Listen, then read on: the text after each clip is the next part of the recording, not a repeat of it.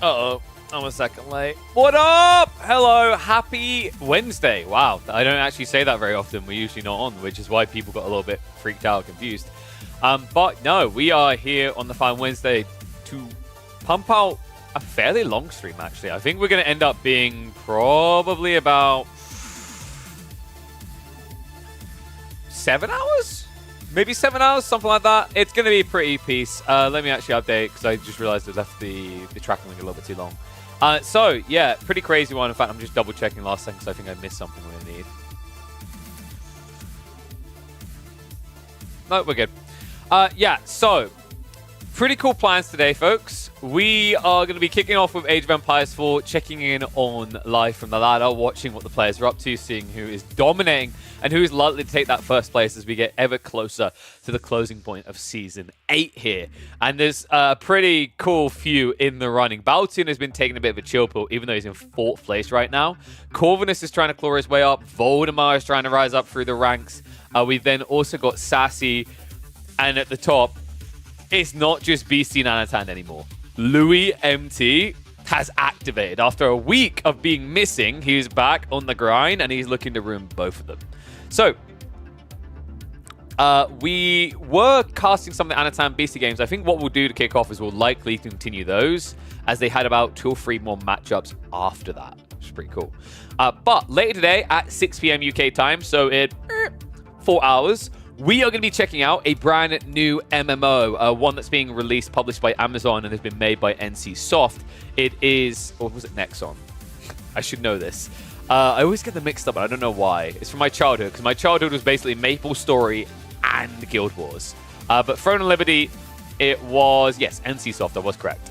So we're going to be checking in on that, and we've got a really cool event. It's a PvP event, so we're going to be facing off against a lot of other streamers. Is this going to be Guild versus Guild Warfare? For those that aren't familiar with NC Soft's work, you probably are, you just don't realize it. They're the guys that made Guild Wars. I think it's the one that a lot of us will be familiar with.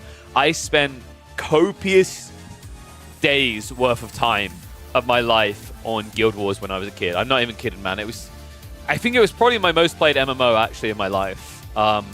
Guild Wars for me when I was a kid is what World of Warcraft was to most people, because I came from a poor household. We didn't have that much money, so the idea of like splurging on a subscription and getting a better PC and everything like didn't really align. So we made do. So yeah, like Guild Wars was free to play after you purchased the game. It was absolutely high quality. I have a lot of trust in NC Soft. They're pretty wonderful. Poor but loved. Look at that. See, I mean, it's not really a replacement for a Lamborghini though, is it? If we're being totally honest. Will Season 9 be live for Red Bull El Renado? No. It won't make sense. Like, you should never do that anyway. You got me S3, you did give me games. Oh, I'm sorry, do you want me to paint you, like, okay, she got me GTA when I was 11, so. Do you really want me to continue this on the stream, Mum? We can keep going. Anyway, let's have a look here. So, I think Louis may have gone offline. He was, like, online for a very short period here, so I only played a few. But the main one I was thinking of kicking off with is the Anatan Beasties, because of course those are the true racers for first. We have got some pretenders queuing into some easy peasy games every once in a while, you know, finding themselves up against like a rank 400 or something like that. But I think what we'll kick off with is those Beastie games. So he was called Worm, wasn't he? Yeah. So those that don't get the Worm reference, basically, when Beastie was like reading through a bunch of Reddit crap on the Age of Mythology side, as the people moaning at him, someone made the comment that he has the charisma of a worm. And even though Beastie was really annoyed about the threads, I think he actually ended up laughing at that. I mean, you can't help but laugh at that, dude. Charisma of a worm is not something you often hear said about someone. That is like, even if it's an insult hurled at you, right? You've kind of almost got to give some credit for the originality of it, because I don't think I've ever heard someone referred to in that way. Oh, sorry, yeah, charisma of an insufferable worm, right? And I am still really curious, what exactly makes a worm insufferable? Like, what's the criteria requirement for that to occur? You know, like, because I'm gonna need the diagram like painted out for me, you know? So anyway, let's get ready to hop in for another Socotra, because they just keep ending up here. There's no escaping it.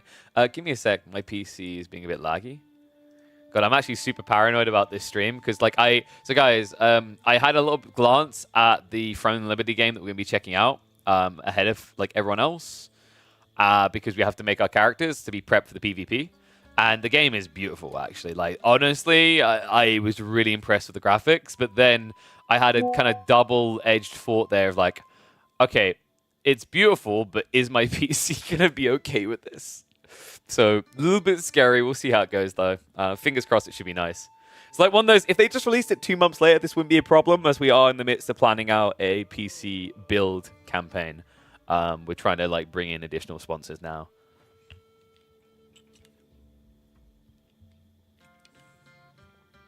Give me 1 second. I just need to respond to this message, and then we'll get underway in a sec. In fact, I'll unpause, because you know how the openings are on this crap. I say that.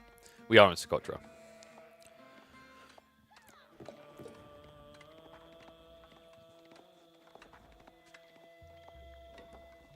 All right, let's get ready to go. One and all, welcome back to the Age of Empires for Action. We are live. Well, actually, that's a lie. I'm so used to saying it. One and all, welcome back to the Age of Empires for Action. We're casting the race for World First in Season 8. That's right, there is a bit of a feud ongoing between these two. Mayan Sanity's Anatans and Beastie Cutie are vying for first place on the ladder to end Season 8. And the race really is underway, but things have already gotten more spicy, because while these two are sleeping right now, Louis MT has entered the arena and snatched away second place. But this is kind of wild, man. They queued into each other 5 times in a row, and I think BC might have already been a little bit frustrated, considering the very first time they queued into each other, he crashed 5 minutes into the game. On top of that, he then follows up the loss, bounces back, but now finds himself on Socotra again in a very odd matchup. Abbasids versus Japanese.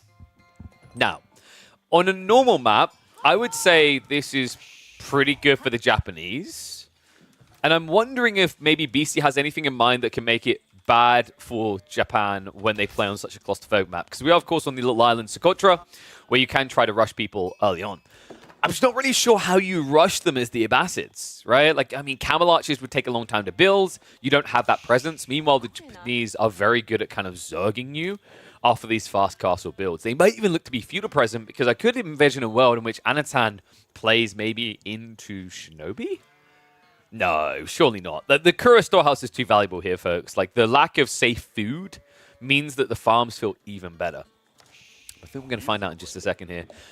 At the time of recording, by the way, Anatan is in first.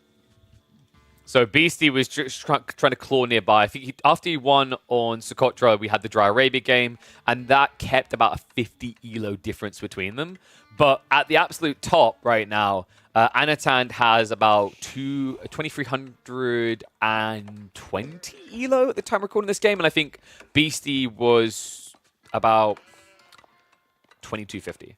So pretty tight up there. The other person in the running now is Louis MT at 2220 elo, which is very, very high, folks. And you know, it's kind of fun that we got this. I mean, I've been talking to a few people behind the scenes about the idea of having something like this be more kind of frequent, almost like a way of rewarding people and how they perform.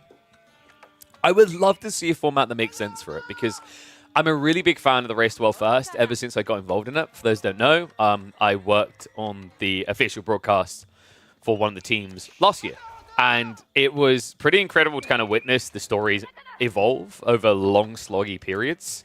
The only issue with Age of Empires 4 is the ladder is active for, I believe it's 3 months at a time. So you don't necessarily have that same effect. You could try to structure an event around the final weeks. The only issue I think you'd run into there is at that point, it might conflict with tournaments. Anyway. Kurostratos coming in. We have got the Forge on the stone, so we're seeing some gathered up, which means he wants a quick Daimyo level. I imagine Anatan is going for his classic, good old stables into Uma Bannerman build, which is pretty damn effective here.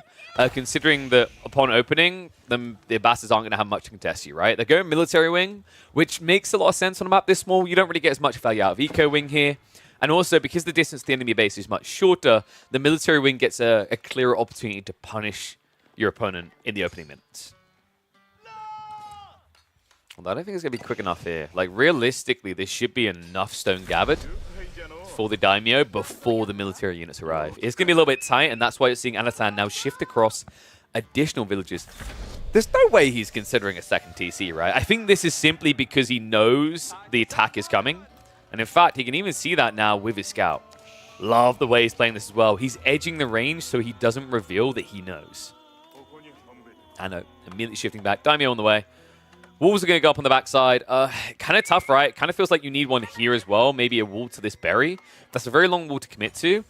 He would have had enough wood, but it's going to be too late now. So instead, it is going to be the outpost rushed up. But the timing on this... No, he should be fine. I think you'll probably end up with 2 villages low on HP, but it shouldn't really be feasible for Beastie to stop this from occurring. Yeah, it's kind of unfortunate. He needed to arc a bit quicker across here, maybe slightly dive the TC range. Dive comes in now. Love that from Anatan. He tanks with the scout and min-maxes it down to 5 HP. Okay, that was incredible. That was actually fantastic. Super ballsy as well to do that with 2 spears staring you down like that. But by doing that, he guarantees the villagers don't even get close to dying, and he doesn't have to shift more away, which leads to additional idle time. Small details like that make the difference, and now we've got the second outpost coming in. This stuff is really strong. Like, the thing you got to keep in mind with this type of play is the only way now that Beastie can stop you is with an archer ship, which we can see is already coming, but because it got built at home, both outposts will be up in time, and because he's now gathering gold, he'll have access to arrow slits quite quickly. There will be a small window, though, keeping in mind that, you know, Anatan is probably going to get, what, 15 stone a minute, I'd say, because I don't think it's at full capacity yet. So it's going to be a little bit tricky here.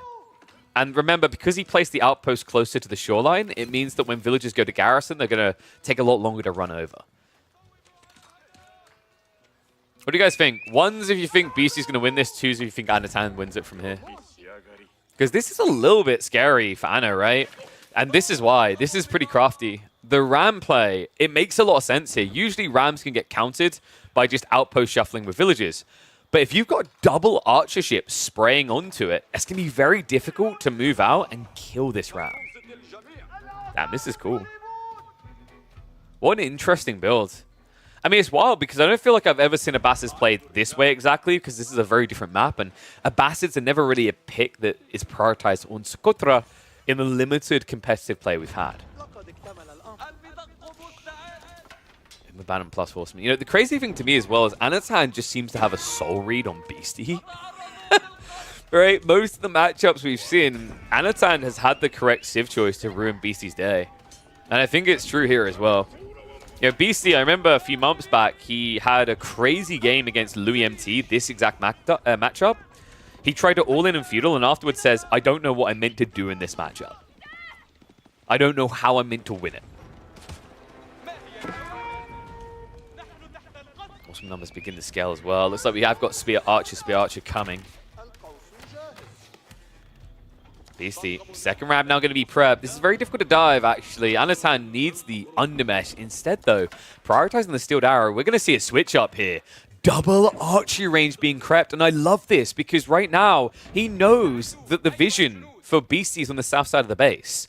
So this is a sneaky play, unknown about. And the cool thing about it as well is with limited food access on the map, it makes a lot more sense to go into archers than keep spamming cav. Even with those free farms, right, you're going to be quite limited, handicapped on what you can get because you are playing true defender here. Ram is going to look to start shuffling in. Already taken a decent amount of damage, though. Not ideal. Horseman will be able to shove it away again. I feel like Beastie's just maybe giving over a little bit too much damage onto his siege weapons here. He's going to look to bludgeon this now. Keep in mind, if he loses access to the gold, it's not GG because he has this Yuumi transition coming. And the Horseman's is going to go down. Love the fact that the outpost is just targeting down those spears. Yuumi are targeting them as well. And the Rams have got through one outpost, but I don't think they can get through the second here, guys. It's too tricky, right? Like, running into that choke point is going to lock you in. On top of that, Rams are already half HP. So instead, Beastie now has to add another. And no, to clarify for people, this is Season 8. We're watching the race for first on the leaderboard. Anatan and Beastie, the two front runners currently. Camel Archers are going to start coming out, so Beastie has found his way into this. Kind of tricky though, right? Like Horseman plus Yuumi is a very intriguing combo against this. Obviously, these guys are very tanky, so small quantities of Yuumi will not win out, but with this many Yuumi, you should be able to clear the spears, and that's where the Horseman can be your MVP. I know, does also have the undermesh on the way, so all of a sudden these archer ships not going to be hitting as hard. Remember, they're going to find themselves with a -5 damage output because they have 6 damage hitting 5 times. Yeah, so a substantial decrease in DPS there. Camels won't feel it as impacted. Very high base damage right at 12, so losing 1 doesn't really sting too much. Love this from Anatan. He's trying to get into a position where he can start sniping reinforcements, but he's got to react quick to this. Demo ship coming in. Half HP on the outpost already. Villagers, they're going to need to think about just evacuating the area, but instead, Worm goes around the backside, gets the double tap with the ram. However, the villagers are able to get away. So, deletion of the defenses, but no worker kills still yet in this game. And I'm wondering, yeah, look at this. Anatan, he says, okay, if I can't have my trinkets, maybe you shouldn't have your life. Horseman plus Yuumi now raiding. And remember, both of these units are very swift. Top of that, positioning for Beastie might not be ideal. He might be saved by this forward House of Wisdom, which should give him an early warning of what's coming. Even with that, though, Yuumi are just so quick to dive in. And Wheelbarrow is at least there, so if Beastie insta-reacts, he will be safe. However, one of those villages is very low. Looks like he is going to try to shuffle away, but the target fire coming in, Anatan. Oh, he clicked the wrong villager. A little bit of a whoopsie there. So Beastie able to get away with that. No losses whatsoever. Horsemen are getting ready and prepped to dive on the east side. Meantime, Rams are going to keep just burning down buildings here. I know. Now just going to drag the Yuumi back, says not worth it. Instead, he's going to set up for the boar. Yeah, pretty cool here, right? And this is a big part of why we don't see Abbasids here, is they can't leverage this boar whatsoever. This is very much a Japanese play in this matchup, right? It's why, actually, even when I see Ayabids on this map, it feels a little bit out of place.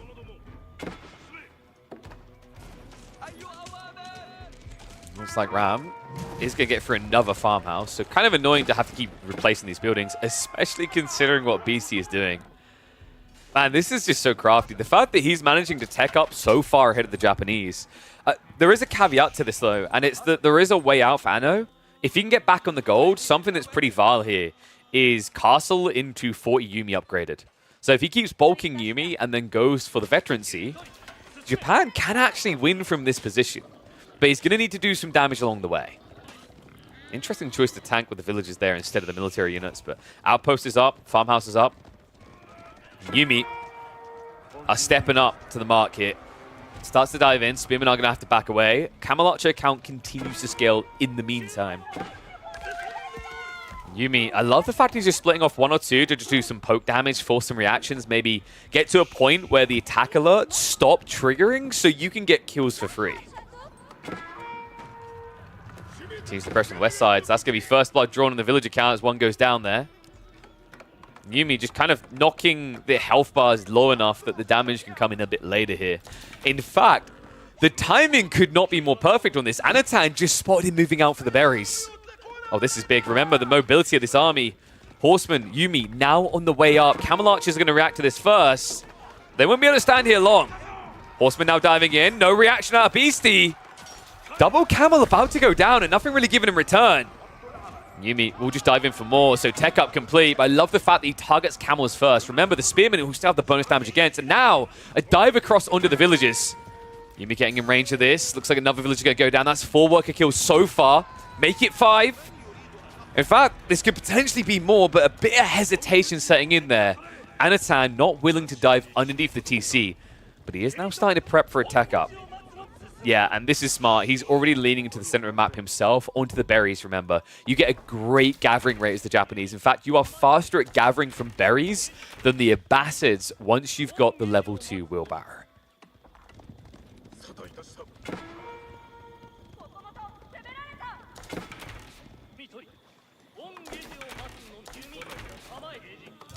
Trying to think if there's maybe some gold that we could see Anatan leaning into, but it's an unfortunate spawn, actually. Sometimes you get a gold spawning inland a bit in the center. All of them are on the fringe here, which makes it very difficult for Anatan to rush that age up, unless he sneaks somewhere where the archer ships aren't. Mango is going to be built in the meantime for Beastie to try and hold. He's fallen behind on villages. It's now an 8 eco lead for Anatan. I wonder, does he just consider selling the stone to get gold here? You get a pretty decent rate, and you will... I mean, I guess the other way is just by gathering the stone, you also get the gold. Yeah, that's what he done. That's kind of sick. I love that. It's more efficient for the Japanese than any other civ to do this because you're getting gold as you gather stone. He's going to have to sell some more, though. Remember, it's all about that Yuumi upgrade now. Veterancy definitely worth the 250 gold. Flown Gate being rushed up by 14 here. PC's going to have a hard time punishing as well. Check what's happened here. Walls are coming in, and he's gone mostly ranged. Looks like Anatan will have to give up on the full wall, but just that center there is actually a really big deal. It gives him fluid movement, and it slows Beastie's reaction. So much harder now for Beastie to trade in a base race. In fact, he needs to start trading in some form soon. There's a 10 eco lead now. Make it 11. Anatan just finding so much value for his efforts here. Tech up, now complete. So Veterancy's been queued up for Beastie. Instead, Anatan is now prepping the Samurai. So Yuumi upgrade is on the way, but we are getting a focus on Samurai, and it is going to be a Rax drop for the Yoroshiros. So that's going to ramp up his production. I wondered if he'd maybe go for a Forge drop, just due to the lack of gold access, but nah. Your boy's making do. Keep in mind, Beastie's defense numbers are really skewed because he has got the Dao as well as the Bagla. So 6 of his total army actually won't be involved in this fight. They're blockading on the gold lines. I love the fact that instead of trying to contest that directly, Anatan chose to blockade food on land for Beastie and force him into a very uncomfortable farm transition. He does at least have the Fertile Crescent to make it more affordable, but it doesn't feel great having to do it this early, especially on such a small map.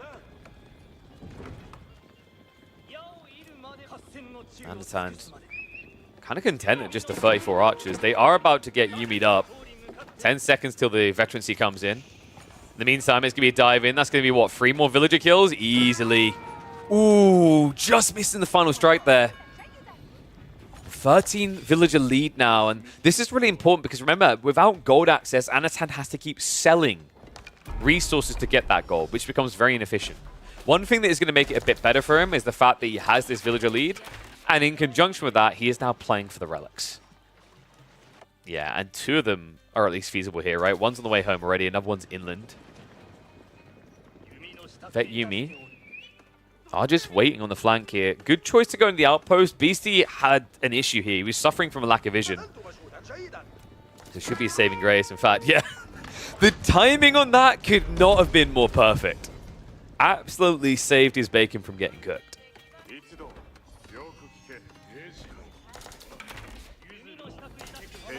Do we have a temple yet? I don't think we do. No, still no temple is a bit surprising. Anatan needs to drop that now. He has also got gold trickle coming in from the sacred site, so extra ways of getting his hands on the goodies. I believe, yeah, this is gung-ho, man. He needs to drop off for that gold ASAP because he's gone for 6 Rax's worth of production. Sorry, 5 Rax's worth of production here into Samurai. I think we might be also approaching the point where you kill the Yuumi Bannerman to get the buff on the Samurai instead. 20 Samurai climbing.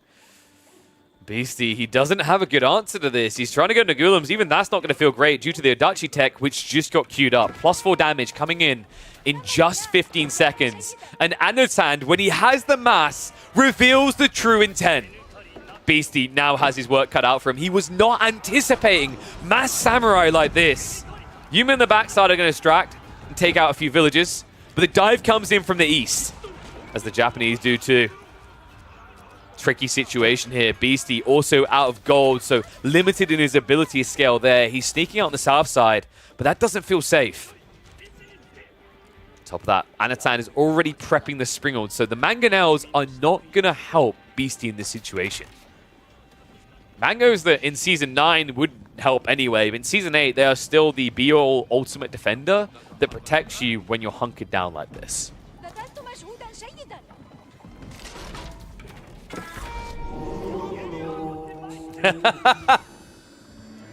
Anatan has been walking around with this relic for the last 2 minutes, guys. He's still never dropped it off. Finally, the Shinto Shrine's coming in. But not before he gets to do the classic to Beastie that Beastie does to everyone else, right? The I've got a wall of lol, just in case you didn't know.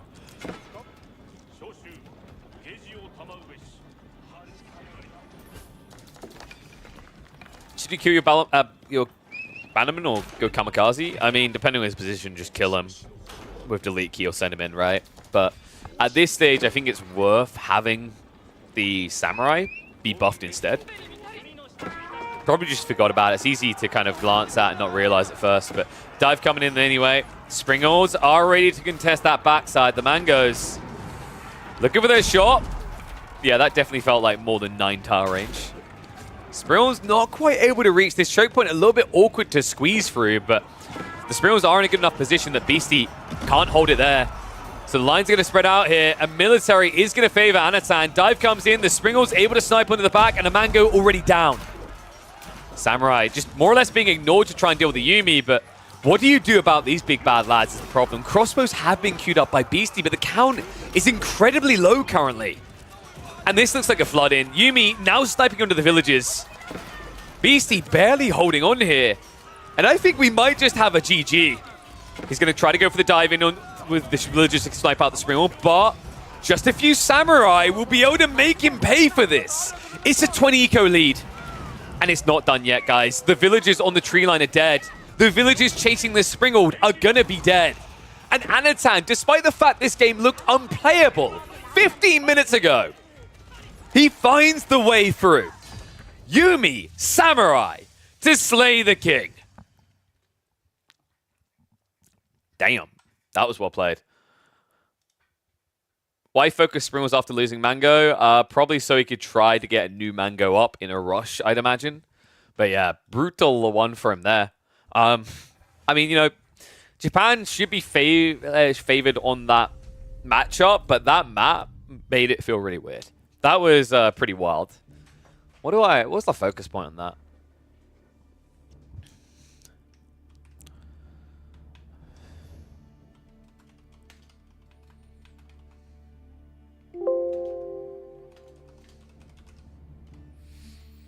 Japan with no gold has only one choice.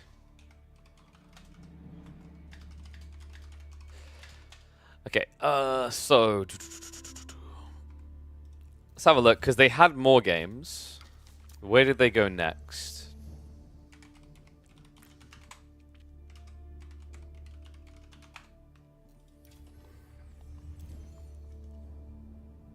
Abbasid aggro for the title? I mean, Abbasid aggro does, like, would you be enticed to click on something that just said Abbasid aggro, right? That's the challenge.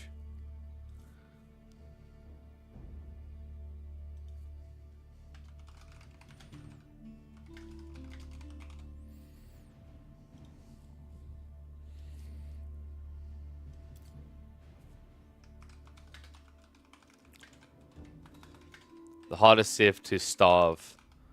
It's a gold starve. Maybe. Alright. So, having a look. We just saw Socotra. We have got Rocky River. Mongols versus Ottomans.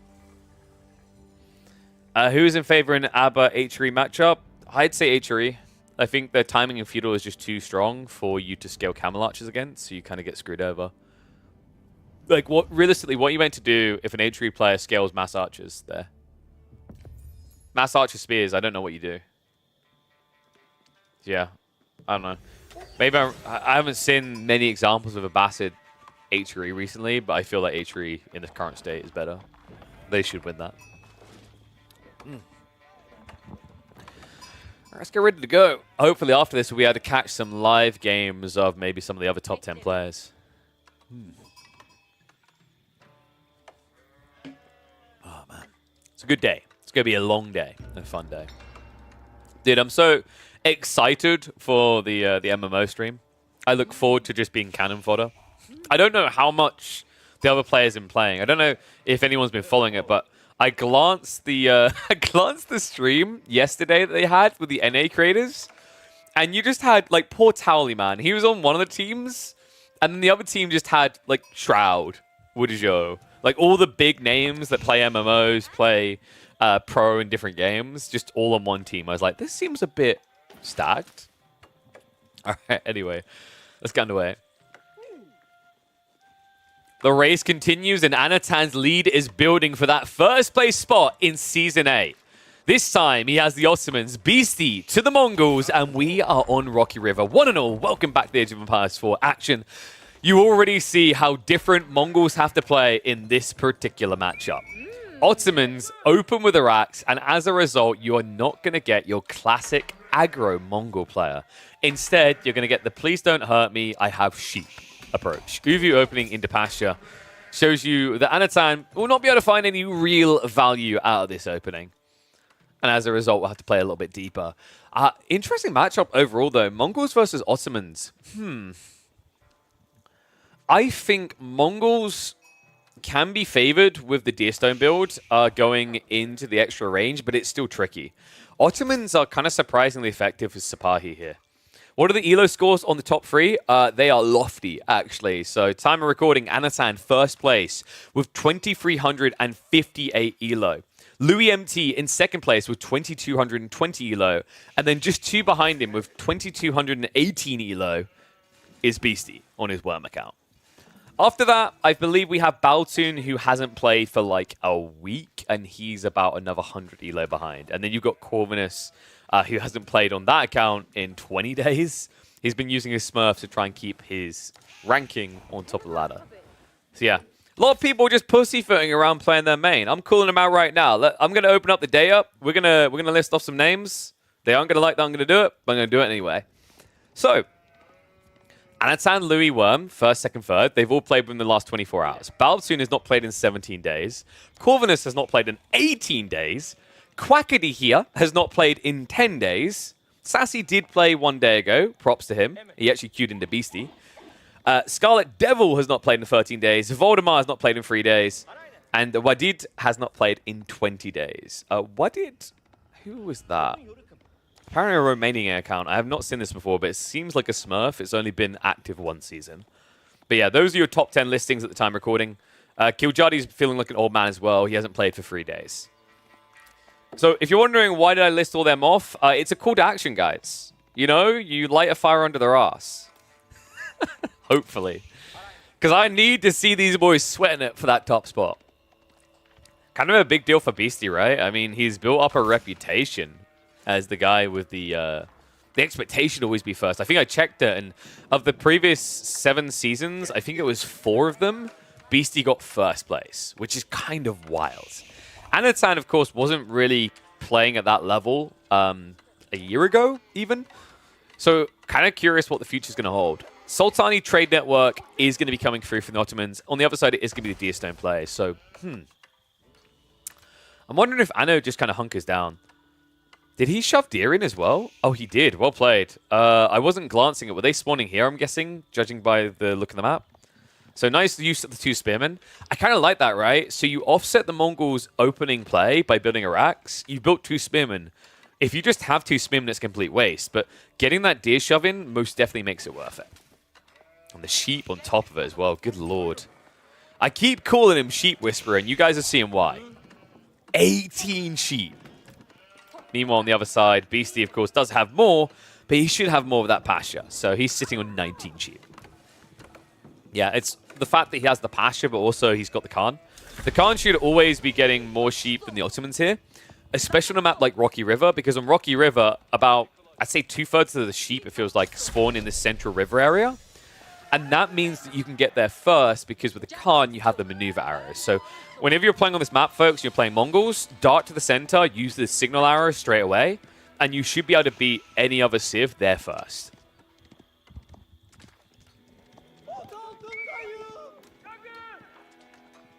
So tech up's complete. Let's see what the intent is going to be here. Archery range beginning. Yeah, it makes sense to count the spears, right? But that does enable the idea of Sipahi, which is very desirable for Anatan. I wonder if we are going to get that. I mean, we've got Blacksmiths, but he's stockpiling a lot of resources, so this might simply be a fast castle rush by Anatan. Bit tricky, but he has got the outpost up, so yeah, it looks like it is going to be. So this would have been tricky because the forward spawning goal, but Anatan has met the conditions, right? This should be fairly simple to do. Although as soon as I say that, what on earth? Should have been simple to do if it was archers. It's not. It's Mangadai. And what is up, Nomomo Tumochi? Thank you very much for the Prime sub, buddy. Welcome to Swarm. Remember, guys, if you have got the Prime subs, they are free. You are basically giving Bezos money if you do not subscribe to this channel. So we're going up as well. This is actually really important. Considering it's a Mangadai play, you need to stave off options here. And this eliminates most. There's only one funnel area you need to wall, and it's right here. At that point, Mangadai shouldn't really be able to dive you quick enough in this game. Kind of crazy, though. We've been seeing Mangadai rise up through the rankings, getting picked more and more. And we've actually got an intent to trade. Oh, that is sick. Anatan already with the game sense to know it's coming. So the scout is going to delay this, but we'll have to run away. If you're quick enough, by the way, the scout will be able to get away alive, but it looks like Anatan's might simply die here. Yeah, I guess the tricky part is you could try to run away, but there could be another Mangadai, so in some ways it's better to just deny this. But the sheep! Okay, yeah, that was well played. Beastie was quick on the reaction, but Anatan, what an absolute griefer there. Delayed the trade setup by what? I'd say about 30 seconds, 35. Totally worth it for a guy who's going fast castle. Oh, that was absolutely brilliant. And it looks like Beastie is maybe following into castle here. Remember, Imperial Army is going to be on the way.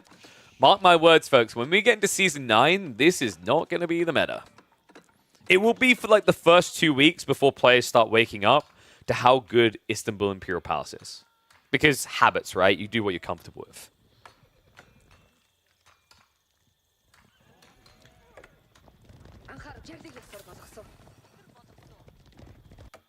So, what's BC's transition here? Because your opponent's probably going to open Lancers, so I imagine he's going to do the classic and prep crossbows. Mongols are always very comfortable doing that. He will have the Yam to utilize. Outside that, I mean, Keshix doesn't feel really good here for Mongols. This is why this matchup can be a bit rough, is like Keshix, one of your best units, isn't viable because your opponent has Janissaries, right?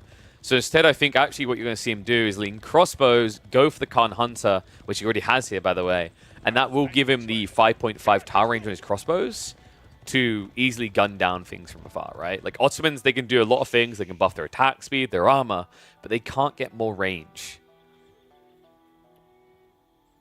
Well, they can't get that much more damage either. Kurutai now on the way. Double Lancer immediately queued up here. Anatan, it's quite interesting actually. He prepped this Blacksmith very early, probably earlier than was necessary, but it is at least going to net him Undermesh at the very beginning of his age up. Double Lancers are definitely going to find that quite useful, considering that guarantees that the Mangadai damage cannot go above 1. I don't think you're going to see BC upgrading to Veterancy either, guys. Like, free Mangadai, the cost of Veterancy just doesn't make it worth it, right? It's 350. So he'll probably just kind of shrug and accept that these units have served their purpose, or he hopes they have, and move on. Tough part for me is the dude's only just started trading, and Lancers are coming. So this trade play for Beastie has not paid off whatsoever. Meanwhile, what the hell? The Imam sneak out all the way to the back corner. I wonder, Beastie should see this. It should be dead obvious that this is here. But right now, the Mangadai aren't reacting to that. They're reacting to the Knights. Imams are taking full advantage of that. Damn, what a play by Anatan. In a castle rush from both sides, this gold gathering from relics is more important than bolstering trade, right? One comes in very fast, one is very slow. Knights are going to force the idle time. He's got the dive underway. Steel Arrow isn't in yet. Deerstone will at least protect BC's economy here. The traders might not be so lucky, though. In fact, yeah, he's going to club in. Can't hang around, though. Best thing you can do here, if you're Anatan, by the way, is split the Knights into 2 groups. Don't keep them together, because now it means that your opponent can keep chasing in one direction and still kill back-to-back. To answer that question, Chill, you've always wondered whether Camel Riders fully upgraded are better than Camel Lancers in one-on-one. They are indeed. In fact, Camel Riders are better than Camel Lancers in a 1v1 without even being upgraded once. They destroy Camel Lancers. Camel Lancers have 20 less health, they have a worse attack speed, and their base damage is worse because a Lancer will do 24 damage, whereas a Camel Rider with their bonus damage will do 28. So when you mitigate the armor, that puts them at even, but the difference in attack speed is 1.18 versus, I think it was 1.5. And also a Camel Rider has 270 HP, so 60 more. It's truly not even close. Damn, Beastie going full Magadai. I mean, the mangoes are here, right? So this could go smush real fast. One of the tricky things about this, I think, for Beastie is it's much harder to micro multiple groups than Magadai than it is to micro multiple groups Lancers. And what I mean by that is you can get a lot more damage done by just A-clicking a Lancer in every different direction than A-clicking a Magadai in every different direction, right? Because these are glass cannons. They're also slower, remember? 1.56 instead of 1.62. So yeah, a little bit tricky for that reason. And that's the big difference, right? Like, you look at this count, 8 Magadai, 8 Lancers. 8 Lancers can dive this base easily. 8 Magadai diving this base will just get melted. I know. Looks like the Gold Heist is working out quite well. He did get intercepted on the south side, but this was the safest relic for Beastie, and Anatan took it.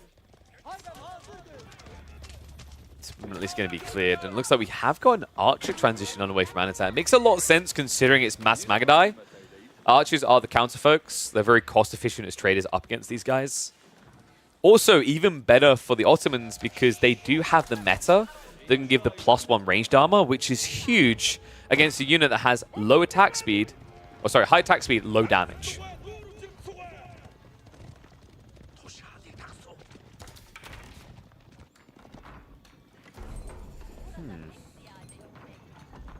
Oh, sorry, he didn't fail to bring that relic home, by the way. He got him. So this could easily be a 5-relic game at this pacing. I mean, Beastie is just going raw Magadai. There's a point at which you want to get off at the next station, right? And I think we're there. You know, if someone came on my bus ride and started yelling Magadai everywhere, I'd want to get off pretty fast. Especially against Ottomans. The issue here is the mangoes. It's always going to be the mangoes. Like, how do you now penetrate this base is the issue. You have got trade going on, so I kind of see where Beastie's coming from. His thought process is that he will scale eco, so it doesn't matter. The issue is more the Lancers that can sneak out, though. If these Lancers just creep out one by one and go after the trade, you won't ever see an economical advantage for Beastie. In fact, you're still not seeing it here for him. He keeps losing units, right? Like, he's had 5 worker deaths so far. Might soon be more. Beastie bringing the full aura combo here. Both the Deerstone and the Kurultai moving across. I wonder. Anatan, does he not just go into the base? I think you do here. Leave everything else at home, but send in the Knights. Instead, he's actually bringing Archers and the Mangonel. And he might be able to pinch this. Check this. He sees the landmarks. So Beastie has to pull them away. Knights are just going to dive in here, though. Magadai are in position to react, but love that peel of 1. Anatan just wasting all their time. Means the Lancers can dive in for free here and cull down the villagers. What a charge through. Immediate strike in. And just like that, several more villagers dead. Was that, I think he got 5? Possibly more. Deerstone Kurultai is going to unpack, so there will be some reparations to be had here. But you can't chase for too far, folks. The issue he's now got is there is a Mangonel coming. There is Archers as well. Mango Shot is going to go in and connect. We'll be able to back away from this. Now, Beastie, he's prepping Keshex. This might be what we needed. We said just going Magadai alone would backfire, but it's almost like he was waiting, baiting, anticipating that Anatan would overreact and only go one-dimensional. He has done that, right? He stopped producing Lancers. It's all about the Archers now. Oy, oy, oy. And yes, you are correct. It was 5-11. Look at you. Look at you, so switched on to Berliner. I guess you must have got your hands on some of those coffee coolers from Protein Works. You know, they do wake you up. Or maybe the new Tropics line, like the blue raspberry that we're drinking today. Exclamation mark Protein Works. Dive in again, though. Oh, my. Double Mango is a really big problem here. He's actually using Beastie's own base against him because the Keshiks won't be able to access. So Lancers just park themselves here. Mango shots aren't going to, of course, connect, but he can always creep for the sheep. Gone's going to pack up. Great read there by Beastie to get out of the way for the dive in. But the Mangoes, can they be reached here? Keshiks dive in. They will be able to start striking at this. The Mangoes will get a reload before they die, though. In fact, the Keshiks can't quite finish it off. Mango's still alive. One gets struck down. But in the meantime, the Mango, look at their health bars. Unbelievable fight there. Beastie was on the verge of mopping up both Mangoes and getting a win. But Anatan threaded the needle. Second wave of Keshiks will at least come in to clean it up now, but a lot of damage has been done here, folks. 3 more worker deaths in Beastie's economy. Archers are going to continue to trade out with the Magadai. And the Keshik play has been revealed, but it's kind of at its infancy after those losses. 7 Keshiks in total now, but crossbows and Janissaries are already being prepped. Damn. You might be wondering, why did Anatan not go for Janissaries sooner? The reason is the deer hunt. The Deerstone, rather. The Khan Hunters would have given the Magadai the range to kite Janissary. That's what he was worried about. But there's a reason why Anatan's army looks maybe not as big as it should be, and it's because of what he's doing at home. That's a free TC boom. Anno, after aggroing and being happy with the results, immediately triples up. Yeah, check the stats on what we're talking about with these Janissaries, by the way. If I can find the Gunner Boy. Right there. So 3.5 tower range, and the Magadai will have 5.5. It's pretty crazy, actually, the amount of range you get with these guys. Well, that's the Khan Hunter. The Magadai themselves will get the 4.75. It's a 1.25 tower range advantage, which means that Janissaries do not counter Magadai. So I'm glad Anatan stopped building them, because it would have been a most painful defeat if he continued. I'm trying to rat. It's like that wall that wasn't complete did buy just enough time to force the retreat. So backup walls coming in. And looks like Anatan is going to start to hunker down here. Farms will have to be established, and that is now underway. So that will give him the lifeline he needs to forward free TC here. I'm wondering actually how many military schools do we have? Because I don't feel like this is full power. Ah, that's why. They're a little bit spread, so they're not all getting buffed by the blacksmiths here. But Anatan's getting pretty knee-deep in it, right? At this point, the Vizier Council points are starting to come in. You start to feel like you've got kind of a Castle Age Plus approaching. Beastie still never tried for those relics, right? So 3 banks so far for Anatan, and still 2 more on the table. One of them on the edge of his base. Keshiks are going for the drive-by. Won't be able to hang around too long, though. Walls almost complete at this stage. And Beastie, what's the next play out of this? He's just kind of massing Keshiks.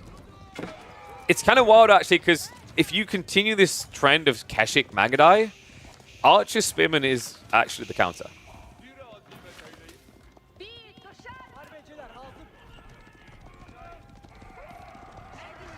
Who's favored in this matchup? I think Infantry, Mongols, and Feudal is favored now because of the Deerstone. But it's finicky to play around, because Sipahi can ruin you. However, as this game goes later, Ottomans historically were favored because Keshiks suck against Ottomans, right? So your premium unit's lost.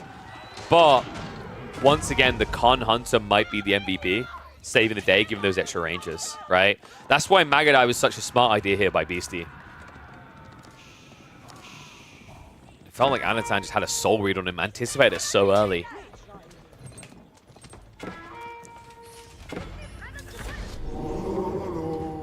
Hello? We're fine. Kind of surprised BC hasn't gone for these relics still. It's very unlike him. I know he's a big boy when it comes to focusing on those relics. Like I remember when the 2 monastery builds started to come back in, he was one of the players doing it alongside Louis a lot. So far, he's just entirely neglected it. So probably feels like he doesn't need that extra influx of gold. Feels like it would be kind of sacrificial to take away from his military massing to build into what is essentially eco. Now your mind should be daddy. And hold on a sec, let me get that over the right type of area. Hello, MSN. Thank you very much, my friend. Appreciate the raid. Hope you had a good stream. Janissary is now starting to scale a bit, Fanatand.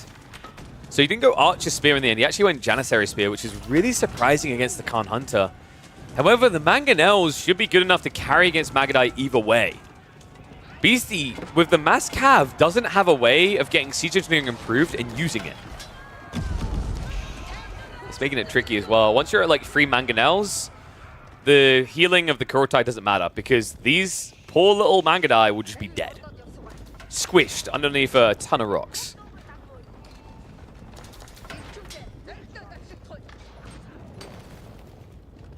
Man, it feels like Beastie needs something else, guys. The more and more he gets into Cav, the worse it's gonna get. Like, I can't believe he's mass Caving against Ottomans. That's like some truly unhinged gaming. This is like the #1 civ you don't just mass Cav against because of what he's spamming into. Janissary count now up to 16. Remember, these guys get double damage versus Cav. Looks like Deerstone now on fire, so Landmark's at risk here for Beastie. In fact, needs to be careful not to have this Kurotai getting pinched. We're about to get it out just in time to unpack. Army is marching out though, and I just don't see how he takes this fight. Like Beastie, the problem here is he's got a raiding comp. He has absolutely no answer to a bulked army around Mangos. And now he's going to lose the Kurotai as well. That's the other thing that feels really weird here. I think Kurotai is so difficult to use with Mass Keshik, Mass Magadai. It was good in the defense, it kept him alive, but on the offense, you just move too fast to ever leverage this. I'm wondering, maybe, do we just see Anatan try to die for a landmark victory? The Deerstone's almost dead. That would mean only the TC would remain. I mean, I see no reason not to. You've got 43 spears. You can burn this crap down to the ground. Deerstone now being repaired to try and stop that from occurring. But trade is now being intercepted here, folks. And this might be the end of Beastie. It's 100 military to 36. Triple up. Soon to be bigger. Spearman going for the brace. They immediately start pinching the Keshiks. Archers are just dealing with the trade in the meantime. And the TC is fully dove. Magadai Keshiks now arriving home. It's going to be basically a last stand here for Beastie. Mango comes out into the wing. Spearman, big mistake made there with the rally point. Should be able to shift it away just in time. The Mangos, I think, are heading home. Wait, where are his Mangos? Yeah, he definitely retreated them. So Anatan willing to throw away the army, but for good reason, folks. He's idling out the economy. He's killing traders. Behind this, he's starting to stockpile a lot of gold. We might be looking at a play into Imperial Age next for Anatan.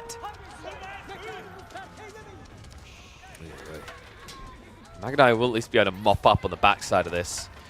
That was a throwaway 100%, guys. The reason you can tell that Anatan was just throwing away crap tier units, he still has 18 Janissary. He kept them in reserve, so he's just basically keeping Beastie entertained while he focuses on building a better army and getting towards Imperial. Kind of intriguing, actually. I wonder, because I think Anatan potentially could have broken the base. He brought the whole force. But he's a little bit paranoid, right? That maybe Beastie was going to try to break through the wall when he saw that dive coming in and counterattack. And that's another reason why you keep the Janissaries at home. Tech up now coming. And Beastie is not ready to go into Age 4 whatsoever. His food income, his gold income are both abysmal. Food can at least be fixed quickly, but that gap on the trade definitely hurt him. Trade count now sitting at 31, which means he is getting the full bang for buck with the Silk Road there. is it going to be enough when you go up against the might of the late game Ottomans? Farm count for them is now at 39. Gold access is there on the south side. 5k still to work with, so plenty to push with in Imperial. DC has started to prep his own Mangonel spam. An interesting choice here. We basically have a mango off between the two. The difference is that Beastie paid full price for these, whereas Anatan got them all for free. These could easily don't just be better. Tech out complete. Janissary Guns immediately gets queued alongside the Elite.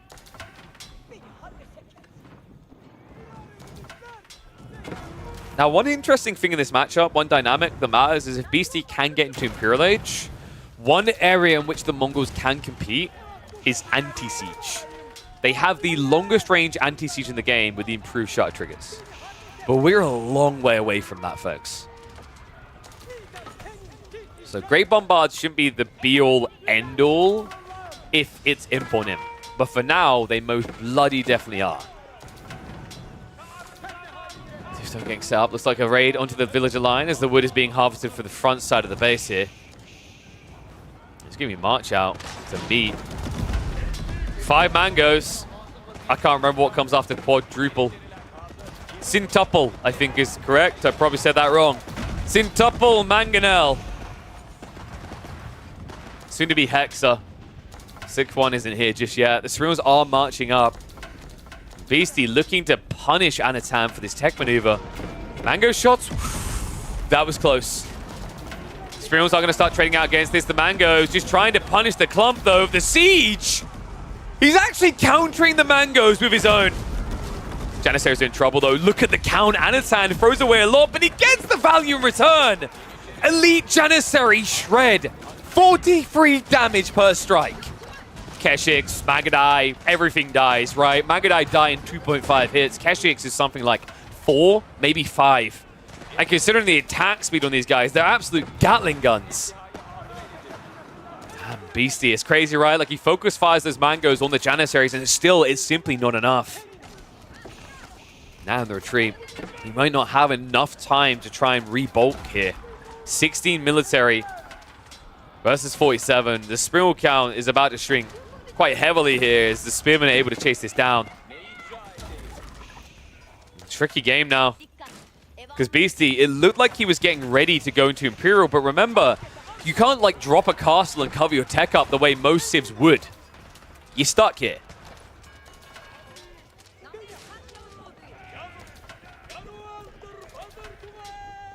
Damn, I was right about quintuple, but I was wrong about sextuple. I think I went hextuple. I was close though.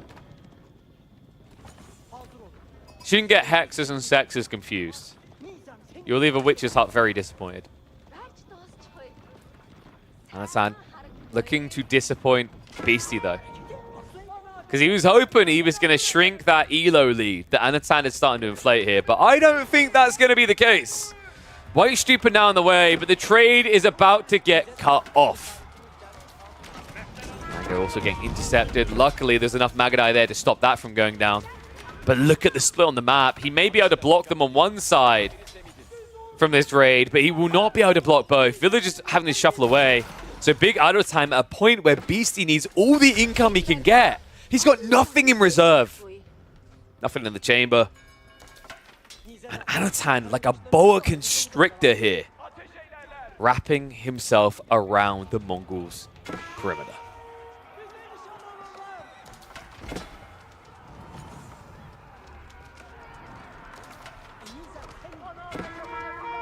For traders just not working, so basically a quarter of Beastie's economy is idle.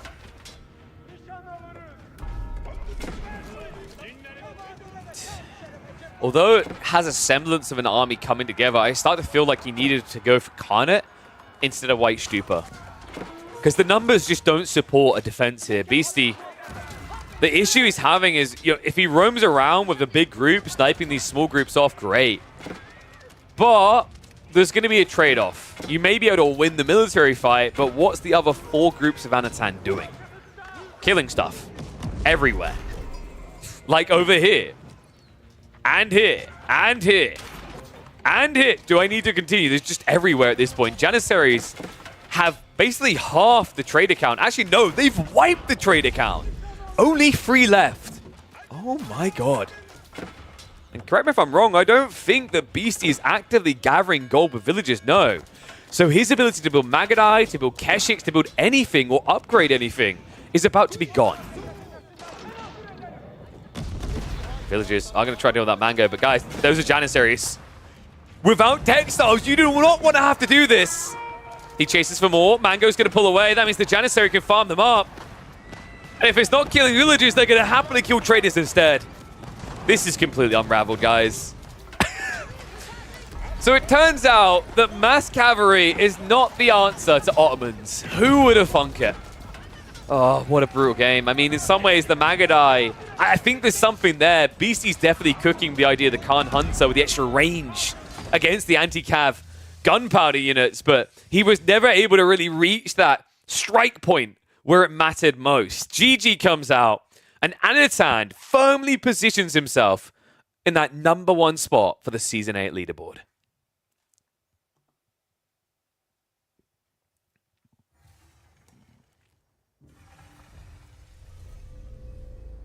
Oy, oy, oy. I think that one's uploadable, actually. That was pretty cool. So that would probably be...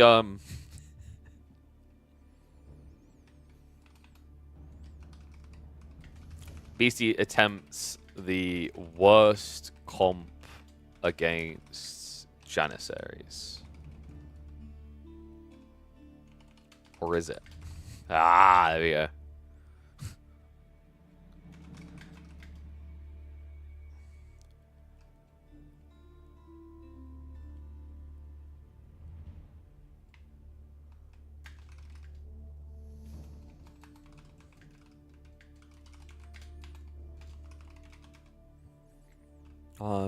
Mass Cav versus Ottomans, maybe? Yeah, I just got a hilarious one, by the way, guys. Hold on a second. Let me glance this. I think I saw it.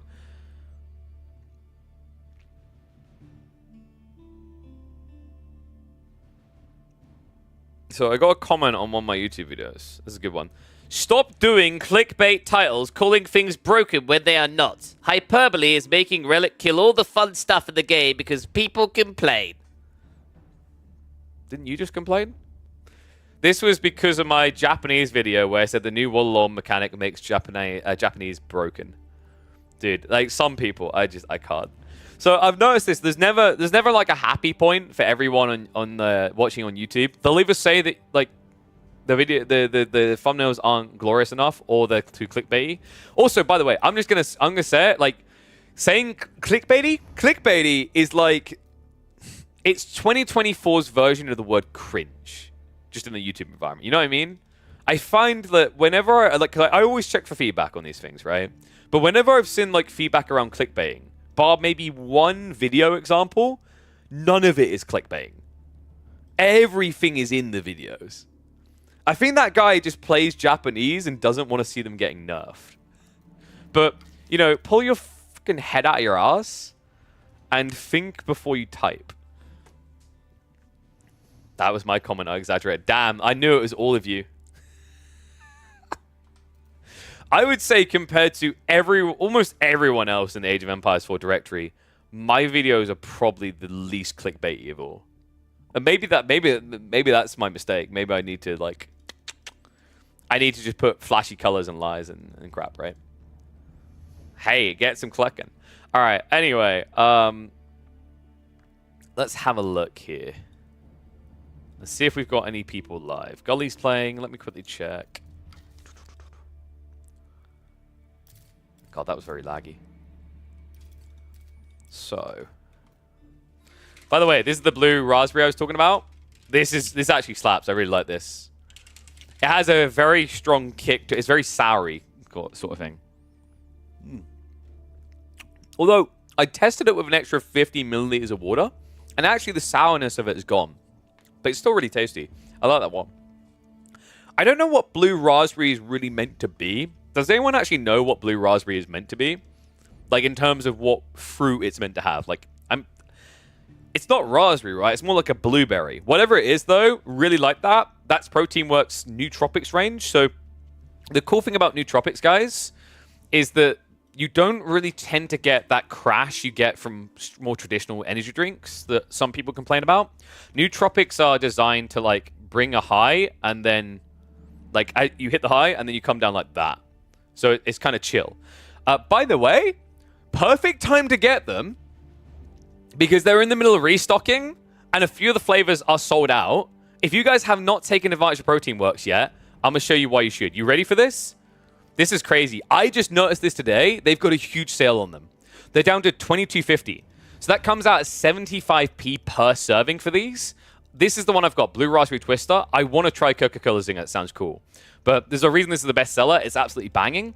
But this isn't enough, all right? I'm sorry. This is not enough. I mean, it's not cheap enough. We need to make it cheaper, which is why you come in here and use the code Killer Pigeon. If you do that, you're going to get, what? Another £3.37 off. That's under £20. That's an absolute bargain for, I believe it's 35 servings you get in these bad boys. I highly recommend them. I love them. And I'd say I'm not the perfect example of the person to ask about the crash of energy drinks, so I don't feel that. I'm a bit weird with energy drinks, but I've talked to a few people who have tried these nootropics ranges from different brands and Proteinworks as well, and they've said that, yeah, it does feel, compared to traditional energy drinks, like you're doing this instead of going like this. So really valuable thing to have. Recommend trying them out as well, guys, because I made a promise to you guys as a community. If I get 10 sales in this sponsorship period this month with Proteinworks for the integration, I will pledge an extra $200 into the prize poolings that we're going to be creating tournaments around for October. So that's my promise to you guys, and a reward to you guys for if you support Proteinworks. So if you get your hands on something, if we get 10 sales in total, I'll put another 200 buckaroos into the prize pools for upcoming tournaments. So I thought that was a really cool incentive, because that means you guys get more esports action, which is what I know you will love so much. So check them out. And reminder, the cost of delivery scales down as you spend more. So definitely worth going beyond certain thresholds. All right. Like simple YouTube tasks to help me, like this is how to beat English. Yeah, there's a few different arcing approaches. Like, for example, you can go for things like so there's two arcing principles on YouTube, which is like you can focus on recommended tab or search tab. And what I mean by that is, like, if you're like a guides type channel, like how to do something, you're basically optimizing around search. But I would say the content we do optimizes more around recommendations. So from that, like to kind of explain the thought process there, what that means is, like, from what we create, what we want to achieve with a thumbnail is someone glances at it because it pops up on their side or the homepage, and they go, "Ooh, that looks really cool." That's what recommendation-based like optimization is about. Now, I'm not an expert by any means, right? I'm not like a YouTube pro. I probably benefit from having like one doing stuff on my channel. And that probably is why we haven't like grown to tens of thousands of people yet. But I'm still proud of the fact we have like almost 5,000 people subscribing to us on YouTube. Just want to find out what people really want to see. What content would get people clicking. I think it's kind of tricky because Age of Empires 4 in some ways, on the YouTube side at least, feels overly saturated. Which sounds weird. Maybe not now because I think less creators, but there isn't much of a cake to go around, I think is what I'm getting at. And also, the problem with part of that is because there isn't like that many people that people want to check out. I had this the other day where Drongo uploaded a game he didn't realize was from one of our show matches. And he was like cool about it. I asked him about it. He was absolutely fine about it. He wasn't like, he didn't go, screw you, I'm going to do whatever. He fully understood.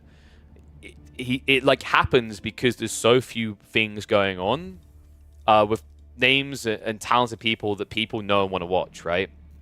So because of that, you end up in this situation where even though it's basically just me and Drongo doing casted YouTube content at this point, we're probably overlapping more than we would like to overlap.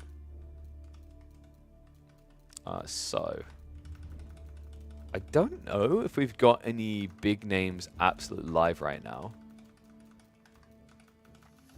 Let me have a look. Gully is up against Downfall. Jiff against Dr. Falcon. Let me check Louis' games, because Louis was just playing some not too long ago. He was live this morning. So he might have someone in there we can check out.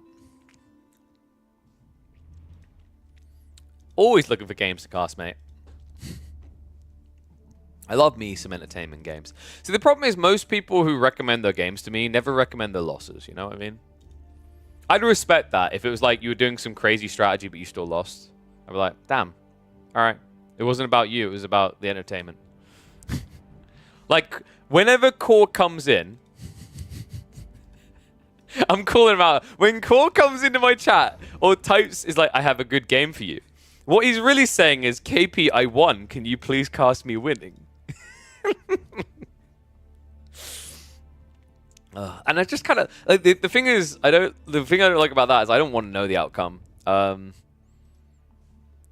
really wish there was a no spoilers feature for Age of Empires 4. So I'm just checking a few players' data now. MSN did play against Dumu a little bit earlier, so we could have a look at one of them actually. There's a pretty cool one I want to check out. I mean, he raided us, right? We gotta cast some MSN. It's only appropriate. Because I think we've cast all the B Anatan games now. Hopefully there'll be some more of them later. And by the way, guys, reminder that I will be live today for about another 6 hours. And because we've got our cool MMO we're checking out in a few hours' time. And then we'll be live tomorrow as well. I'm not sure how long tomorrow's stream is going to be. There will be no stream on Friday because on Friday I'm best man for my best friend's wedding. And then we won't be live on the weekend. Doubtful anyway. Maybe something impromptu. The reason is that my partner's kind of ready to pop. Lil KP should be here any day now. So, yeah. Like, actually, you guys might be aware of when it's going to happen. And what I mean by that is there's a possibility that Emma will appear in chat and say it's time. Because it's the easiest way to contact me when I'm streaming. Sup, Ducks? Is there any amount you need for the goal, or does just an order matter?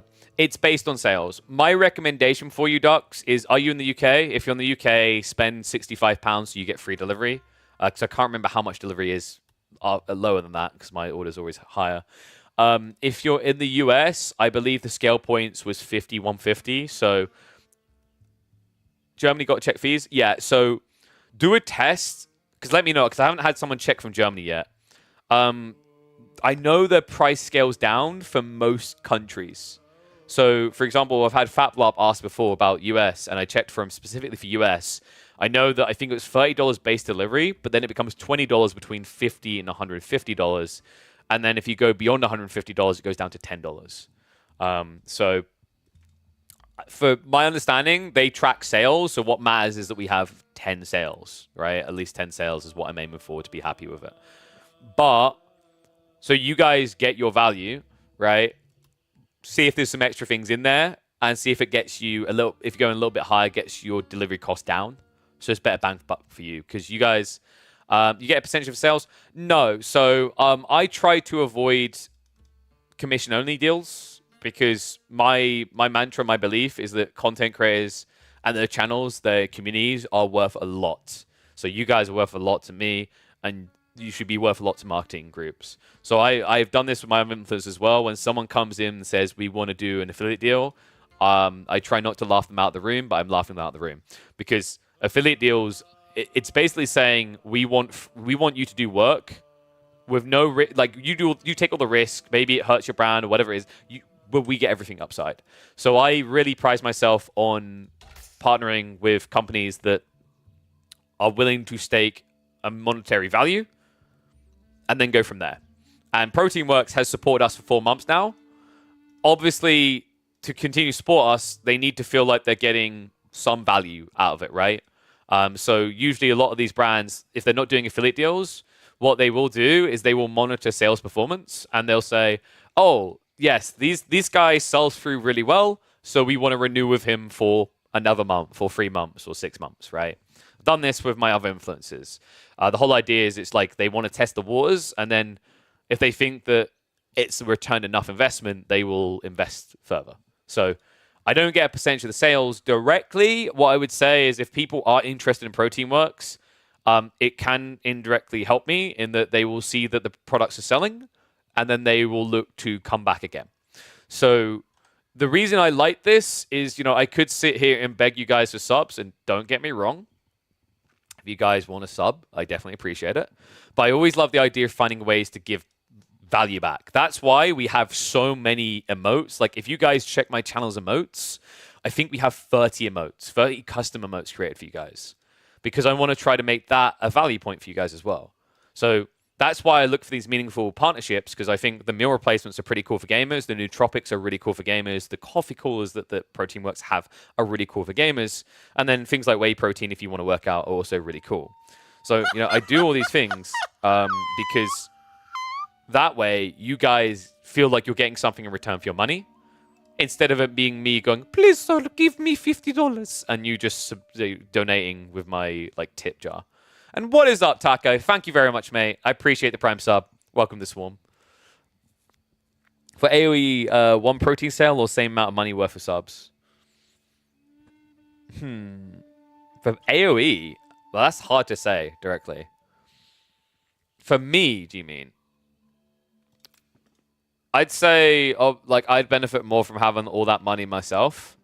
But if you want something in return, while the dollar value directly to me would probably... I don't actually... It would be higher if you subbed. It would be higher if you, donated directly. But what I would say is Proteinworks coming back brings a level of income in. And while it's not going to make me a millionaire, it's it sustains a partnership. And I actually do quite like their products, so it keeps them sending me care packages. But the most important thing to me is that you guys get something, right? It's that you guys are helping me make a living, or get to a point where we can start making a living, because we're going to need more sponsors than this, but we're going to keep growing for that. But it's you guys will get something that you can enjoy as well, right? I would highly recommend, by the way, recommendations from me, the banana-flavored shakes are fantastic. The blue raspberry is great. I really like I was quite impressed by the pancakes. I'm not a pancake person, but they were decent. Outside that, I very much enjoy the matcha latte coffee coolers that they have. And then I'd say the other thing within the shakes profile that's pretty good is I quite liked the vanilla creme type things. So yeah, they have some cool things in there. Oh, and if you want whey protein, highly recommend the peach. The iced peach really surprised me. I love that. I had never had whey protein before, and I was expecting it to be nasty, and I drank it. I was like, oh, it's just peach. Okay, sorry, that was a long show, but it wasn't my intent. I just wanted to help you guys, give you guys some insight. I find my community quite enjoys getting these type of insights into the life of a streamer, the life of content creators, and how deals and whatever are created. What got described there, where you get a slice, is an affiliate type deal. But although I may look to partner with brands to do affiliate type deals, I will very rarely ever do just an affiliate type deal. Because once again, giving access to your community is valuable. Sometimes it's okay to do affiliate deals for people. The way that works out, that makes sense, is you might have a brand that you already consume. So if you're a content creator, don't feel ashamed if you go for an affiliate deal. Just try to weigh up your worth. If it's something that you really want, let's say, for example, there's this brand that makes this incredible homemade cakes, and you love these homemade cakes, and they send you 4 these homemade cakes a month, but you're going to buy them anyway. And the monetary value of that is $200, but you're a 50 CCV streamer. That's fine. But if it's if I think once you're past 100 CCV, you should start thinking about brands that believe in you enough to put some money on the line. And Proteinworks has believed in us enough to do that for 4 months now. So that says something. All right, let's kick into it. We've got Ibids versus Abasis and a Boomer versus Azuma. That's right, MSNDK, the 14-year-old prodigy kid, is going up against the man, the myth, the Bulgin. It is Dumu of Team Liquid. Ibids versus Abasis, definitely a matchup that is going to favor MSN, though. Oh, sorry, it's MSN 15 now. I think he was 14 when we first heard about him, right? So 15-year-old MSN from Denmark. And Dimmu, of course, not living too far away in Sweden. Yeah, this matchup's quite tough, right? Abbasids became favored, I'd say, about 6 months or so ago. At first, when Ibids were released, they looked broken against Abbasids due to the fast castle builds, but after some adaptation and realization that 2TC fast castle is just as good for the Abbasids, they started to take the lead. And we are on Golden Pit, by the way, which was another reason why I was intrigued by this. We are currently monitoring the race for first on the leaderboard. Dimmu is one of the people running for that, by the way. At the time of recording, I believe Dimmu is sitting in 10th. Yeah, so he's slipped from his perch, right? Dimmu, we're used to seeing him in the top 3 at all times. On the other side, MSN is no pushover, folks. He's ranked 24th in the world right now. That's pretty damn impressive for a 15-year-old. You know what I was doing when I was 15? Calling someone's mum fat in a Call of Duty lobby. Sorry to that person's mum. I'm sure you're just big bone.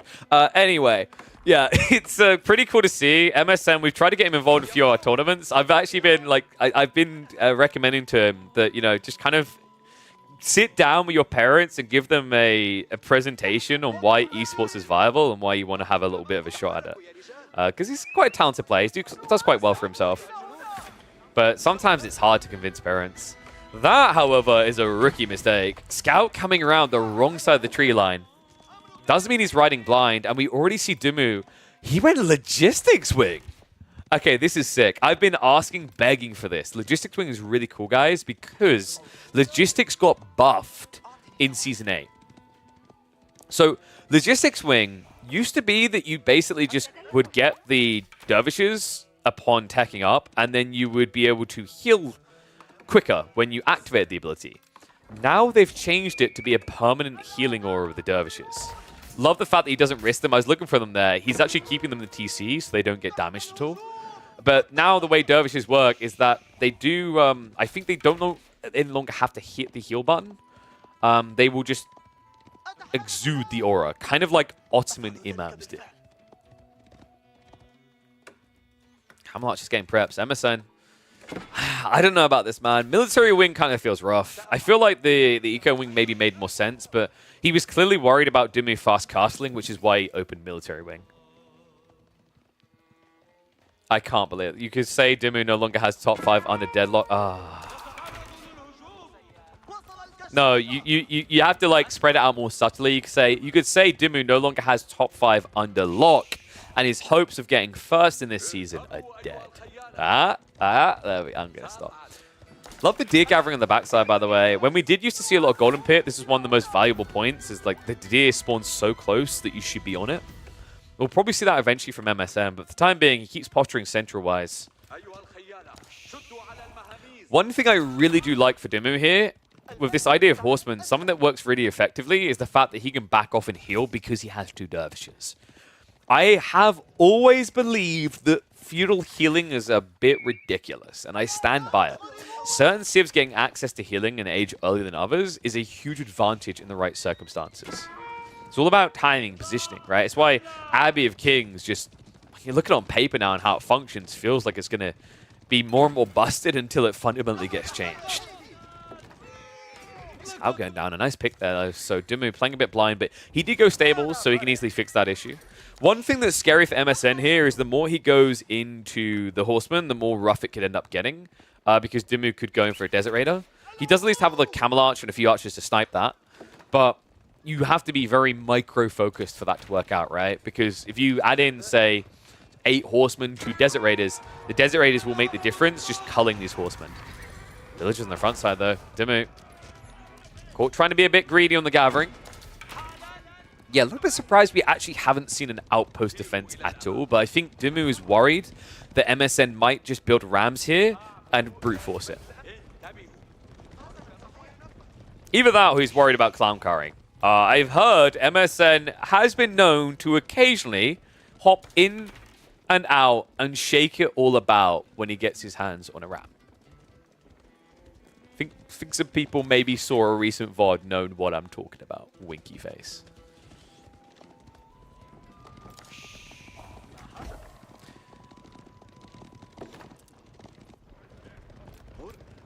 Undermesh coming in, so MSN is definitely committing to this age.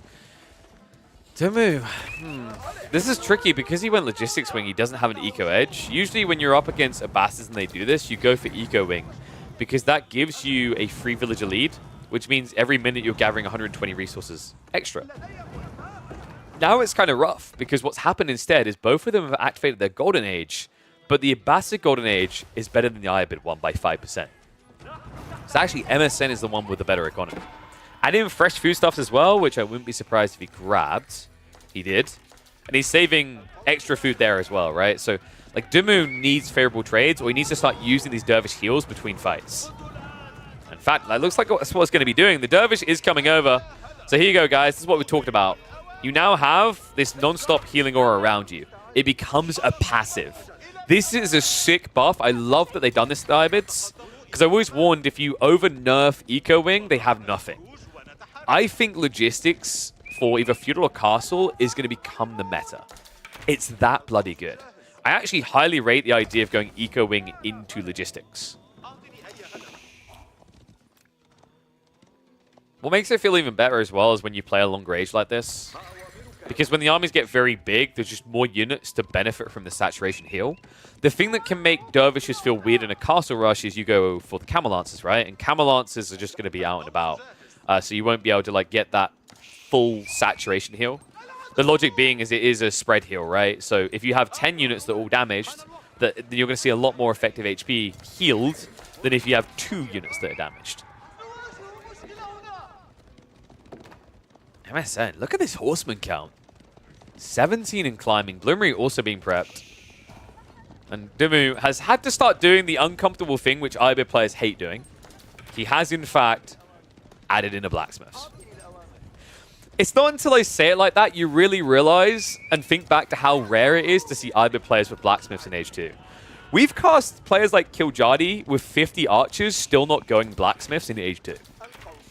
Just something feels really uncomfortable or unfamiliar for Iabid players with the idea of blacksmith decks in Feudal.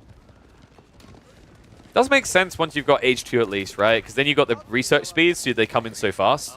I think for a lot of players, that's why they delay it, is because they want to have that second Golden Age, which will allow them to just rush them later on in the game. So they focus on getting more military mass now, and then coming back for the tech eventually. So we have got that plan with deer. Yeah, MSN got a really good spawn here, folks. Double deer stack like this. They both actually got a really good spawn for that reason. Dumu got the retracted deer, which was important considering he's being attacked. And MSN got the double deer stack next to each other. That was the 5 and the 3, if I'm not mistaken. So 8 deer in total.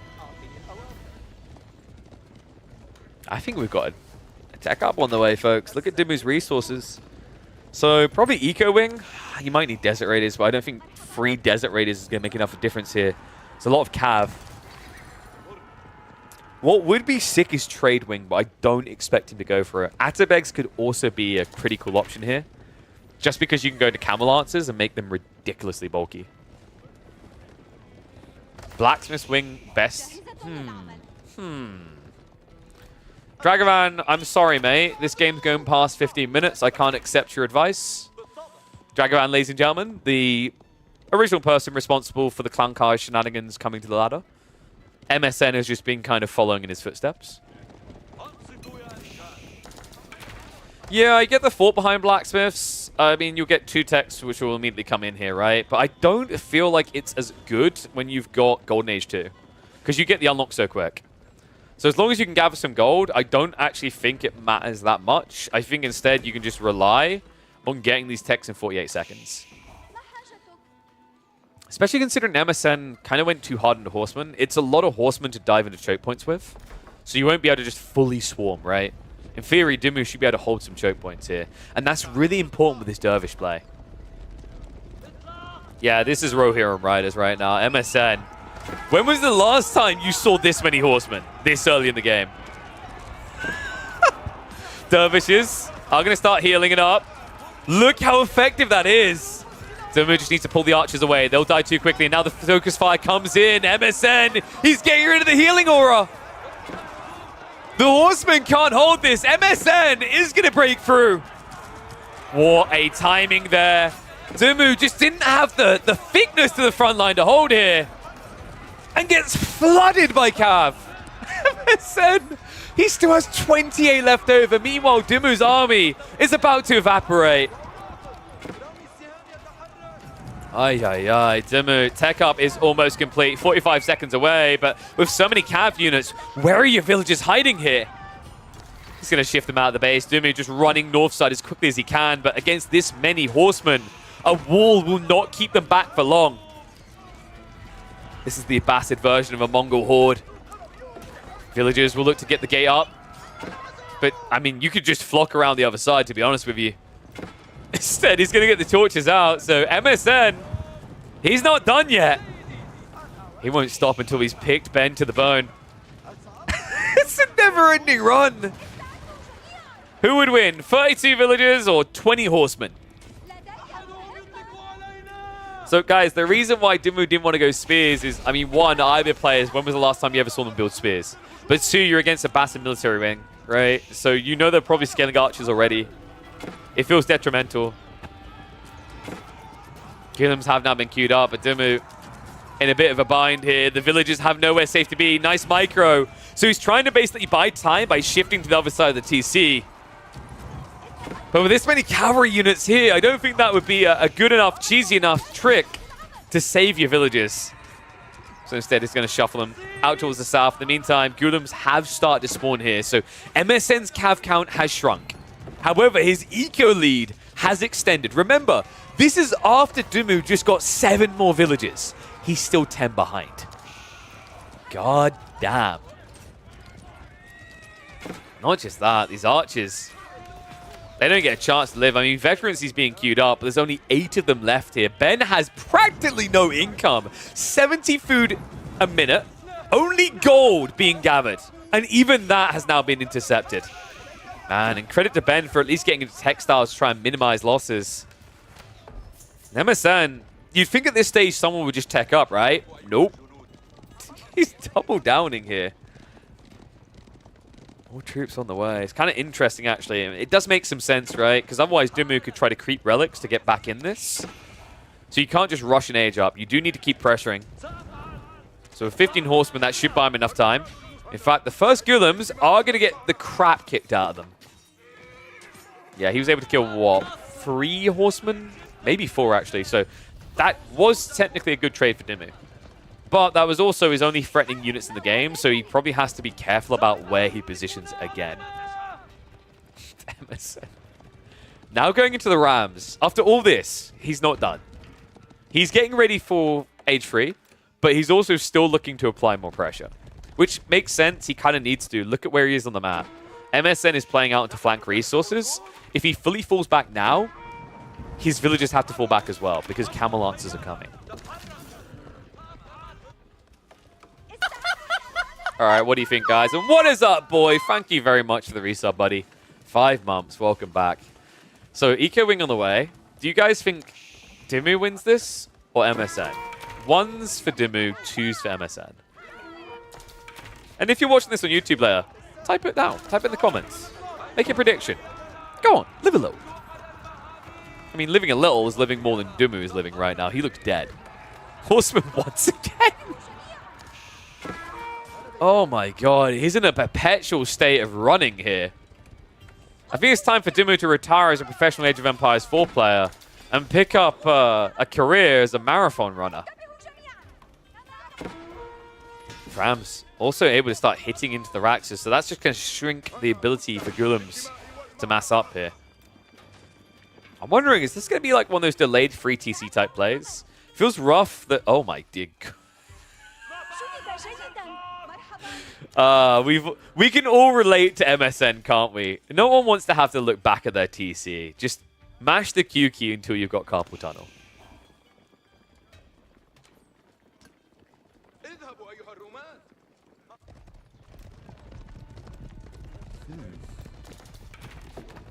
So Dumu, he hasn't gone back for the Moss. There we go. I was about to say, it's his only play here. You can't get into a TC race against Abbasid from this position. You're expecting either Eco Wing or Culture Wing, which means A, they're attacking, or B, they're greeting. So if you go into multi-TC, you're not defending yourself, and you're not attacking either. It's a big no-no. How's Dimmu still alive? Because MSN built 34 horsemen in Feud Age. Blitzkrieg, what the hell are those puns? Wait, is that why Dimmu is so good on water? Because he has liquid in them? Maybe. So tech up is complete, and we don't see a counter-attack coming out from Dimmu. He's just kind of chilling back here. That's rough, though. Luckily for him, it's not going to be ecoing into multi-TC. Unluckily for him, it's going to be a relic race. MSN wants them to. Camel Riders also on the way. Guys, we had someone earlier asking the question, what wins, Camel Riders or Camel Lancers? And we firmly said, Camel Riders destroy Camel Lancers. You're going to get to see it. It's actually not even close. And also, keep in mind, you can make it even more one-sided because there is a tech, which is fairly reasonable, actually, on its cost in the stables. 275 resources to get free extra melee armor on those Camel Riders. Here you go. 270 HP, 14 base damage versus 22 base damage and 210 HP. It's not even close. Camel Riders absolutely brutalize Camel Lancers. It's Archimass. Just trying to trade out against his counterpart. They can't really deal with the camels. Love this from MSN. Golems plus Camel Riders is a very difficult comp for Dimmu to answer. His only real answer would be to go Spearman, but then you've got to deal with the double strike of the heavily armored units. On a weaker economy as well. It's not really a recipe for success here. Dimmu does at least buy the time to go for relics. 1 home, 2 more on the way in. However, the amount of army he's losing is somewhat worrying here. He has at least got the correct read. He's going into the crossbows. Mamluk's Bravery is also on the way. Looks like MSN is not investing in additional Camel Riders now that the Lancers have been dispatched.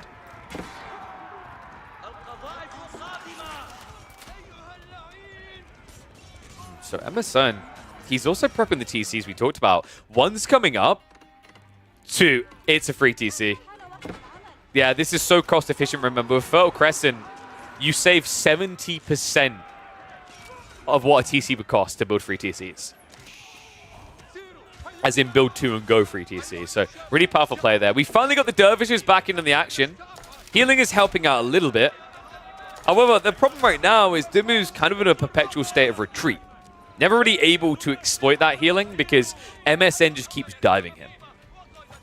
MSN was doing all that before even having the archer upgrades. That's now going to be on the way. Imagine we'll be looking at composite bows here.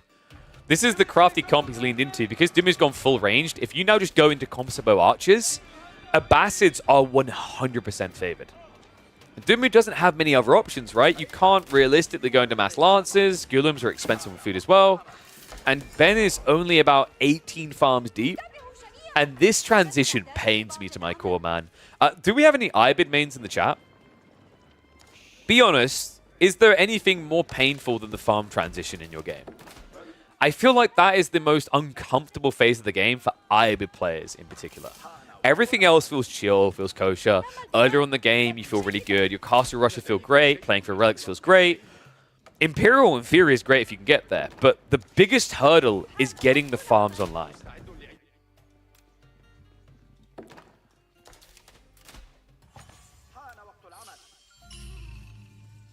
Your farm transitions with China are more painful?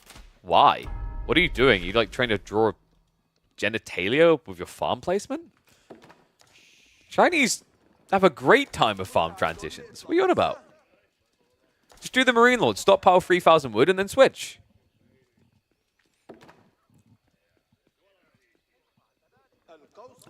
Okay, I actually disagree with French is worse, and here's why. French will, over the course of 20 minutes, have additional villagers to afford that transition. They will have saved resources on Ecotech, all these other things. The only thing the Ibids get to kind of help that is the Golden Age of 10%, which sounds like a lot. But for a Civ that's just 1 TC, until much later in the game, it's not great.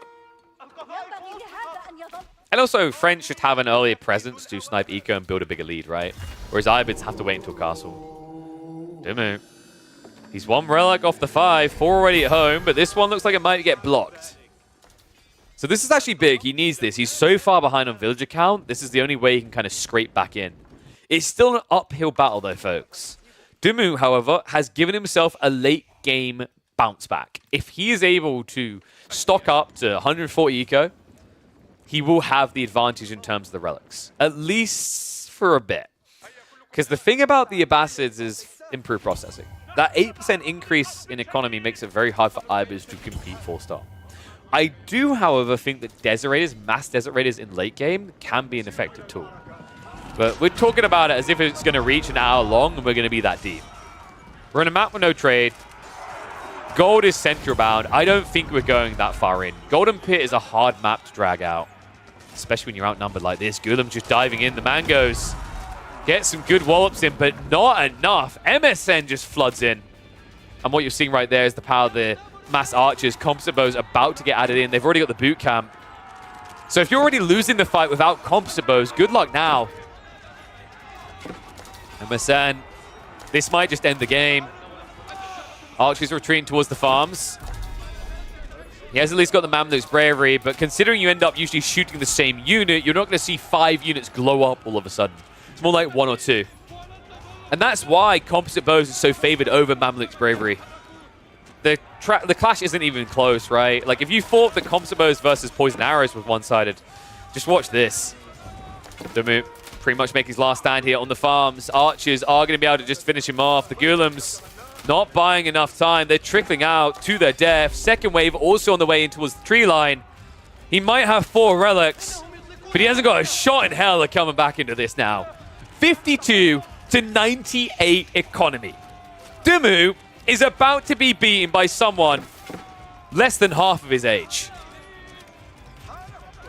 Which is not hard. I mean, Dumu is 56 years old, so, you know, we didn't sit there. Okay.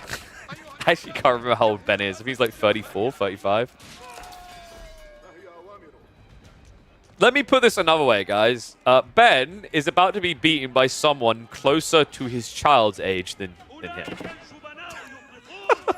Okay, it sounds kind of depressing when you put it like that, doesn't it? These whippersnappers are getting too quick. MSN, love this player though. Like, mass horseman to that degree is just absurd. I think that might be the first time I've seen someone flood 40 horsemen into an Ibid player. It's so unorthodox, man. Like, players quite often don't like bulking that many horsemen. Abbasids do it in some matchups, sure, but it's like a prolonged back and forth. Against Ibid specifically, this is definitely a first.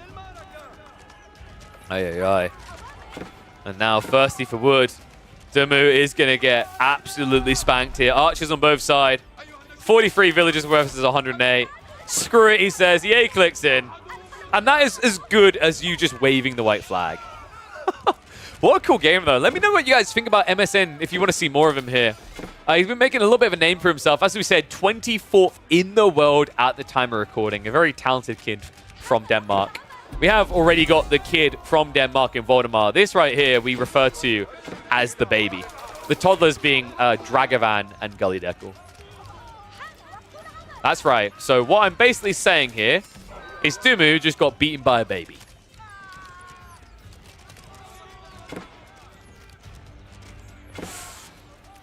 He doesn't seem to want to accept it, though.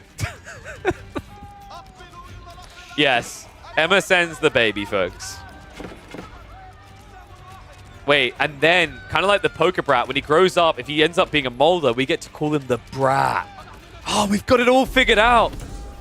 For now, though, all behold, the baby is born. Oh my god. They both have the same haircut as well if they're a baby. Anyway, I'm going to move forward. Subscribe. I'll see you in the next one. Anyway. Dude, what do we call that one? Oh, that was brilliant.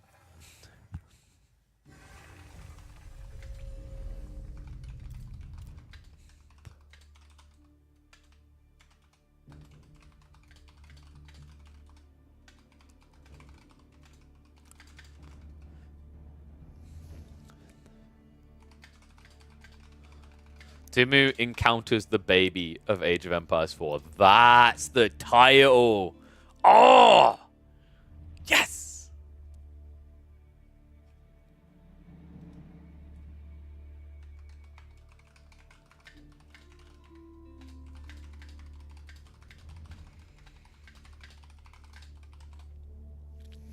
Nice. One of our community members. I love that. He just messaged me. He's like, don't want to spam the chat. I just want to let you know. I've ordered some Protein Works. Look at that. So, thank you on that as well. They confirm for Germany, you get free delivery if you spend 70 euros. So that's the break point at which it becomes free delivery. I believe that's the same for France as well and other countries in Europe. So yeah, actually not a bad deal then to secure that, because I think that's going to save you like at least 10 euros probably in delivery, if not more. And you do get some good products. We said the new Tropics is like, I think 25 euros at the moment to get 35 scoops. Absolute banger of a deal. We need to get MSN some protein. Bro, what? Wait, he's private at Iraq, and think about what you just typed there after we just said it's a 15-year-old kid. He can't enter the army yet, mate. He's going to have to wait a few more years before he can become a corporal. All right, anyway. Let's have a look and see who else we've got online. Because we have got the toddler queuing. Who's Gully up against? All right, nah, dude, we don't do that game. That game is still going. This game was still happening before we began the cast of the last one. Nope. Oh my god, Gully. Finish or be finished? Downfall, I think, has downfalled as a player, actually. He used to be fairly high rank. Yeah, he's 522nd now. We could have a look at Myriad. He went up against a player who I've not seen before from Hong Kong. First season active, 21st on the ladder. You guys want some Myriad? Some Hill and Dale. I believe it was Byzantines versus Zhuji. Yeah, let's get that. Let's go get it. The kid versus the baby. We'll get to it. They're both Danish as well. It makes it even better. All right. Let's have a look here. Let me get this loaded. Sushi game. The best civ in the game. Okay, so I can't believe I'm saying this because I actually hate China as a civ conceptually and unit-wise. Like, I think they're disgusting. But I find the idea of Zhuji's late game really fun because they have some really cool units. Right? And they add in so many additional units, unlike a lot of other civs.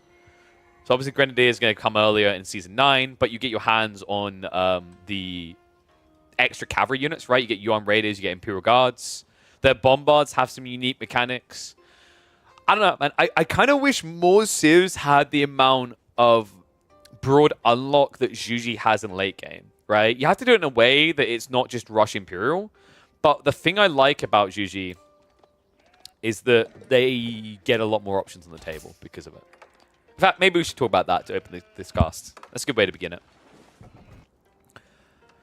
One and all, welcome back to the Age of Empires 4 action. We are here on Hill and Dale for quite the sight. It is Myriad. It's been a while since we've cast our boy here, playing as the Byzantines in the purple, going up against an unidentified player from Hong Kong, first season active, but currently ranked 21st in the world. Yeah, this is a Smurf. This is someone who got their hands on a VPN is lying to me. I don't know of any Hong Kong player ranked this highly. So unless we've got a prodigy kid, something's afoot. Pretty cool matchup, though. I was just saying to chat while we were talking live, which, by the way, you can catch us live on Twitch or on YouTube most days in the week. The Zhuji, to me, conceptually, are a really cool civ. The thing I really like about Zhuji is that they, in the late game, open up a lot of new doors, a lot of new options, right? A lot of civs get that, right? You get Bombards, you get Hand Cannoneers, and you get University Techs. But the thing about Zhuji that I kind of wish more civs had this opening door to is new unit types entirely, right? You get your hands on the Yuan Raiders, you get your hands on Imperial Guards, you get Bombards with unique mechanics because of Zhuji's library. Zhuji's library itself evolves so many different units. I think what I like that they've done with Zhuji, and this is coming from someone who hates China, by the way. I hate the Civ China because I find them obnoxious. I think they have OP units. But the thing I actually like about Zhuji, conceptually in the late game, is that they've designed the late game in a way that it's not rushable, but when you get there, you feel like the state of the game completely evolves. And that, to me, makes Zhuji quite unique, because while Civs have different metas that develop for their Imperial Plus point in the game, I don't think any can evolve as much as a Zhu Ji Legacy players does. So hopefully we see more of that from the devs in the future. It's definitely tricky when you try to design the game that way because you're trying to balance this idea of early and mid game being important and late game being powerful. The issue there, by the way, guys, is if you make late game too powerful, people will rush it. So I think I used the example of HRE before, where I'd love to see them rework the way that the Arcane Chapel buff works, but you couldn't just simply have it be weaker on the gathering rate in earlier ages, because if you'd done that, the optimal play for an HRE player would be to rush age up every time. So I do like overall the way the devs have approached things. I think in general we've got a very healthy meta that started to develop in Season 8, and I think Season 9 has the potential to even eclipse that. For now, we focus on the Season 8, and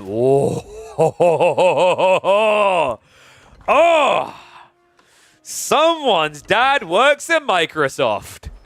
The double berry stack right next to your base on Hillendale. This is not guaranteed, folks. Quite often, you won't get anything near as good as this. That is going to be a glorious 72 food, as well as 25 stone.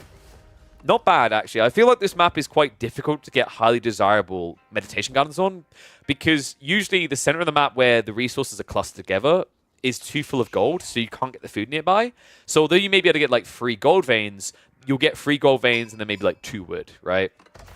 And that would still be you playing to the center of the map, whereas the cool thing here is this is right in his base, which is important in this matchup because Byzantines versus Zhu Ji, I want to say is quite Byzantine favored, if I'm not mistaken, if you play Feudal, because of Longbow and Horseman Spam, right? Like, it's a very effective combo.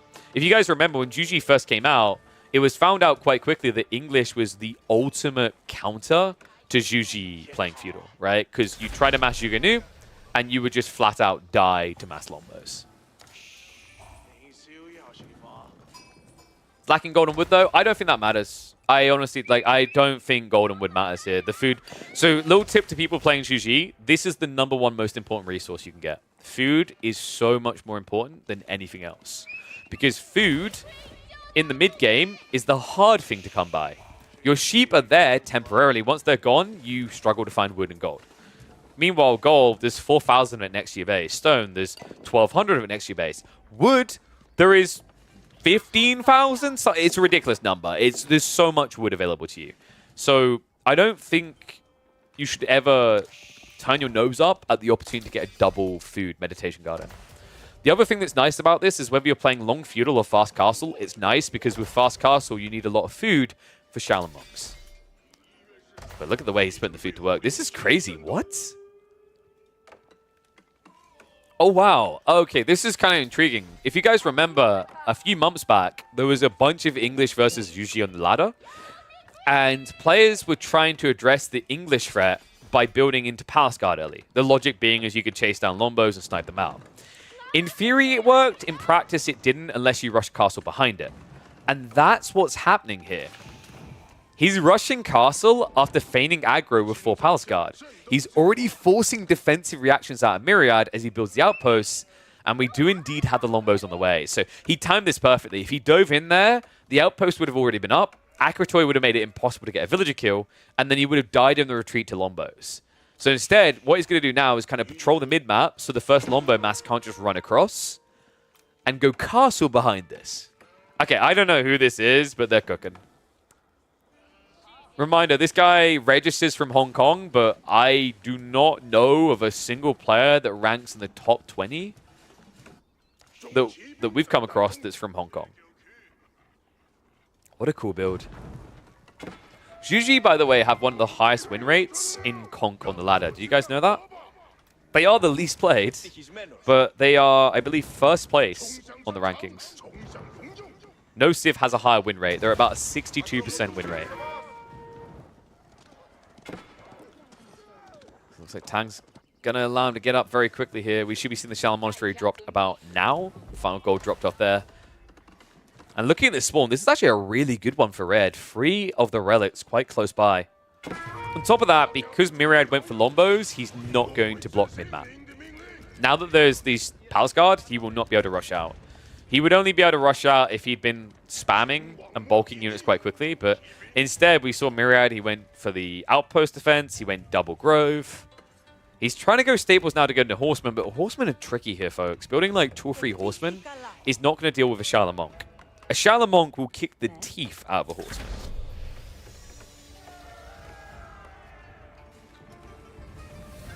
So what do you think, guys? One's if you think Myriad's going to win this. Two's if you think the unidentified player from Hong Kong has got this.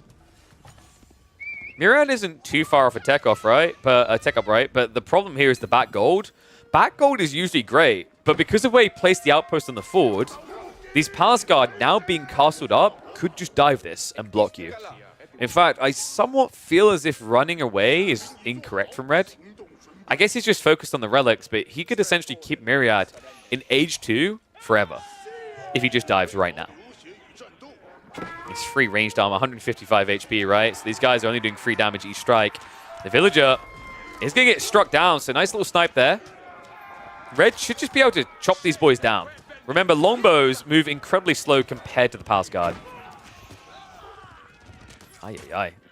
Tough situation here, right? We've even got double Shallow Monk, made that triple. Which makes a lot of sense coming out from Red, because Myriad can't get out of the base now. Kind of wasteful to lose another Palace Guard here. Actually, weirdly enough, he won't as Myriad backs away. He could have microed, both players actually could have microed this better. I think Red could have killed that Horseman without losing a Palace Guard. And also Myriad could have easily got a Palace Guard kill there. The walls are coming up, so we're hunkering down. Ooh, how does this matchup look if it does go late game? I think Zhu Ji is pretty reasonable against Byzantines. I don't want to say insane, but like in Imperial, some interesting things happen there, right? Because you can end up going into, for example, Varangian or Limitane, and either one can struggle against Grenadiers in small quantities with mass Palace Guarding. Because the Palace Guard can just dodge you with the vast movement speed advantage they have. And the cool thing about Grenadiers against Limitane that I think is slept on is that Limitane reduce a range damage. They can't do anything against Grenadiers because they dish siege damage. Now, of course, that's much later in the game. But there is a possibility we get there, especially on a map like Hillendale. Hey, Pigeon, any advice for new streamers in the scene? One, don't come into other people's streams and advertise yourself. Nah, my advice is find your niche. Number 1 step is find your niche. And also, don't focus on streaming, focus on YouTubing. YouTube enables streaming. We're about to break down. GG. We'll get another villager kill. Golden Horn Tower's now being built, but Myriad, this isn't a strong defense. 7 Palace Guard can easily beat this entire army. Yeah, one of the number 1 things most content creators could learn is good marketing. Actually, most people in gaming could learn from good marketing. It's an underrated skill. That's what YouTubing is compared to Twitch, is marketing. Like, when you think about once you've got a sizable, like, following, you do market on Twitch, you market other people's stuff. But yourself, you don't necessarily market via Twitch unless you're already big. So to get there, you have to work somewhere else. So this army is looking too big for Myriad to handle. Horseman barely being able to hold on. This is the double ranged upgrade power timing, guys. Bloomery is also on the way. The tech up is complete, but Myriad may simply be dead on arrival. The damage is being done elsewhere, folks. It's going to be a 5 relic pull for the Zhu Ji, and they're building an eco lead. Ay, ay, ay. This is painful. So many almost dead villagers. It's just a liability as this game goes on for Myriad. First Varangian is almost out, but one Varangian can't hold back this many PGs. Oy, oy. Villagers, they are going to hit Shivs out, or should I say Spears out. Akratoy gets activated. I love Akratoy and Feudal. I find Akratoy is completely underwhelming in Castle and Beyond, though. The damage values are just too high for villagers to defend themselves, right? A 50 HP unit with 2 melee armor, 2 ranged armor, is irrelevant compared to 12 base damage. It's a reduction, sure, but you're never going to win that fight standing and trading. Veteran sees at least in for Myriad, so he will mop up the last of the first wave, but if that's what wave 1 done, Myriad's going to need something strong if he wants to hold back the second. Right now, he doesn't really have that. Second Varangian gets queued up. Wood gathering actively underway as he needs to get additional Raxes. So once he's back on food and gold, he can get that pump going. But we are far away from the safety point. He needs about 10 Varangian before he can stop being scared of this PG. And even then, that requires that you re-wall, because the issue is that the Varangian are drastically slower than the Palace Guard. Dude, who is this player? Trying to think who it could be. Is this like maybe a Mio Micah making a Smurf account, a fake account? Because I know he plays a lot of Zhu. And whoever this is, they clearly are very familiar with the Zhu timings. Because this is a fine-tuned build. It's not just a blind castle player. Like, if you think about all the timings around placement, into the Shaolin Monk timing, into the Palace Guard arrival, the Undermesh, all of it aligned almost perfectly from Red. So whoever this is clearly a very talented and capable individual. Cataphract plays pretty cool, actually, from Myriad. You can't build Spearman against Lombos, so this is actually going to buy him some much-needed time. However, the issue right now is they are expensive, and one Cataphract can't be in multiple locations at once. Dive comes in, another villager goes down. In fact, we might see these red units heading towards the tree line. Instead, they're going to dive even deeper. Behind this, we have this Yang on the way, so a possibility is that we're going to see triple TC. I've seen it a few times from Zhu on these type of situations. Makes sense as well, because at this point, Myriad isn't in a position to punish you.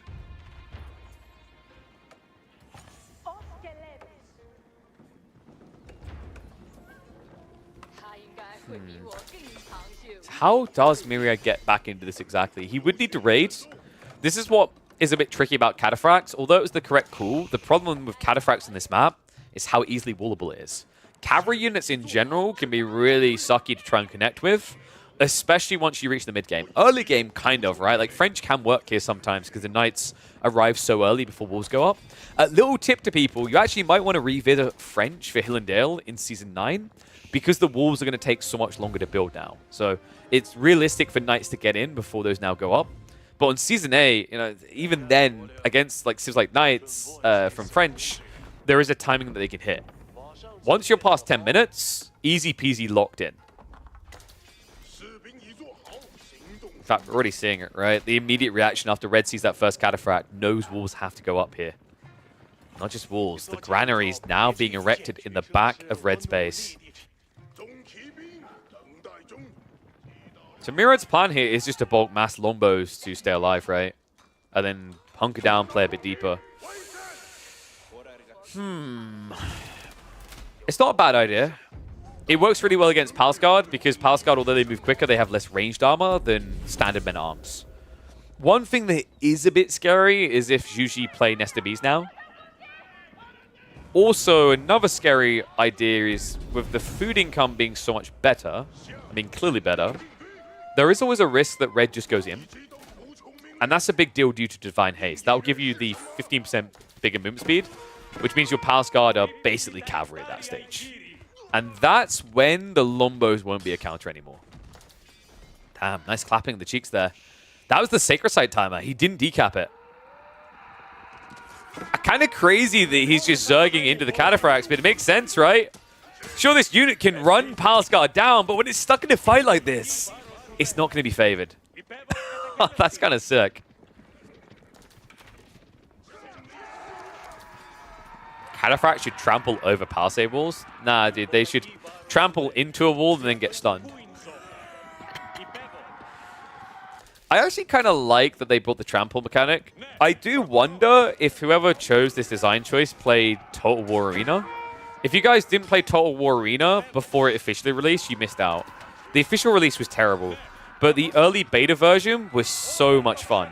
They had some really cool ideas. For those who don't know, the whole concept of Total War Arena was kind of a mobilized strategy version of Total War.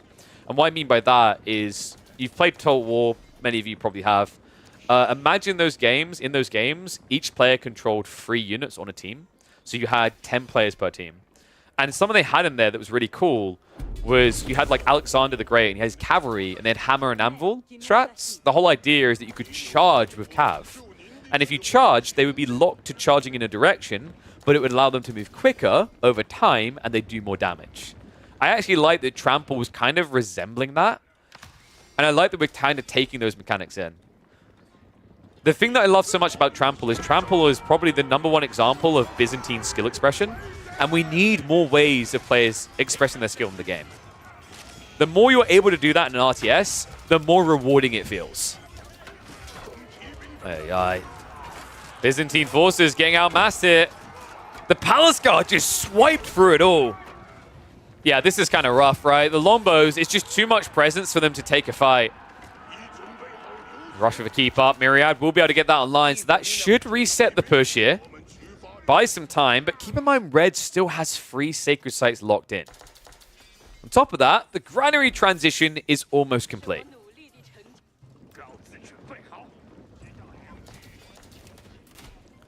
Yikes. Someone hating on Men-at-Arms in the chat. Dude, did you not read the patch notes for Season 9? Chill, they're dead, all right? We cast a player trying to spam 125 Men-at-Arms to win. Would you like to know how that ended? As English.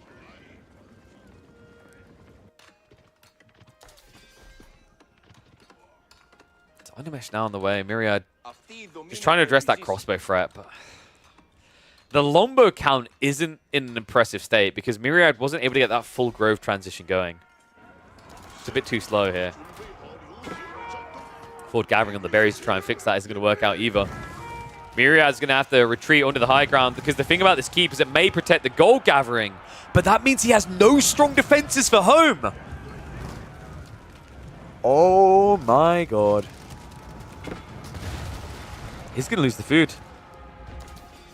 Red, he reads right through the hand that Myriad's been trying to bluff with here.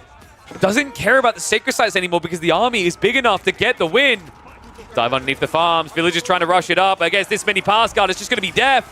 Several villages down. And Myriad falling further and further behind. Landsnet now moving in, but no front line to absorb the blows means they are just gone. Lombo striking onto the crossbow backline, but once again, what is the answer to the Palace Guard? Doesn't seem to exist in this game.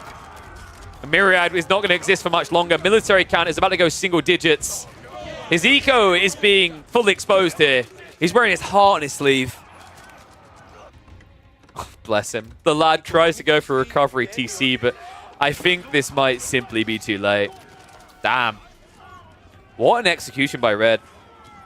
Myriad just really didn't get to exist in this game, and that's an unusual thing to say about Byzantines. Typically, they are the ones that ruin you around 10 minutes, but this Palace Guard opener was so smart. It kept Myriad immediately on the defense.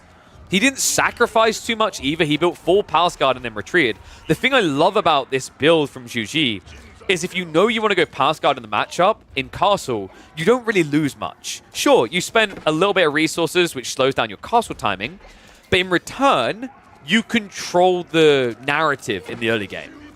And because your opponent's going to go longbows against this, you then just run away and tech. We've actually seen this from Zhu Ji in other matchups where they'll build full Palace Guard and rush Castle. I think Keshik's being a threat was one example, right? Mongol players react with Keshik's, they get stuck in age 2, and you just rush age 3. None. I might have to check out more of this guy's games, though. I mean, we're doing the cast for Race to World First of Season 8 on the leaderboard. And in fairness, I mean, this guy may be in the running. I think I said he's top 50 easy peasy. I'm going to check his data afterwards. I wonder if he is just a Zhu Ji one-tricker. Definitely would make sense. In fact, let's glance that now. So 1,924 elo. He's 21st in the world. 58 games played. No, guys, he plays a variety. He even randoms a lot. So Zhu Ji, English, Ayabids, Ottomans. This guy does it all. Which means this is 100% a Smurf. Let me know who you think this is. Maybe I've missed a player. Apologies to the Hong Kong community if there's a player that really aligns to this type of ranking. But this reeks of someone signing into a VPN. Myriad is going to have to sign out of this game. Outpost about to go down. It's just so many Palace Guards. 61, and he is done. GG gets called. Let me know what you think about this build. Maybe some of you want to try this on the ladder. This was cleanly executed by the Zhu Ji player. Let me know down in the comments, like, what would you have done? What would have been the way out from this problem? Because I feel like Myriad was baited from minute one with no easy way to slither out of this problem. Yeah, kind of a tough one, right? Backed into a corner from the exact start of that game. Sick execution by his opponent, though. So...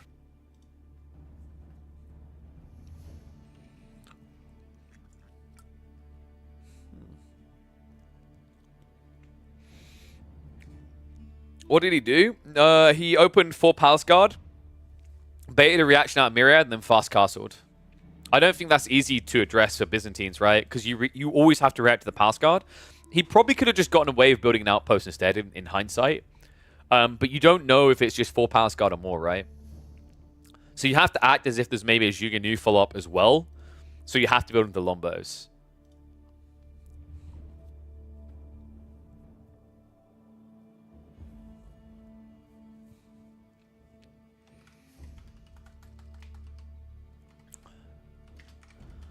Hong Kong has entered the race for first on the leaderboard.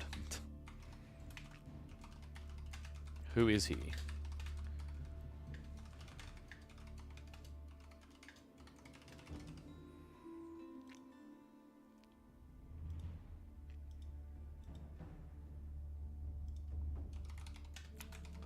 That might be uploadable, I think.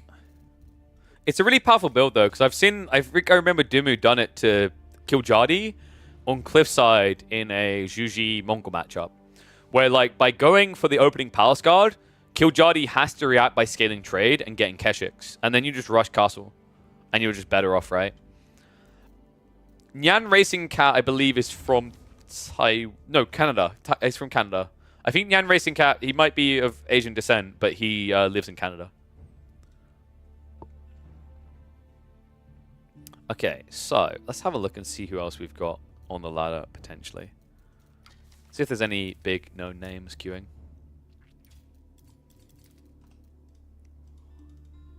There were some very talented Taiwanese players coming through, right? Like Knock Knock, who I think came from StarCraft 2, if I remember correctly, is Taiwanese. I still remember when we had Demon Sheep in the early days, guys. Do you remember Demon Sheep? Guy was really, really good on the roofs when the game first came out. Regularly like a top 50 player. Don't know where he went, actually. Because I think he came from... I might be wrong, but I think it might have been AoE 2. I do also miss, from the Japanese side of things, I really miss... oh god, I forgot his name because he changed his name. Came from StarCraft. Syak. Syak was really entertaining.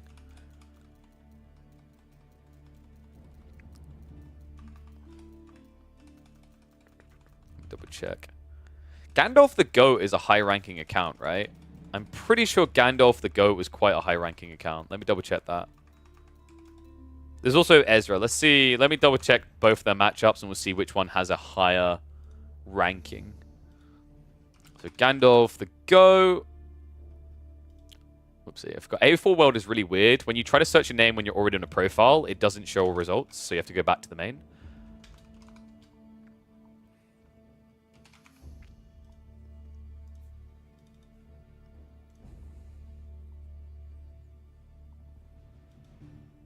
Oh, okay, no. He's like 1200 elo.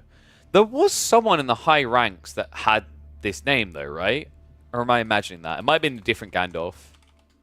So, let me check Ezra then. Where's Ezra at? Ezra hasn't been playing much, huh? Ezra 123. I'm pretty sure it's Shu like 1000 elo, which is interesting because I'm pretty sure he like is usually at 1600 elo. Yeah, 1600 elo. Okay, no, sorry, he's at 1500 right now. Let me check what rank White Choco is.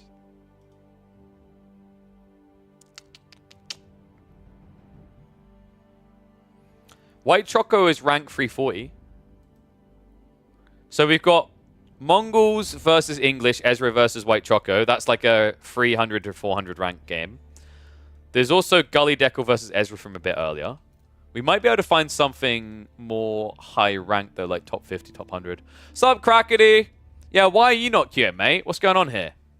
Crackety, you could be in the race for world first of Season 8 of Age of Empires 4. I have to come up with different names so it doesn't like get confusing with WoW's race to world first. Yeah, did you guys not know? Crackety is ranked 5th in the world right now. While also working. Guys. I mean, I don't want to take a dump on Anatan and Beastie, but they are full-time players. Crackety's part-time, and he's 5th in the world. This is proof that Crackety could do anything he wants. He could take over the world if he really wanted to. But he doesn't. He's merciful. Not fully merciful, though. He's a piece of shit. He does pick China. In fairness, actually, he's been playing a lot of French and Russe recently. There is a lot of Juji in there as well, though, so you're kind of disgusting. Did you have any interesting games, actually, recently? Oh, you mentioned that Dumu game to me before where he played Japan, right? Did you say he'd already uploaded that, though? So I'm not sure. Is it worth checking out? Because I think on your alt, you had some French games as well, I noticed, right? Was it the confirmed alt account? You tried to do the French against some other high-ranking players? You had it against Voldemar, right? Were any of them worth watching, Crackety? Oh, wow. You had a bunch of games against Elio. We already saw the Anatan one. That one was hilarious, dude. Yeah. Which ones do you think are worth watching? Is the Dumu one worth watching, or should we go to the Voldy one? First and second are worth it. What, the Voldemar ones? The kid account ones? Not the Elio ones? And the Dumu one's not really worth it from 10 days ago, right? Talked about how to play the matchup. Ah, interesting. You gave him some tips. Just the tip? Alright, let's see. Let's open that up then. To the kid. You watch, guys. What's going to happen here is if it's a Voldemar loss, I'm going to cast it. And then immediately, like, Voldemar's just going to appear in the chat like a worm. And then he's going to use his wormly charisma, as apparently Age of Empires 4 players do, to just go on about how I only ever cast him losing. It's going to happen. So, both on Himiyama, right? Jesus. Why is it like... Okay, I just checked. He had 3 Japanese games. Himiyama in a row. 2 of them were against you, French, Japanese. All right, let's go for it.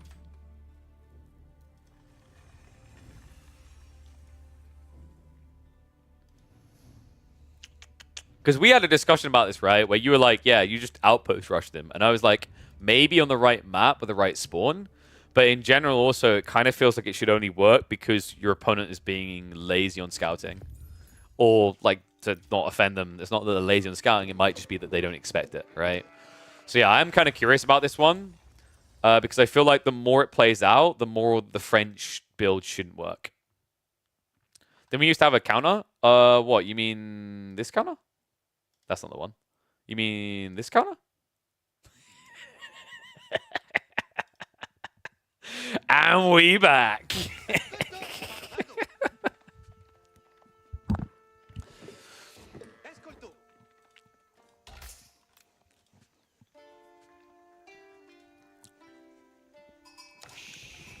One and all, welcome back to the Age of Empires for Action. We got a fun one here. A few days ago, me and Crackety were having a little bit of a debate about the Francais versus Japanese and how it's an impossible matchup for French.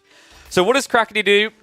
He gets his big boy guns out, he goes onto the ladder, and he looks to beat up a kid. Really manly of you, Crackety. So we've actually got a matchup between Voldemar and Crackety here. Voldemar is going to be using the Japanese in the yellow, and it is going to be French in the hands of Crackety. Himiyama's the map, so actually a good map for the Japanese to open up with the fishing, and we're already seeing that coming out. But yeah, this was an interesting one to me, right? Because I felt like French couldn't really play this matchup because both sides kind of get locked in. You can't stop the Japanese easily from fast castling, and if they fast castle, French knights suck. And the reason they suck, guys, is currently the charge is bugged. They don't get their bonus damage from a lance charge because the damage doesn't register due to deflective armor. And this is a big disadvantage for French, right? It's one of the biggest advantages of their cav, and it doesn't exist. It means Mounted Samurai can beat them. And when I mentioned this at the time, Crackety's reaction was that you can just kind of outpost rush them. You play spears, you rush their gold, and oh my god. My response, do you remember what it was, Crackety? I believe I said I could see that working on the correct map with the correct spawn. Bruh. This is already a good matchup for French, or rather a good map for French folks, because Himeyama has very exposed tree lines, so it's difficult to dodge all these raids that come in from French players. To make matters worse, he has a double gold spawn on the same location. So if pressure comes in here, Voldemar doesn't have a backup option. He doesn't have a second gold vein he can run off to instead. Damn, we're going to have to keep an eye on that because I think that's going to be an important detail. So tech up's about to occur, and it is going to be the School of Cavalry. 5 being built with. I believe this is the timing Crackety Fury crafted with us that he talked about. This was a build that he used against Dimmu, right? You tech up with 5. I believe he said it gives you a tech timing of about 3.5 minutes, and that should be anything that the Japanese can achieve. At that point, they aren't going to be rushing outposts either, because unless a Japanese player scouts for this, they will not prep an outpost. And folks, it's even worse on this map. Because you go fishing, you've already burnt a lot of resources. You're playing a lot longer in Feudal than you normally would with Japan. In Dark Age, rather, than you would with Japan. And I think he's about to make it worse by going Kura Storehouse. In fact, he's kind of needing to. 5 sheep. Yeah, guys, this is Kura. This is pretty rough. The reason why... Oh my god, he is actually going to go Koka. So, Koka is what I wanted him to do, because you can build into extra units to assist, and then the Shinobi stab from behind, so they're not absorbing the Knight charges, right? And then if your opponent tries to micro onto you, you always have Shinshin to just dodge them easily. But that's in a game where you have, like, 12 sheep. He has 5. And although he might have fishing, he's not going to have it for long. Oh, no.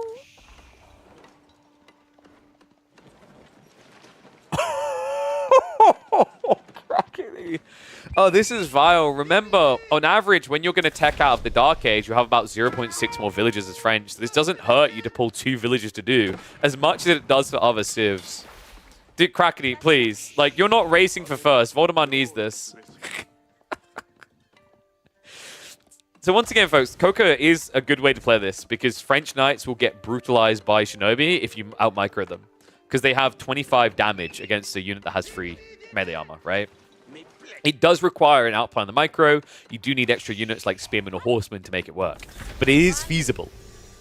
However, with all the other details in the equation, this is not the game for it. You have to bite the bullet and go Kura, or you go to hell. Damn.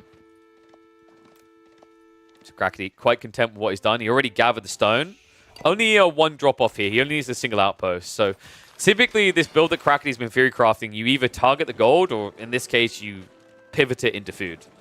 I think if it wasn't for the sheep count, he maybe would have still tried for the gold.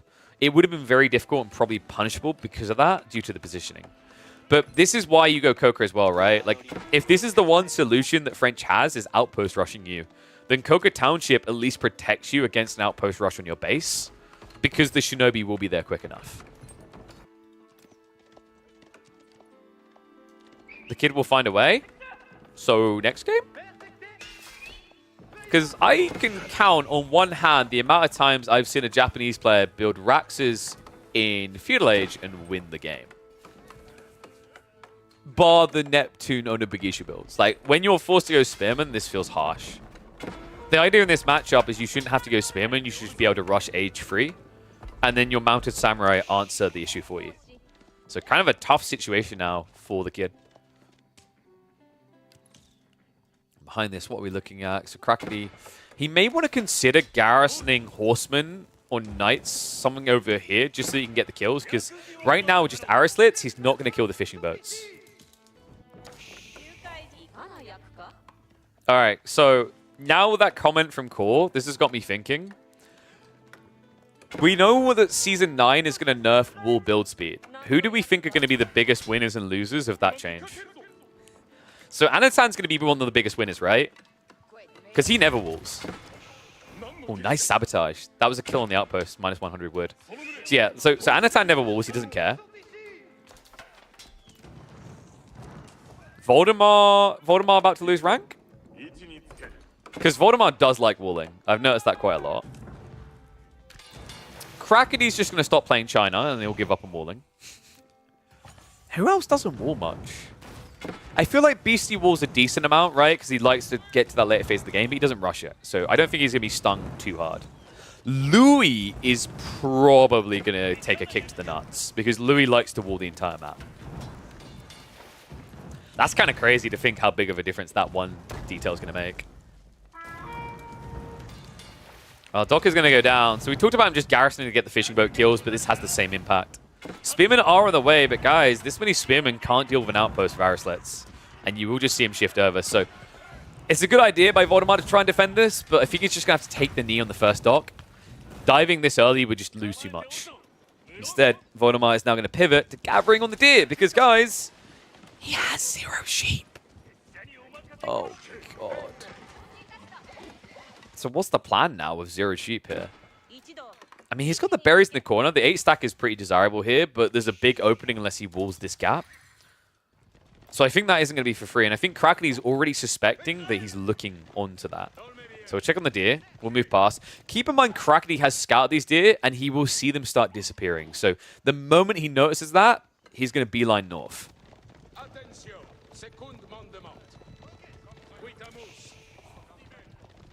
I love these, like, you know who never walls? My teammates. In before your teammates are free Mongols, and it's actually your fault. Double kill there. Nicely played. Krakeni. Now 4 worker kills in total because he killed the 2 fishing boats. Remember, he's already scaling a lead due to his faster producing TC. And I love this reaction going into the textiles. The reason behind this is Krakeni doesn't want to look back at his base. He wants to look into Voldemar's. He's about to do it again. Voldemar, a little bit slow on the breakaway there. 2 more villages down. We won't talk about that, though. Krakeni, a bit ambitious with the forward click. Does only lose the horseman for his troubles, though, so totally worthwhile for him. Nico lead now starting to build for Krak. You know, I like to have nicknames for each player. I might just have to start calling him Freddy. Krak as a nickname is probably not what we were looking for here. Well, the whole comment about horsemen and spears being bad on bad food eco, like, what's your alternative? You're not going to build Yuumi against knights. You know who builds Yuumi against knights? People who want to find themselves racing to 0 elo. It's so hard. It's one of the worst situations to have to do it in. Not bad if you know you can reach castle, right? Because then the veterancy comes through and you actually do some damage, but this isn't that type of game. There's so many spears. Wait. The second group of knights is coming in. This would be good if Krakeni was going north. Instead, everything is heading to one location. Yeah, that was a select all army right there, folks. Oops.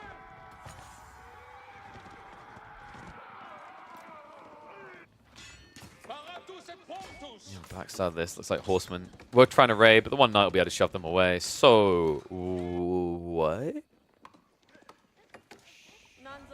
That's a misclick, right?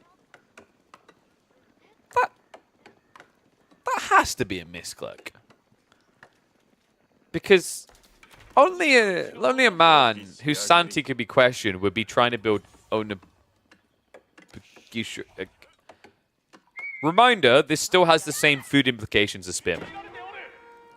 And while I'm a really big fan of Onagigisha, I also like to tame myself to the limitations. And knights, French knights at that, might be one of the worst things to build Onagigisha into. Maybe he's worried about Spearmen coming out. Archers will, of course, get bonus damage against Bugisha, and statistics-wise, they don't trade that well in this age. This is kind of funky.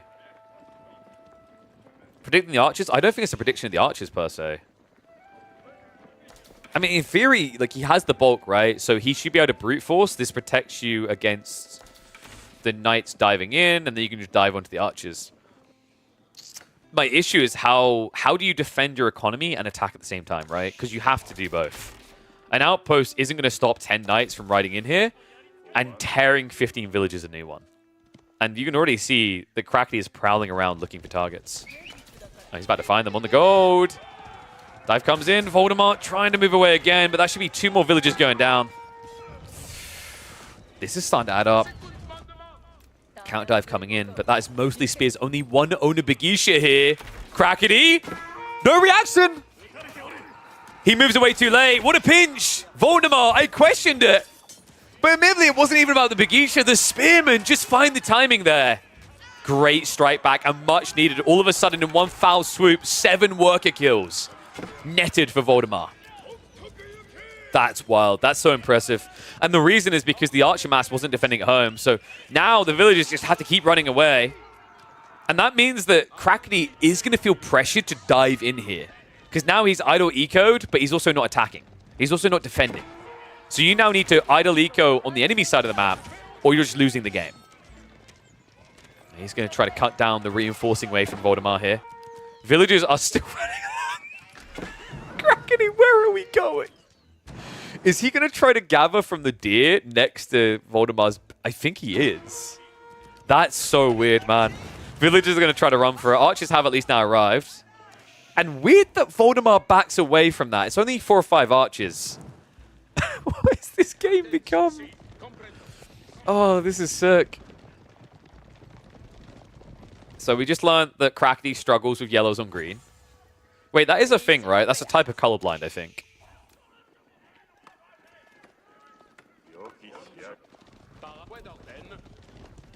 Crackney, do you actually struggle with yellow and greens? I'm curious now. I mean, I know you don't want to reveal your weaknesses to your enemies, but I'm giving you a cover story here. Oh, God. Well, Voldemort just struggles with keeping villagers alive, full stop. That is another bunch dead. Outpost idea was good. It just needed to come in at the right timing. Unfortunately, Crackney had been waiting for that. We talked about this gold spawn, right? It's a nightmare. Oh, my God! Voldemort, he jumped the gun! He didn't respect the cav. He thought the Spearman would just inevitably lead to Crackney running away. He will happily do so now, though. Look at that eco lead. Archers are going to be bailed on. Finally, Spears beat Archers. Yeah, usually they will when you have that type of advantage.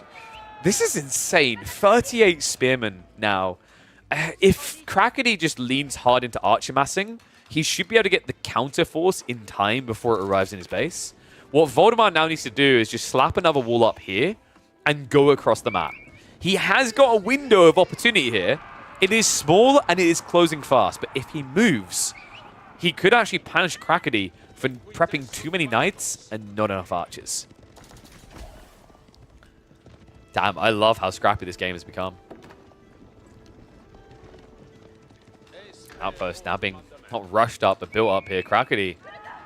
Wait, what? Voldemort, that's the fight. That is the fight. He's going to start to march forward now. He's like, oh, you're right, KP. We need to go. Spearman move in. Knight's going to try to cycle charge into this. It looks like actually the aggro pulled onto the archers, so there was no braids coming out.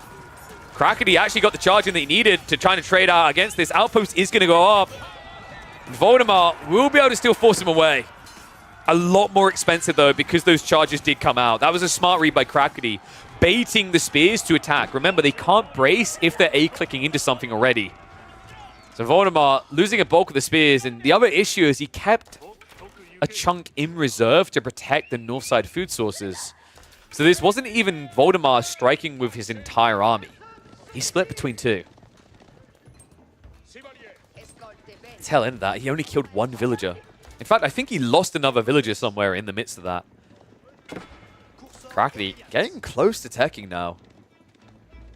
Kind of crazy, but given his position, not the worst of ideas now. As long as he keeps Archer production going, I'm kind of okay with Age 3 coming in. Especially after the fight that Voldemort just took. Voldemort. I get what Voldemort's trying to do, but this still never feels great to do in Age 2. Hardened Samurai feel like one of the most weak units I can think of. Like I'm trying to think if there's a bigger one that kind of underperforms in Age 2, and I'm not sure there is. Part of that is due to Japan's weak economy in Feudal Age, but still. Another dive comes in. A few knights are going to get pinched, but the archers getting good trades in return, so it makes it worth it for Crackney. And all of a sudden, Voldemort, he's out of food and about to lose his military lead. Ay, caramba. And on top of that, Crackney is just one drop-off away from Age 3. Likely we're going to be seeing Guildhall here because this game is not about knight production. It's become about archers. There we go. He agrees. Guildhall. What? Maybe not. He wants a better position. Guildhall makes a lot of sense here. Voldemar is in kind of a death spiral in a deceptive way. Even though he was kind of trading alright, and obviously not so much now, his death spiral is food. He can't access the south side of this map, so he's being blocked off a lot of what he should have access to. He's on his last berry patch in the back of his base, at which point you have to achieve a mass farm transition without Kura Storehouse to pad you. And also without drastic reserves of wood to lean on. I am kind of impressed that Voldemar, in some ways, made this game look close. That raid on the backside especially was sick.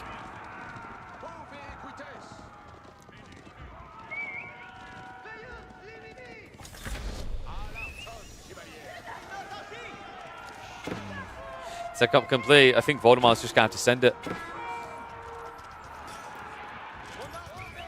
Knights, I'm going to charge in again. And awkwardly, that was kind of weird. Because of the distance at which Spearman braced, the Samurai kept charging in and the Spearman stopped. So he actually ended up absorbing the charge with the worst unit there. Okay, that's kind of an interesting dynamic I haven't thought of before because we rarely see Spearmen from the Japanese at this point in the game. Usually the mosh pit is so big it doesn't matter, but here it most definitely does. It means your tankiest unit is just dying to its counter. Veterancy for the archers coming, it means everything's going to die soon. I think this game is close to conclusion. Voldemar, he has one hope, and that's a tech up, but the timing looks like it's going to be terrible here. Crackety is already approaching the base, and Voldemar isn't even ready for the age up yet. You don't understand the landmark choice? What? Guildhall? It gives you longevity. You're playing Archer Mass. Archers are how you win this game now. So going Royal Institute makes no sense because that leans into Arbitrary and Mass Knights. There's no reason to build Mass Knights against an opponent who has built Mass Spears. Like, honestly, before the Samurai, there's no reason to do anything but Archers. Even with the Samurai now, because you have an age up, you hit so hard that these Samurais are not worth their investment.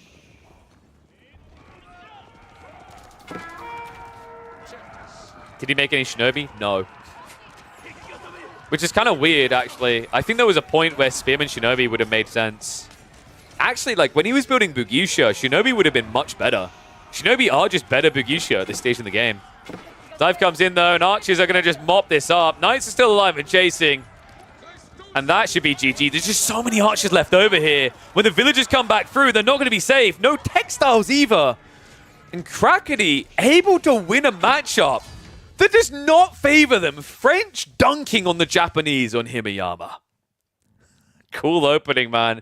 Cool opening. But folks, these two talked after this game. They theory crafted, and we are going to, in a second, hop into another French versus Japanese matchup to see if it holds up or if the outcome changes. So, days since the Voldemar win is still a question mark. He could get the win next. I'm going to load the game right now. In fact, I'm probably going to bundle this as a 2 games in 1 video situation. How long did you two talk for, Crackety? Like 5, 10 minutes maybe? So let me go. There we go. Let's select it now. So I'm loading it up. So Japan versus French. I'm wondering if the spawn is going to change much here. 2 minutes. Okay, guys. 2 minutes is all it took Crackety. If Voldemar now wins this, Crackety is your #1 coach. I'm sorry, Voldemar. He's been eclipsed. You're going to have to get both of them now. Let's find out. It's time to hop in to another Himeyama game. This time, Crackety is going to be in the red as the French. Why? Blue is so nice. So much nicer. Come on. On the other side, Voldemar is going to stick to his yellow. Hey, by the way, Biome is better for camouflaging yellow and green. Actually, no, it's not. It's worse. So, we're going to speed up a little bit of the early game. We're going to see if Voldemar actually goes for the pawn play. I feel like that pawn play wasn't worth it, but it was kind of necessary due to the sheep. It's already looking like a better game. We can see it's 9 sheep coming in for red, 10 so far for Voldemar. So, good divide on the map. They should get about a 50-50 split with this spawn. Usually, most of the sheep are located in the north and south corner, and then a decent chunk around the pond in the center, because the pond doesn't allow them to spawn here, so they get shoved north and south.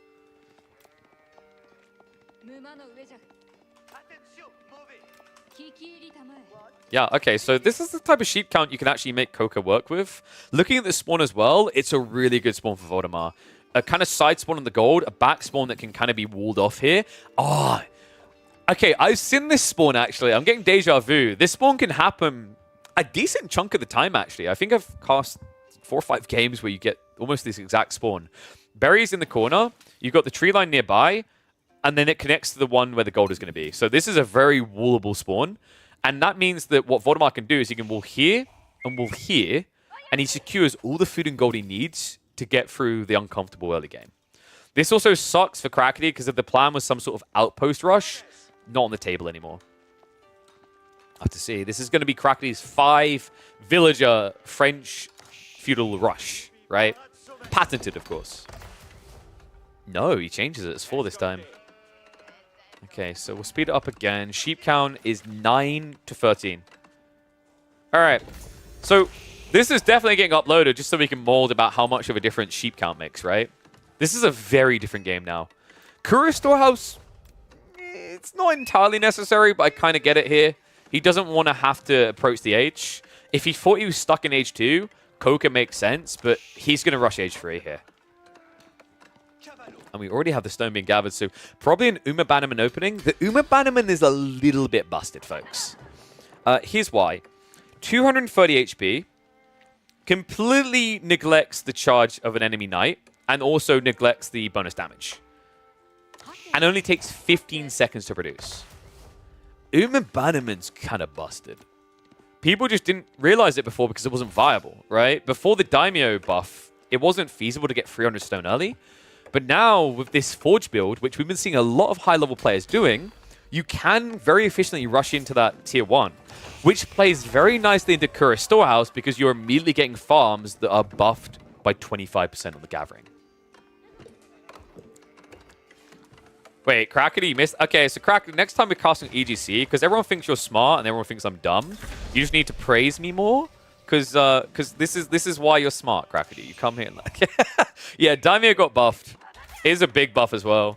300 stone to 225. And the split is nice going on stone because it gives you that extra gold to get the Uma Bannerman. So tech complete. Stable's being dropped. Here we go. And you can already see that this is perfect to mirror out the rush tech timing from Crackety.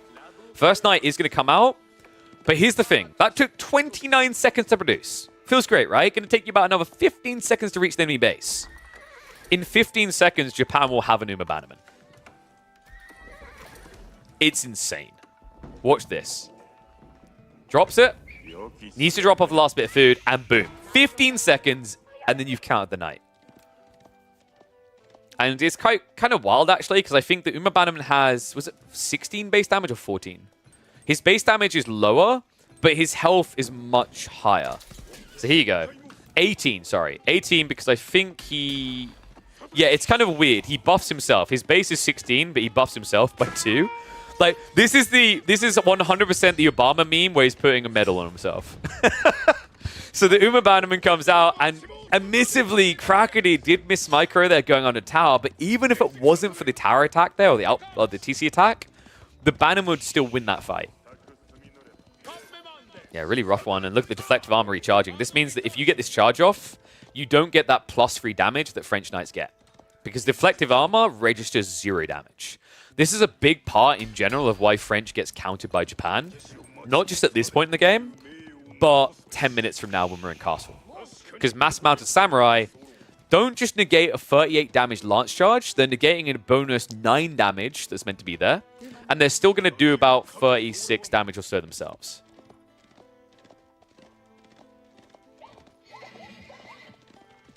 Don't ask me why the Uma Bannerman has more health than Standard Knights, because I don't know either. In fairness, it is weaker by like 1 damage than the Standard Knight, right? So I guess that was the balance point. But overall, this unit is way too valuable. Bannerman diving. Oh my god, Crackety, he gets found out on the deer. A smart idea to rush up the outpost, but the timings just didn't match up nicely there. So we'll be chased away. That's going to be a village death. Behind this, 3 farms now added in. Remember, that's a 25% buffed gathering rate.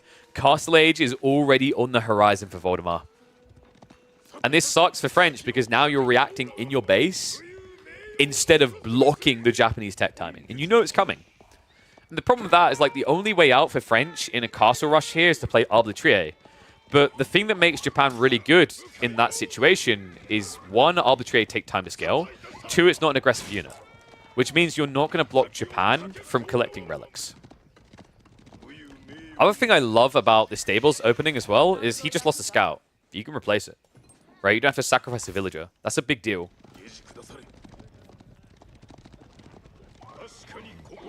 Did I say deals? Would you guys like a good deal? Oh man, I didn't even know that time was coming. That's the perfect time to talk about it. Guys, reminder, 4th month in a row with Protein Works. If you want to be as big and as strong as the Uma Bannerman while remaining lean, be sure to check them out right now. They've got insane discounts on offer. I definitely recommend checking out the meal replacements, the coffee coolers, and the nootropics range. Those last two, in particular, fantastic for gamers. We need to keep that energy up. When you want to grind 8 hours a day of Age of Empires 4, you want to be peak awake. Imagine you're 6 or 7 hours in and you queue into Beastie. You need to chug those nootropics so you're as switched on as possible. Like a light bulb. Floating gate on the way. Light bulb feels appropriate because it feels like we've reached that eureka point. Voldemar has to be feeling very good about this build right now. Knight counter's at 6, but the problem is with the floating gate, the gap is going to get closed so quickly here. You can see he's already prepping under mesh for the dive, but it might be a bit too slow. Villagers are going to be able to shuffle away. The double arrow fire already stinging. Love that little wall, by the way. It's just very efficient. I think while walling has been nerfed, walling is still going to be viable in Season 9. This is, of course, on Season 8. You're just going to see more walls of this type. It's what I call the V for Victory formation, right? Instead of walling all the way across, it's just not very efficient in the upcoming patch. So expect to see a lot more of this down the line. The other cool thing is if you draw the wall past the finish point, you can make it cheaper because central wall pieces cost less and you just delete the ends. Because remember, the cost of a wall comes from its beginning and its end because you have the 21 wood at the beginning. So if you start a wall here and then draw it through and only build this and cancel here, you'll refund the 21 wood. No refunds for you though, Crackety. So this is probably the easiest way to show how painful this matchup is for French. Could you guys list the civs where France has to wall like this at 10 minutes?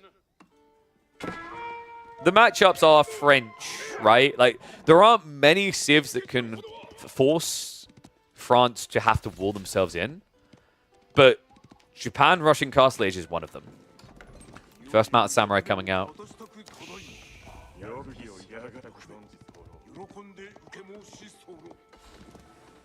Oh, it's only cost 7 with 1. Is that bug or intended, though? But you still save, right? I'm pretty sure you still save. So maybe the UI needs to be updated, because currently in the UI, you can't see it, but it says initially costs 21 wood, and each additional section costs 7.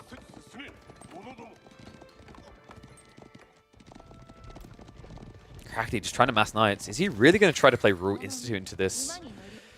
I guess he has to. I just don't like the idea of it being knights. I prefer like Arbitrary to be your end goal. But we mentioned the problem of doing that is if he hunkers down in his base, if he hides in a corner, he's not going to be contesting the map at all, which just feeds into the snowball effect of the Japanese at this point.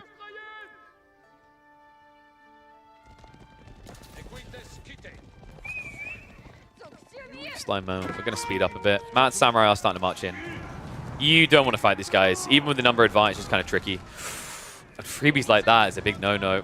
Knights have massed up together. Looks like we'll be able to protect that outpost.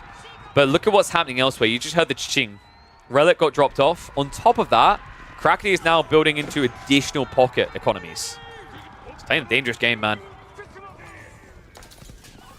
Kind of has to. You can't afford to just go into the corner, have to build farms or go berries. You need the best gathering rates possible to keep scaling knights and get attack. But we're starting to see the eclipsing point here. Man, Samurai are soon going to be able to take over. Starts to target fire down. A bit of a miss micro there. One knight is going to bait the attention over on the east side. I love the way he kind of folded left and pushed in. He's trying to keep himself away from the thick line of French knights here to maximize his damage while minimizing Crackety's. And look at the outcome of that fight. He killed what? a scout and I think 2 samurai. Lost about 4 or 5 knights in return, and now more in the retreat. Knights at least going to be able to dive out into the villages to idle them up. But now you've lost map control, right? And all of a sudden, Crackety's idea of going Castle Age gets ruined. He has to reinvest in the Knight Mass. Yeah, and this is the cyclical nature of this now, right? Once you get sucked into the whirlwind, you're going to get ruined. This is where French begins to feel really weird to play. Because sometimes you're in matchups where you have to play the long feudal and you feel good about it because you're doing damage.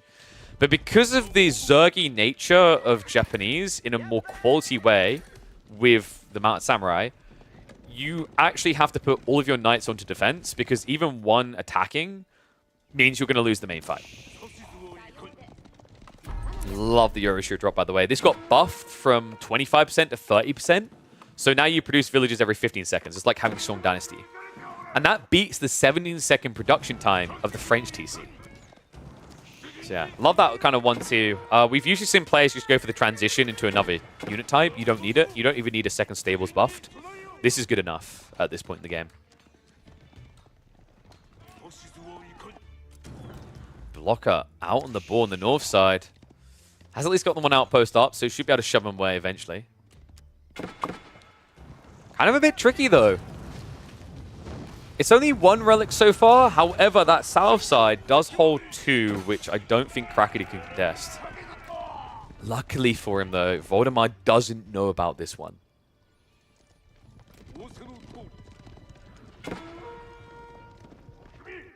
We're going to speed up again. This is turning into a bit of a death stare, right? Voldemar shows up somewhere. Crackety has to kind of back away and allow it. He's looking for that one big strike because he needs to find the Japanese knight split to overwhelm. This direct fight sure as hell not going to favor him. We're talking about all these different things, deflective and whatever, but remember the Uma Bannerman's also a big deal. An extra 4 damage on these knights. However, that charge in, quite bold. Second wave is going to arrive now, so bringing the peel back. And Knights garrisoning outpost is not a good sign. Crackety at least able to shove him away, courtesy of the double outpost spam. Meantime, there's a small raid going into the deer. So good fight there. That's exactly what Crackety needed to check those health bars. Yeah, Voldemar kind of rushed his timing there. I think he needed to wait for the additional 3 knights to make that a little bit more desirable. The reason that's important is if the knights, the French knights outnumber the samurai, some of them will get bonus damage because the deflective armor removes one of the lance attacks, but then the other one will connect onto flash. Another annoying thing here actually is when you dive in, these outposts are just taking away a lot of your deflective armors also. So we've got a dive coming in now. Check this. Voldemar caught trying to go to Raxus. This could be big. Crackety needs it as well. The eco situation has Voldemar about a 10 eco lead. But not after this dive. Rushing the gate up. He needs to get the troopers in. Luckily, the overchop helps him out there. That was important, actually, because if it wasn't for that overchop, that would have been 4 more villagers dead. Great strike from Crackety, though. Able to shrink the eco lead that Voldemar was building. 47 to 50 eco now. Wait, 50? This is so stupidly creepy. Are you kidding me? Double Yorishiro TC. That is wild. I love the fact that even when Voldemar doesn't play China, he tries to play China. Because, guys, that is Song Dynasty 2 TC.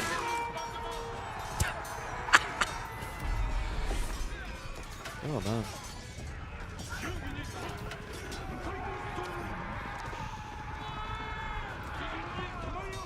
I mean, in an even game, it might be a mistake, but this isn't an even game, folks. The Mounted Samurai count has gotten too bloated. Crackety can't defend anymore.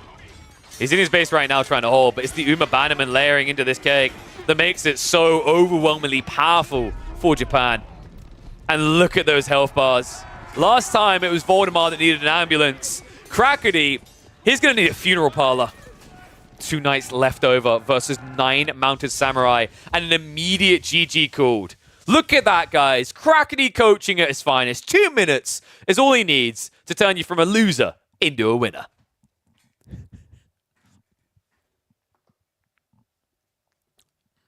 I don't know why I'm marketing Crackety so much, man. He should pay me a retainer. Anyway, let's see. So that one was kind of cool.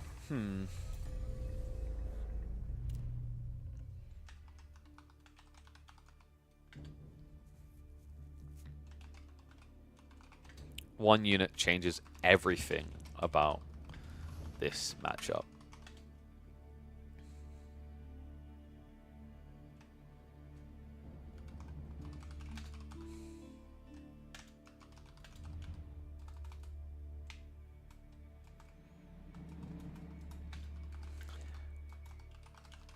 This building wins games. I don't know.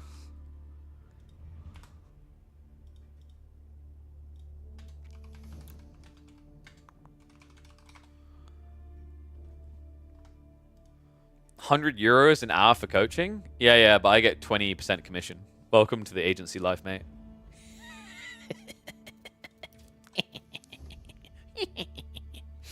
All right, so let's see what else we've got that we can cast. Who's live? Look at that. Everyone's getting home from work. Dragavan's queuing. Kazi Johan's queuing. A reminder, guys, in just under an hour, we will be getting ready to switch over onto a new MMO. Oof, really excited for that, actually. So it's good old Throne and Liberty that we're going to be checking out. So they've sponsored us to stream the game on a server exclusively for content creators for a PvP event.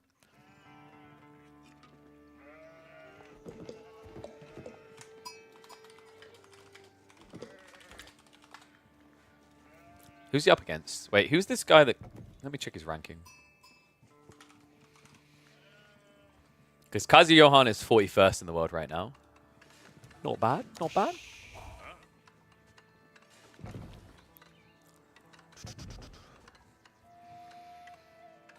Uh, 589th. Okay, so Kazi Johan's just farming Elo. Double check. No. If you want to talk about how broken keeps are, you have to pay the $50 premium. Sorry.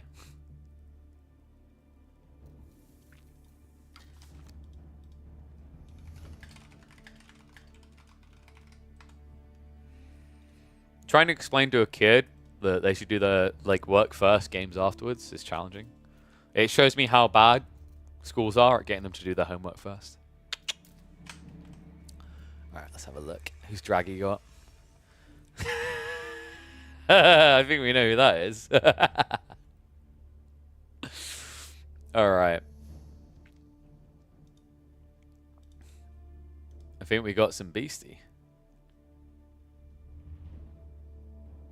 Only trade account? Yeah. Wait, with China?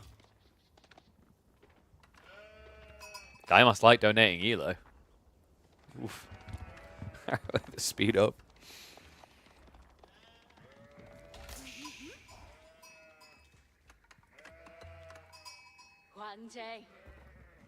China trading. How did those words just come off of my lips? One and all, welcome back to Age of Empires 4 Action. We are live from the ladder. Beastie versus Dragavan. Clownkara versus trade only. This is Beastie's trading account. So he's not a stockbroker. Apparently, this is an account he uses to do trade builds. And he's got China. Nah, there's no... If he does, this is going to be a very easy win for Dragavan that probably doesn't even need clown-carring, but we'll have to see how this one comes out. Pretty good matchup in general for Abasses, though, right? Like, Eco Wing feels like almost an insta-win, just because China, if they want to go 2 TC, you can go 3 TC. So, with that in mind, I'm wondering if maybe we just see him all in aggro and then try to be true to his trading ways. But instead, Dragavan, what? Am I missing something here? Because I feel like I never see this against China. Is he worried that it's a fast castle build from China? I guess that's feasible here because of what we just said. The reason why you can't do 2 TC as China versus Abasses is because they'll go 3 TC efficiently. And they'll be able to afford it and outmass you, right? So usually we've seen China players try to do like fast castle, but even that has felt a bit tricky sometimes due to camel spam. Realistically, due to your build speed, this is one of the civs that can beat the camel spam of Abassids. So I think Dragavan's maybe in his head about that. We haven't got any move on the stone. Other side of this, we have got Imperial Academy coming. We're just going to stick on the 2 times for the opening here. That should get us close to live.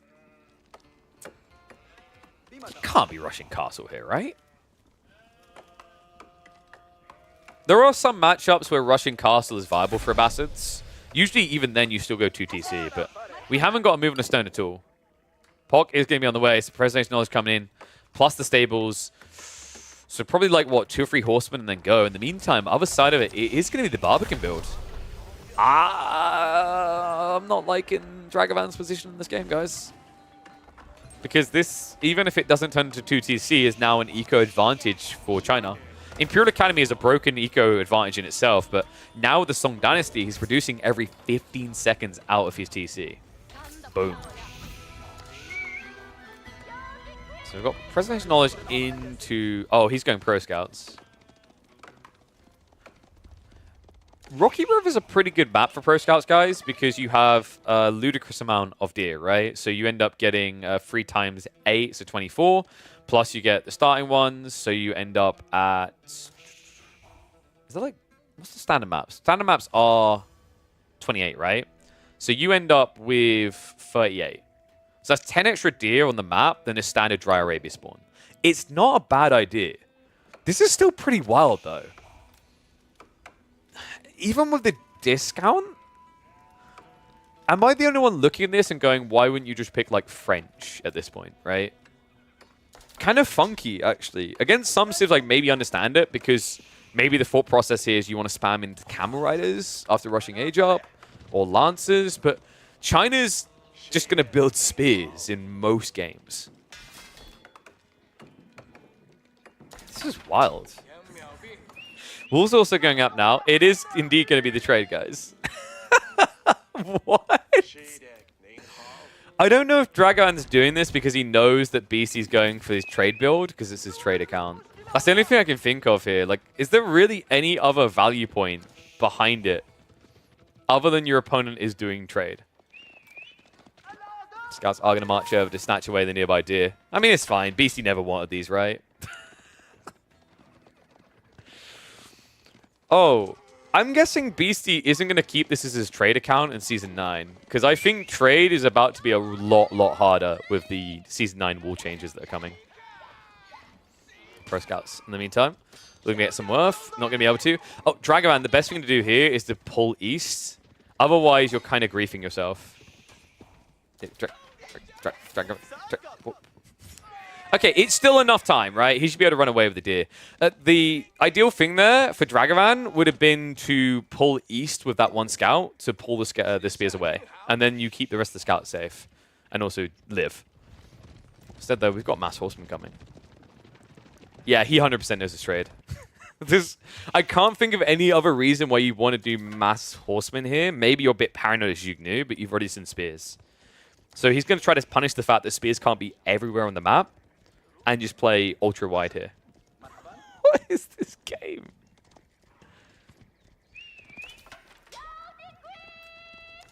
I see more and more Chinese on the ladder going fast imp and skipping granaries? What? For what? I mean, are they just... Wait. Are they summoning a Krakody, but instead of doing Barbican, they're just doing Great Wall Gatehouse Rush? I can't think of any other reason why you do what you just described there. We're going to hit the 2 times again, though.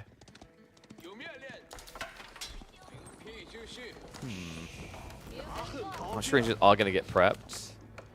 Zhuge Nu are, in fact, getting built. It kind of makes sense, right? Zhuge used gold, and you're planning to go gold. Kind of weird that he didn't do a corner spawn there for the traders.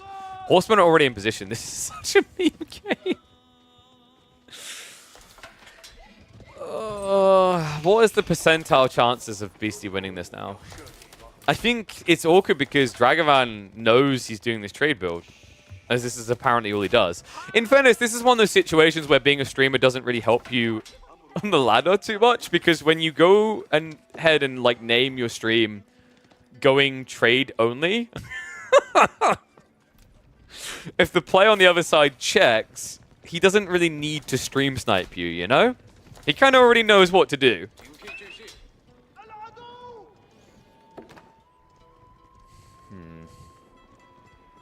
Dragavan.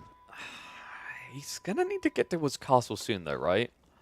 He may be a little bit too big on the horseman count currently. Especially when he gets pinched like this. Reaction force is good from Beastie. So we're to shove away. Dragavan has got plenty of food at home. But the tough part about like Pro Scouts players here is like it doesn't help you as much with scaling archers, and that's kind of got to be your counter, right? The issue is if this Yuganu mass gets too big, though, it won't be a golden solution. Also, on top of that, this is kind of the ugly thing with China. It's already more food income for Beastie than the Abbassins. He's going to tech up soon. If you tech up here and you just go like Vet Spears, you could essentially kind of ape Spears to beat everything.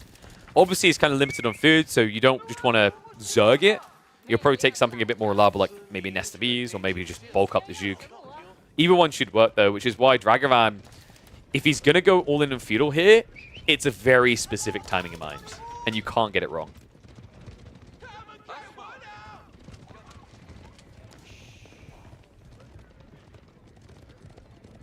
All right, one's if you think Beastie's going to win this. Two's if you think Dragavan knows and is able to find the timing.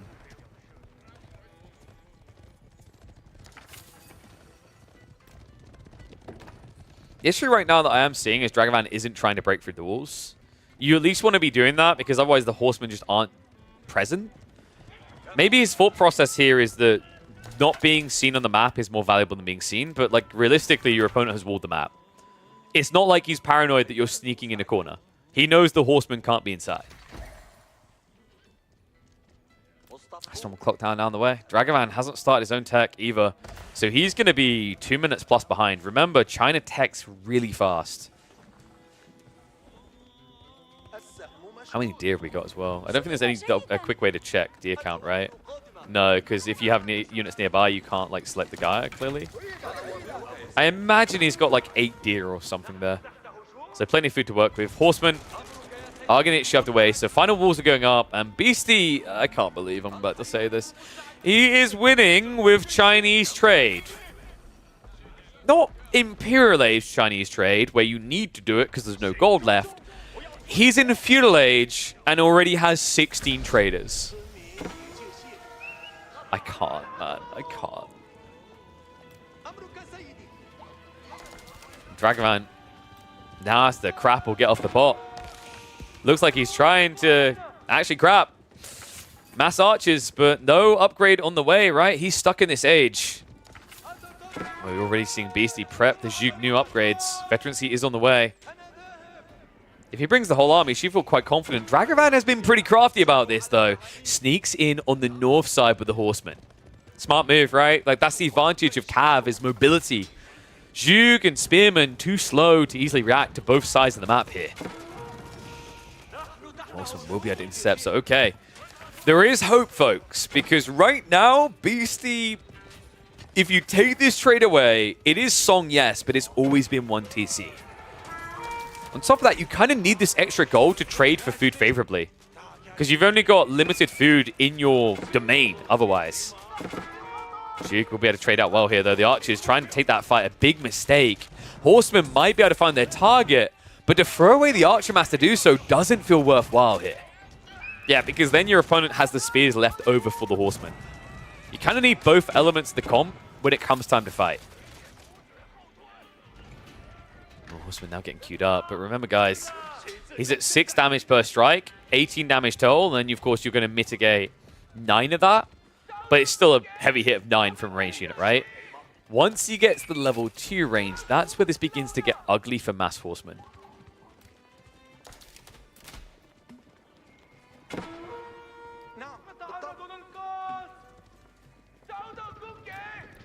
So what's the way out for Drag?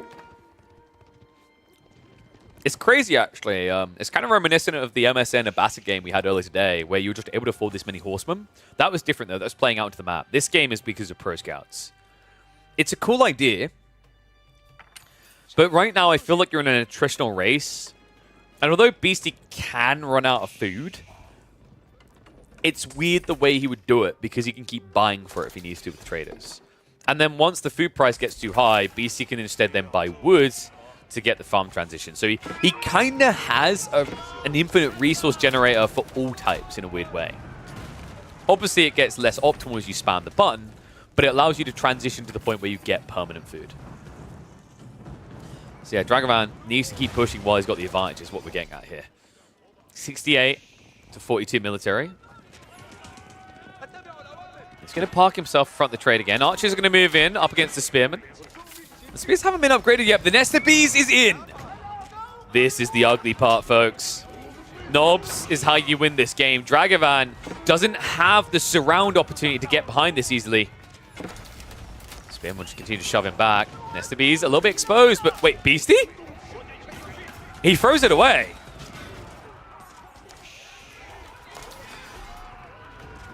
My jaw's dropping a bit. I can't believe that.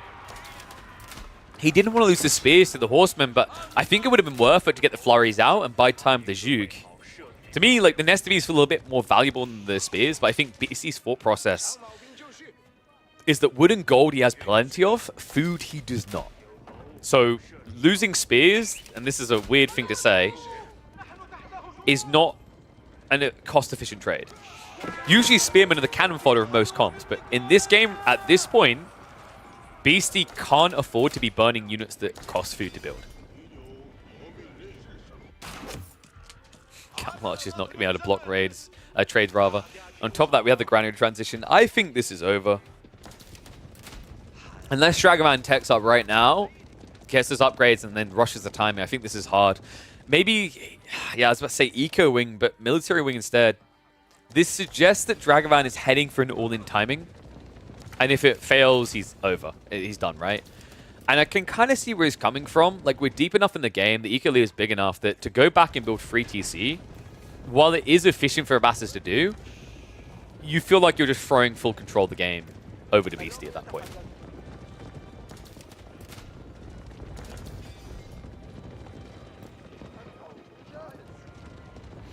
Beastie, now with the granaries complete, Mass Palace Guard's kind of tricky here. Horsemen continue to be scaled. Oh my god. 40 plus horsemen. I don't know if they're going to reign in the apocalypse here. But this is very foreign territory. It's not often you have this many horsemen being spammed at this point in the game. Right? Because horsemen is very difficult to continue to scale because if you don't have farms, it's a very expensive unit to throw away like cannon fodder. But because he done the Pro Scouts play, that's why he's able to afford this. So very, very rare situation here. He's going to be burning. And he's going to allow him to die on the farm. Now, keep in mind, Beastie's army isn't in position here. So the granaries have to idle out. 30 villagers running away. And that is the eco lead. A few traders are still going to die. Farms are going to start to get torched. Dragavan, I'm kind of impressed here. It felt like this game was going to be over if he just sat stagnant. But instead, he's exploiting the fact that Beastie's army can never be in position before Dragavan's. This is kind of wild. We'll shuffle away. Veteran Siva Archers has been queued up.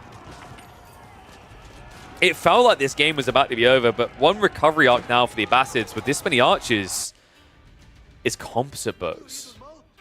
Kind of an interesting thought, actually. Your opponent's mass Zhug.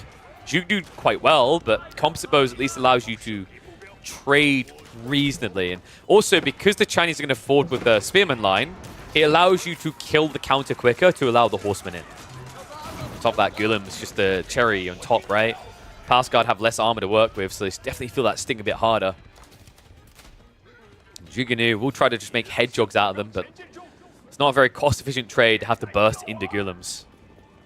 This game is crazy, man. Pro Scouts Culture Wing versus Trade China. You know, I thought Dragavan was going to try to just trade as well, considering just how good Abbasis could be. But you have to remember, Abbasis got nerfed hard on their trade wing. Their opening sucks now because they used to get the Grand Bazaar where they get a secondary resource. That got shifted around now, so the Armored Caravan is tier 1.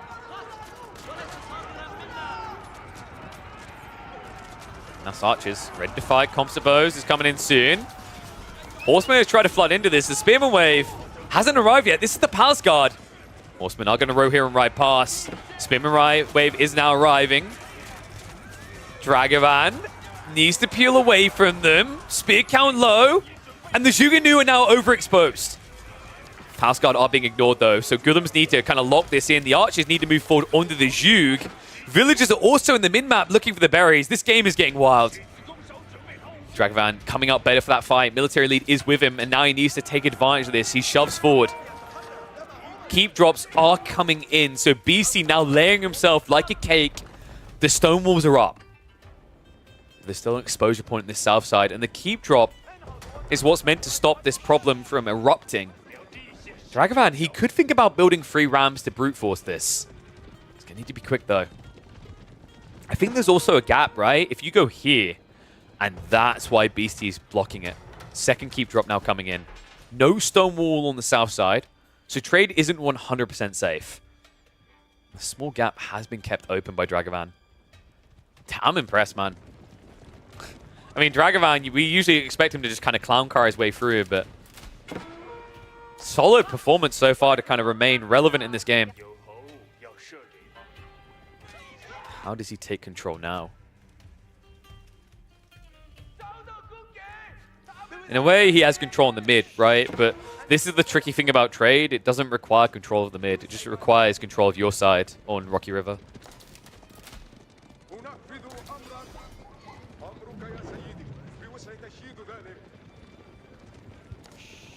Mango's now coming in. It's funny because usually Mangoes look like a meme against Mass Zhuge. But if the Zhuge have to overextend, overdive to try and deal with the Mango, it's worth it because of what the archers will do in return. Nesta Bees is still a problem though, so Dragavan's going to want to consider Springald's. This is where Clock Tower tends to start feeling OP because of the extra health. It means that Springald's take a really long time to kill Nesta Bees. You need additional ones.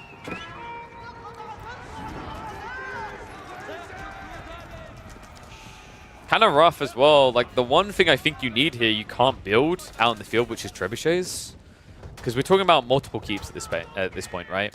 And if you can't access this farm area, the real bio units that frontline are going to come in, right? Lancers, Palace Guard, these type of units that Dragavan doesn't want to have to deal with right now.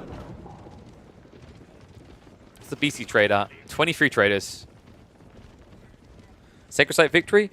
Kind of possible, but awkward as well, because Nesta Bees would be able to kind of block you here, near a keep. So it's not guaranteed for Dragavan. And he doesn't really have a good eco state to go and stonewall the map to secure the other 2 Sacred Sites either.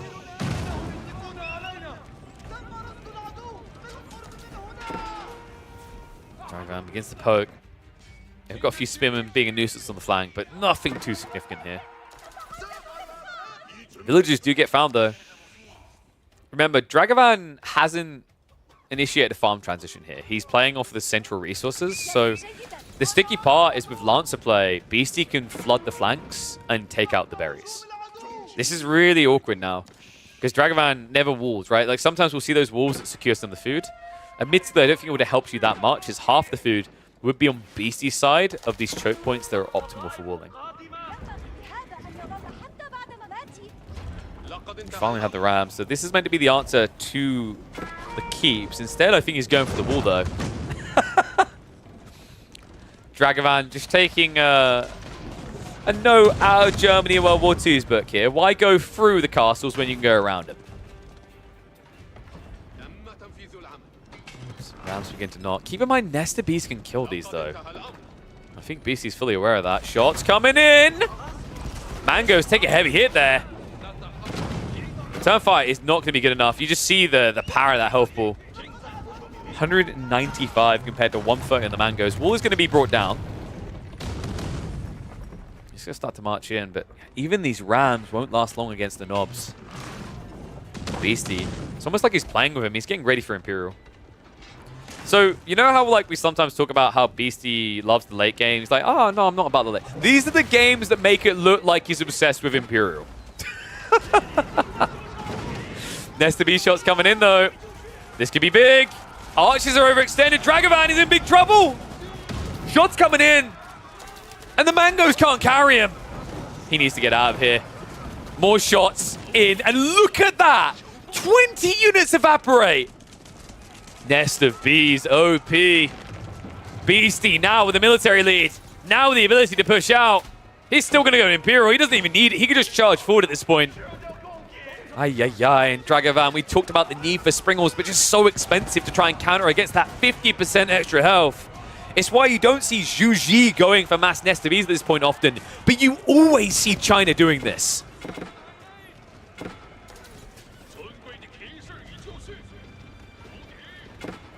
Game is getting rapidly uglier here now for Dragavan.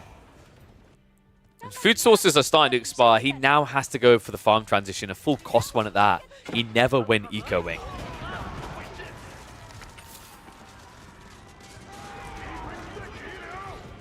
Spirit Way down the way.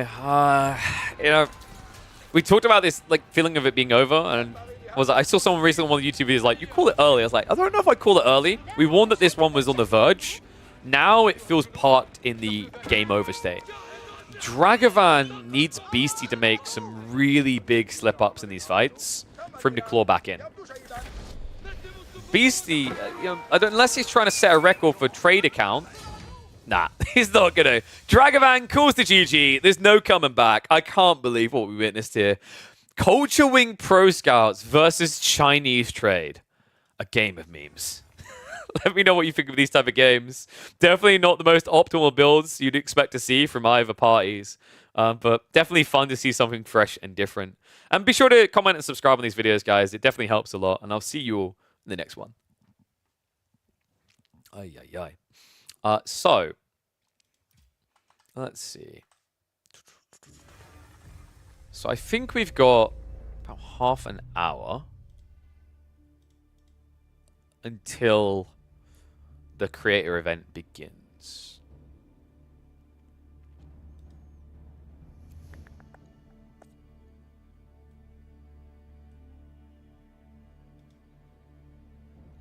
I'll figure out what the hell's going to happen. Because basically we're going to have like this giant guild versus guild wars. So I might use this opportunity to quickly go check on some things. Do I play a quick video, like a cool video match from before, maybe? That's right.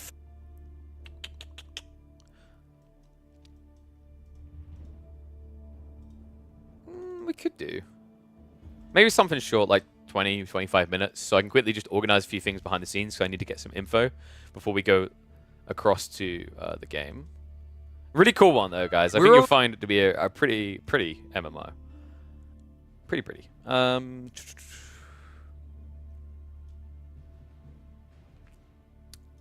Maybe one of the Skarsgård games?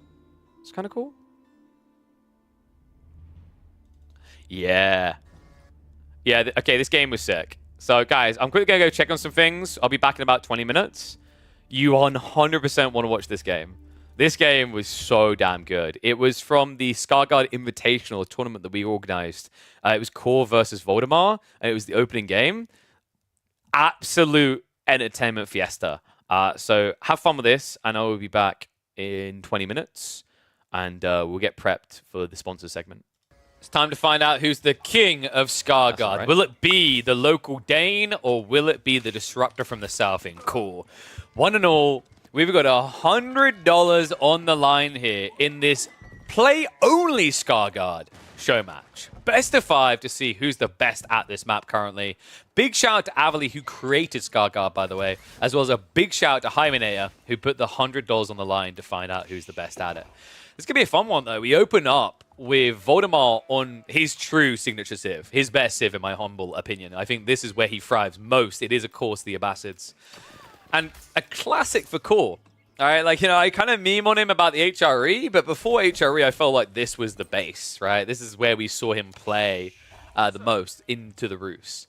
And a new and improved Rus. A little bit weaker in the first 5 to 10 minutes, but a lot stronger past that with a new and improved bounty system. A bounty system that is going to benefit a crap ton from the surplus of deer on this map. I think we talked about it before that, like, I think the maps was 50 plus deer. It's a lot. There's more deer on this map than you'll find on any other map that I'm aware of in a 1v1. Because you got like 2, 4, 6, 8, 10, 12, 14, 15 deer, free a stack. So that comes out at 45, right?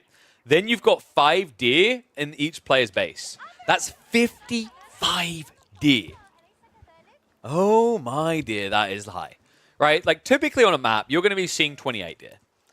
It has double the bounty of any other map, but for good reason, folks. There is only 5 sheep per player. You start with 5 in your base, and that is it. So, really cool to see. Love that Avali was the first person to jump on this. With the dynamics being changed the way they have, with the bounty system being reworked, we can get more creative again. I cannot be the only one that's kind of bored by the idea of like every single map being 2 deer stacks and a boar per player. It's kind of lame. Even berries has been tamed, right? Like outside of Lipany, every map pretty much has the same amount of berries. So really cool difference here. I do think maybe the berry sieves have been treated a little bit harshly here, as there's not much in the way of that on the map. But the deer is a really cool detail. I also hope we get to see new Gaia units. I'd love to see Giraffe, man. Now that I've played some Major Myth, watched the Major Myth, and experienced like all these different unit types, it adds a layer of character that I think is underrated. So Eco Wing on the way. Voldemort is going to be playing a Greedy Boy game. No surprise there. We said that this is usually in this matchup as a TC race. Bastards are quite good in this matchup, actually, because if it turns 2 TC versus 2 TC, their TCs are just better. Cheaper to produce with Eco Wing, and also more cost efficient to produce out of. If you want cost efficiency, if you want everything perfect, click that link right now. We just talked about Protein Works. Big shout out to them for sponsoring us. I want to try and push them hard, because obviously they're going to be sales driven. They want to see performance returns on the sponsors they do. And if they see good returns, they'll increase what they're sponsoring for, which will give me more money to put into little tournaments. Win-win, in my opinion. Gets you guys something delicious and gets you more entertainment to sink your teeth into. So, Golden Gate coming in. Is this going to be Pro Scouts again? It doesn't reek of it to the same degree we've seen previously. He has nobody out on gold. He's only got 1 ticket. It does take 50 seconds to grab. I think it's feasible, but instead, hold the telephone. 8 villager pull, bore towards the enemy base. Dare I say proxy Roos base? This has all the air of that old school classic you'd see on maps like Lipany. It's going to be muddied a little bit by the fact that wolves are joining on the party, and oh no. Oh no. Can he actually grief this? He might be able to. Boar's going to be stabbed down straight away. The wolves are proving annoying though. Boar almost getting a kill. Scout joins in. And this has become quite messy. He's going to try to rush up the outpost. He needs to stab this down. 1 villager lost straight away though. And the Gaia are working together. The wolves are not being killed. Oh my god, finally it goes down, but alongside it goes down 2 villagers, and the spearman shows up from Voldemar. He has to commit now. There's no choice. Either run away or build it. There's no other in between. What an insane start to this game. Second spear is now arriving, and I think he's running out of choices here. It's going to be a dive pass. 2 villagers struck down. I mean, funnily enough, it might have been a way that you could actually just kill all these villagers and stop the outpost going up. But I love that Voldemar wasn't too greedy about it. Outpost is up, but that is a half-power ball play.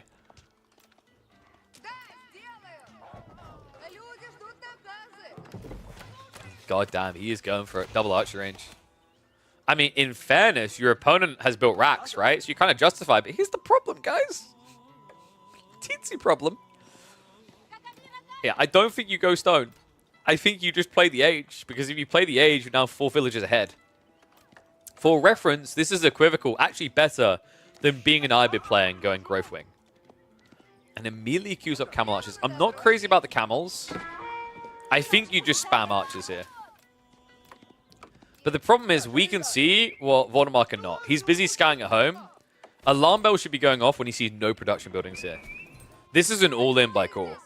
He's either winning the game or losing the game at 15 minutes.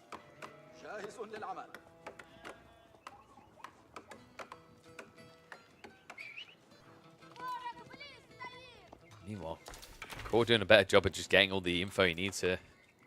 Doesn't quite know about the Camel Archer, but when you see it, you're not going to feel deterred. You're going to be quite happy here. I think Voldemar just needs to take this to the other side and raid.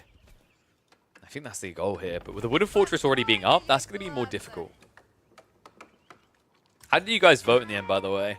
Things got wild towards the end of the voting sequence anyway.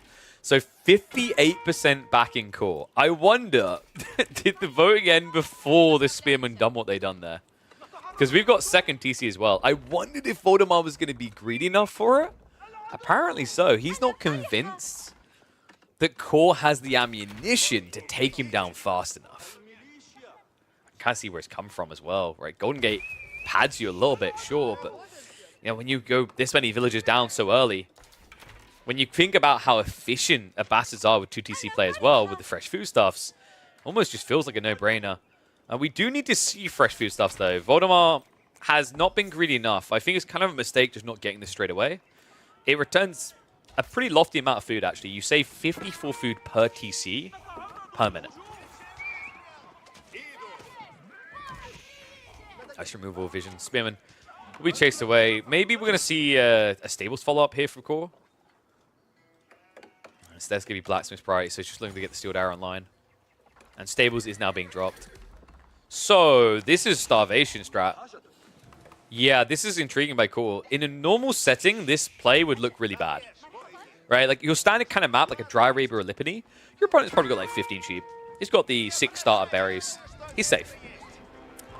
This is not Tri-Arabia. Scarguard offers you very little safely. You get 5 sheep. You get 5 deer. On paper, it's a lot of food, right? It's about 2,750 food. But in reality, you know, it dries up fast. Even when you're playing a Bastards. That's why we're already seeing Voldemar adding in farms. Especially when he tries to go Camel Archers, this is not cheap. Meanwhile, if your name's Core in this one, if you're playing Teal, you've got access to the boar. You've got all the deer to the north side afterwards. Like, he's not going to starve out anytime soon.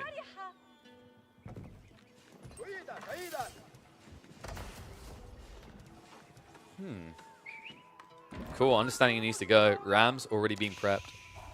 So the Blacksmith makes more sense now, right? I thought we might see Knights, but I think he realizes taking a raiding type approach to this doesn't make sense because of Camel Archers.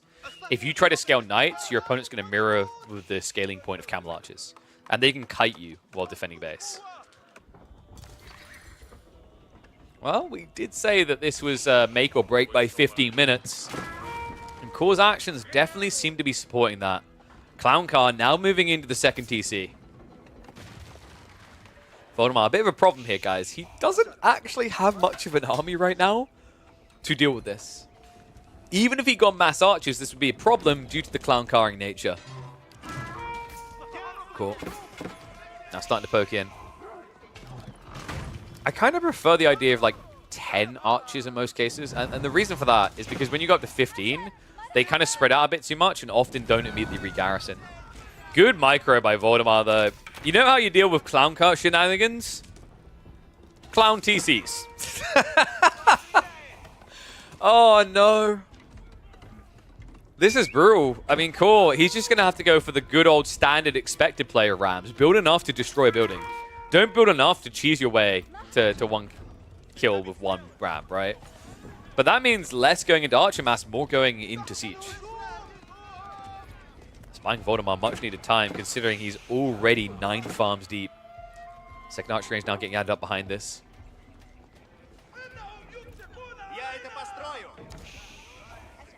Second Ram's going to be attempted again. I mean, we've got triple Archer range, 1 Rax. This is such a classic.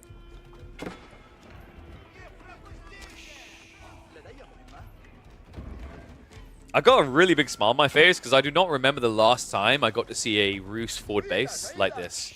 This was a powerful build, if you guys remember. I think Vortex was one of the first players to really signal onto B as well. It was back on Lippany they discovered this strategy where you play under the boar, you build the Wooden Fortress, you build all the structures around it, and then you just follow through it.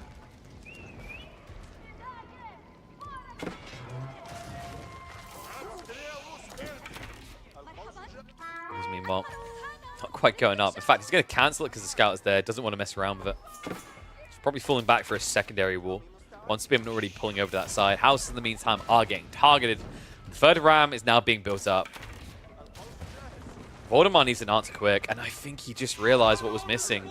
This wasn't intended, guys. He's had the resources for fresh foodstuffs for ages in this game, and at every turn, he neglected it. And it's been like, he could have had it 4 minutes ago, right? 4 minutes alone in this situation would have saved him a lofty amount. He would have saved, what's that end up being? 432 food. 2 extra camels or several extra archers, right? Several spearmen in that situation instead. They just aren't there now.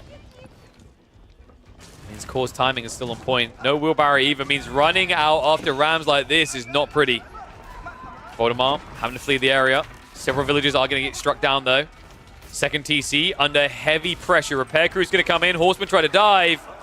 But the undermesh is not good enough for protection. Not against this many of the archers. Able to shift back further.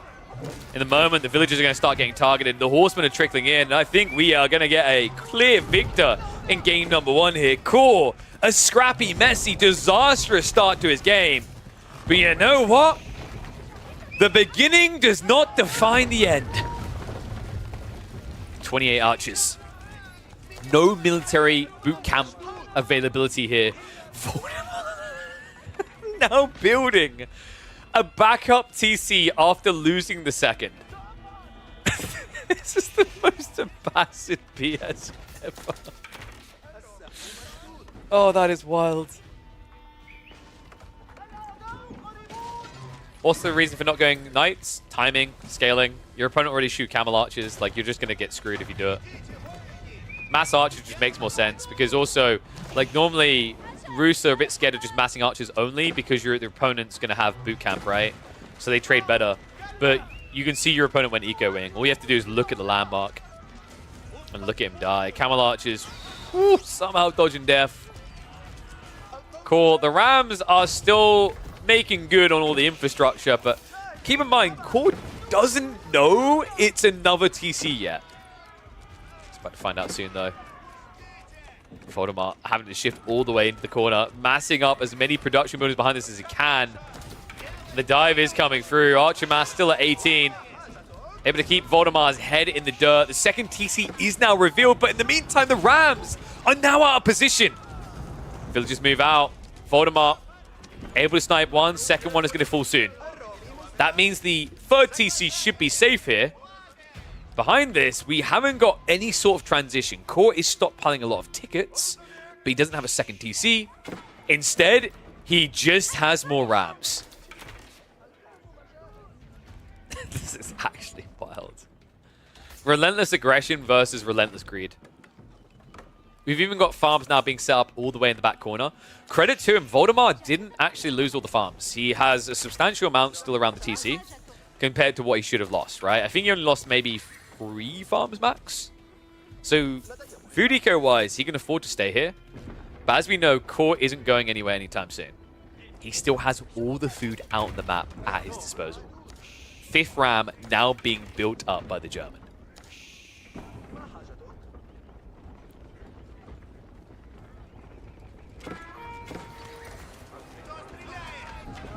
Outpost is going to be a no. Martial lead is still substantial. Some horsemen now being added in by Voldemar. Farms are now being targeted. Not a bad choice here. Villagers are going to be pulled. Core a little bit slow on the reaction to this. He's trying to go for the juggler. The House of Wisdom, not always an easy target here. But it's going to light a fire underneath Voldemar's ass. He has to defend soon. Now, remember, 2 landmarks, so not just the House of Wisdom. The TC needs to be deleted as well. Voldemar, it feels a little bit like he's overreacting. It seems like he doesn't want to lose the Golden Age, which I understand, but you just don't have the mass of horsemen or archers yet to directly conflict with this. Another Ram being targeted. Horsemen are going to dive in. Villagers are able to get back in on the garrison. The archers now trading out with their counterparts, but Core is looking unstoppable. 4 Rams still alive, 1 landmark down, a double archer lead, and one that is not going away anytime soon. Horsemen try to just stick a muddy foot in the mixer. But still, like, you're trickling in horsemen. They maybe absorb 1 shot, great, but it's not going to be enough. And now we've got bigger problems on the horizon. TC About to be low 4k HP. 4 rounds wailing on it. This could be over within 30 seconds. Voldemort needs to make a move right now, but with only archers and 13 villagers garrisoned inside, he doesn't have a quick answer. Rams are shifting away. I'm a little bit surprised though. Cool. Looks like he's worried about the villagers being pulled over here. Voldemort, are you actually kidding me?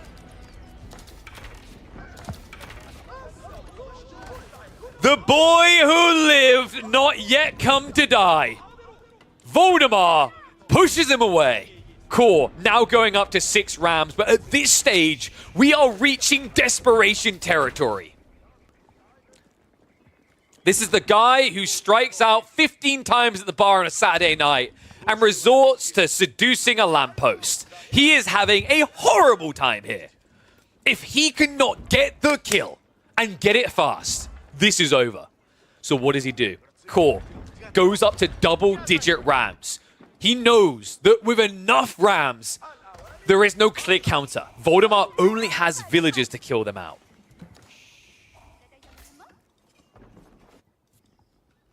Core even snatching the deer from right next to Voldemar's base, doing everything he can to prevent a sudden boom of horsemen here. Voldemort, just trying to buy more time, is now setting up the walls.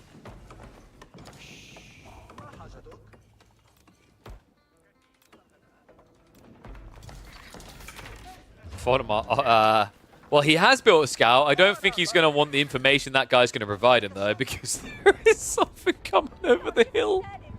And it's something of a monster. 11 Rams now. I think we found Core's favorite unit. Villagers also being pulled. This is it. He knows it's all in. Everything but the kitchen sink to sink the kid in game number 1. Rams need to go around the sides right now. They're kind of clambering over each other.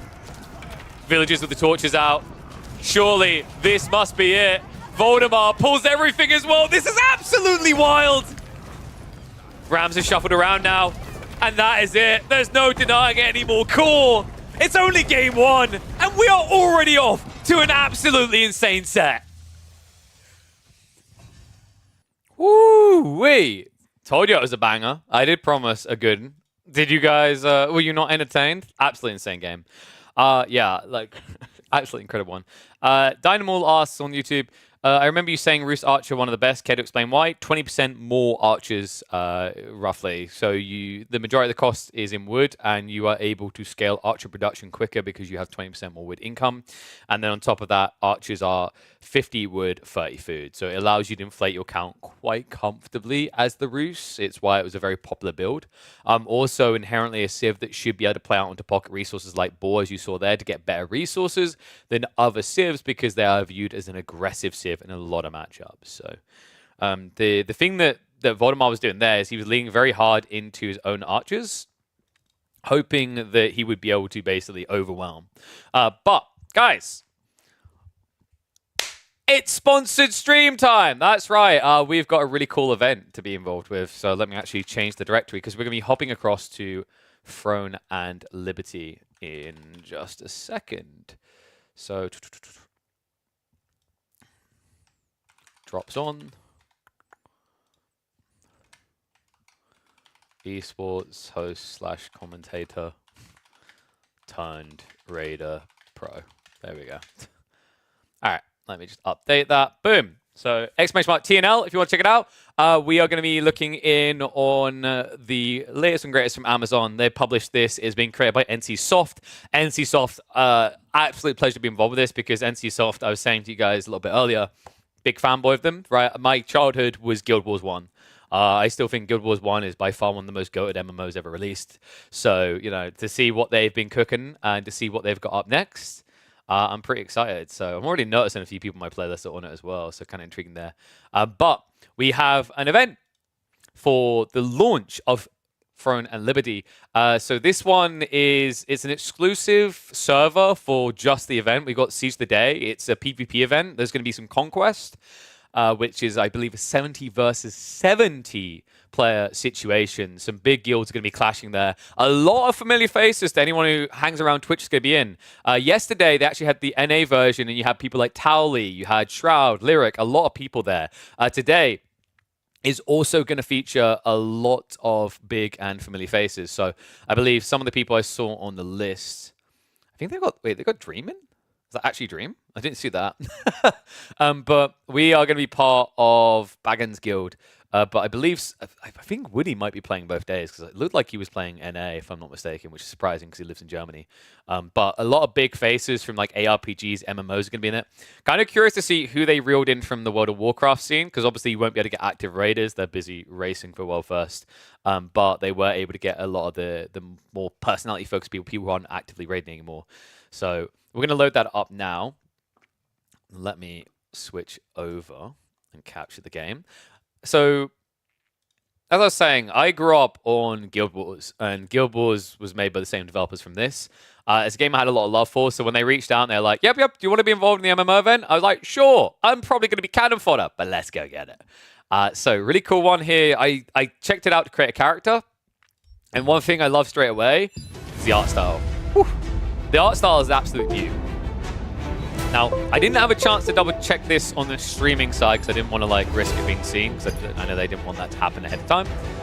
First of all, though, we are going to bring the volume down quite a bit, especially the music. As cool as it is, it's nice to be able to hear us.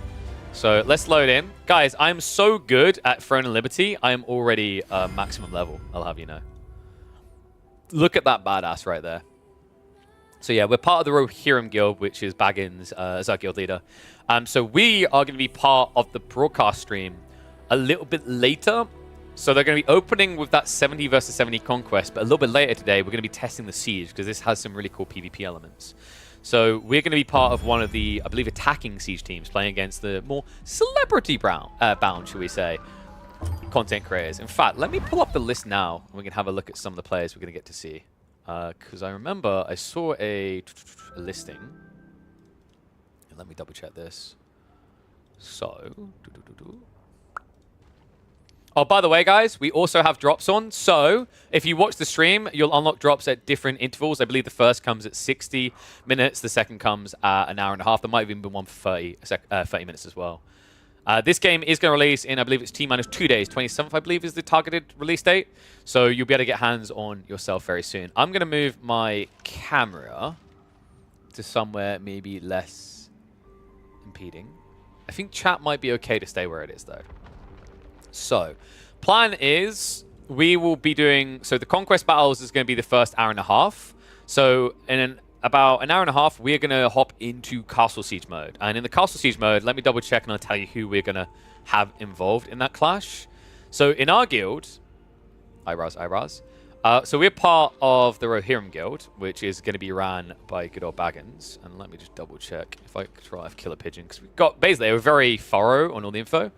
So we are going to be, I noticed a few people from this. So we've got Zmok on my team, Nomad Poncho is going to be there, Letros, Lolly TV, Evangelion, J Oddity, and we're all part of Baggins TV's guild. We are going to be attacking into Zerator and Tonton's guild. So I believe it's the way this is. Oh, yeah. So we're attacking with those guys into Jesse Rock's guild. If you guys are familiar with like ARPGs, you'll probably know Jesse Rock's a really big German streamer. So they've got Jesse Rocks, they've got Die Halucard, Matashi, and several others. So yeah, big streaming event. Like they even have a proper official broadcast for like coverage where they're talking about the game. But check out what I was talking about it being very pretty. Oh, that reminds me straight away. I noticed this from Towley's stream because he was like flagging it as really weird. There is a setting that I need to disable in graphics, and I need to remember which one it is.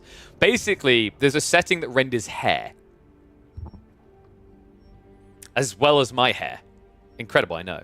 But that particular setting is a bit awkward because it renders the hair for every single person in the environment. Which is kind of wild. So, we have, or I think we've already maybe toggled it off, which is good. Just double checking volumetric. Yeah, I think it was this one, the hair strands. Like, if you have higher settings, that will be on automatically. And obviously, my PC is a little bit more dated, which is why we're working on a new PC campaign. But like, I remember for Towley, I think he has the latest like tech, and he was down to some like 27 frames per second because of hair strands. So I think everything should mostly be fine. I like to turn off motion blur typically. I'm going to play it safe because I've seen how big the PvP fights are. There's a lot of people on screen, so we might look to decrease fogs and clouds, which usually volumetric stuff has a lot bigger of a hit. But I was still really impressed by like the graphical fidelity of the game, actually, even on like low settings. It's really pretty. Yeah, like in the distance, you can see that we're on low graphical settings, but I remember when I loaded up to like test everything was running, I was actually pretty gobsmacked by how beautiful the game was. So I think we're going to return to town. Is the stream smooth for you guys, by the way? Let me know. Okay, so we'll come back in. So one thing I love about this, and this is another reason why I was really excited, because it's very Guild Wars-esque, is that you have a primary and secondary profession in terms of like abilities, although they're, I'd say about 50-50, whereas in Guild Wars it's like you have the primary and it has extra things. So that is in the form of, I keep pressing B instinctually to open that kind of thing, weapon types. So you choose different weapon types and you get access to different skills, and then you can merge those two. So we're playing Dagger X Crossbow, and for anyone who's like followed me for a long time and has heard my opinions on MMOs, I find crossbow usually cringe. That's for the people who can't aim, XD. I'm usually a bow guy, but these are repeater crossbows, so they're actually like this double handheld.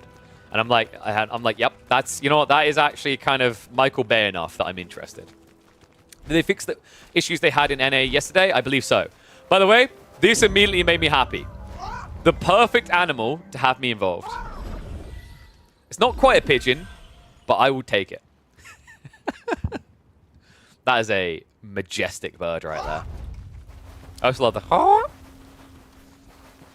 So, I think the plan was a lot of the people who aren't involved in the Conquest event are probably going to do like 3v3 PvP, because it has a bunch of different PvP modes. You've got 3v3 PvP mode, you've got the Conquest, which is 70 versus 70, you've got the Siege, which I believe is something like 20 versus 40 or maybe more.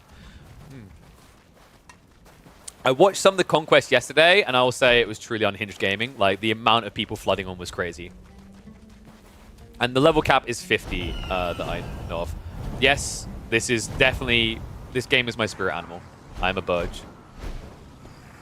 A beautiful bird. Apparently there's like an otter with a leaf as a hat. Are we going to play this during our downtime at Red Bull? Quite possibly, mate. Might have to.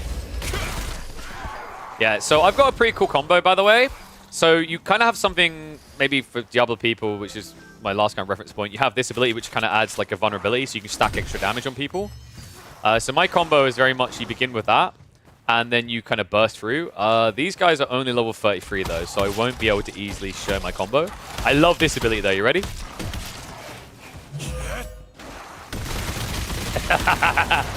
I kind of wish I was in the Conquest mode for that ability alone. If there's 70 people on the screen and you can hit all of them with that, I'm so game for it. But let me have a look. So we need to teleport. I think up here is level 50 area. So if we go here, we can vibe a bit. Is Greatsword fun to play or not? I haven't tried Greatsword, Kairis. I'm quite new to the game.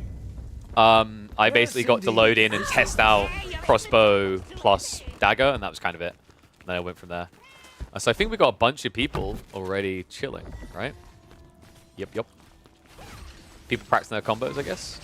So there's two different systems, by the way. You can go for the classic kind of like MMO one, or you can use the action mode where you aim and you click. So the combo I was talking about is like you open with this and you want to stack as much damage as possible. The other cool thing we have though is poison attacks, and you want to layer those poison attacks. Because adding in additional stacks kind of fatigues your opponent up, and it also escalates our damage. I believe it also has something in one of my perks which gave cooldown, if I remember correctly. So this is one of them. We've increased the poison. The other one was, here you go.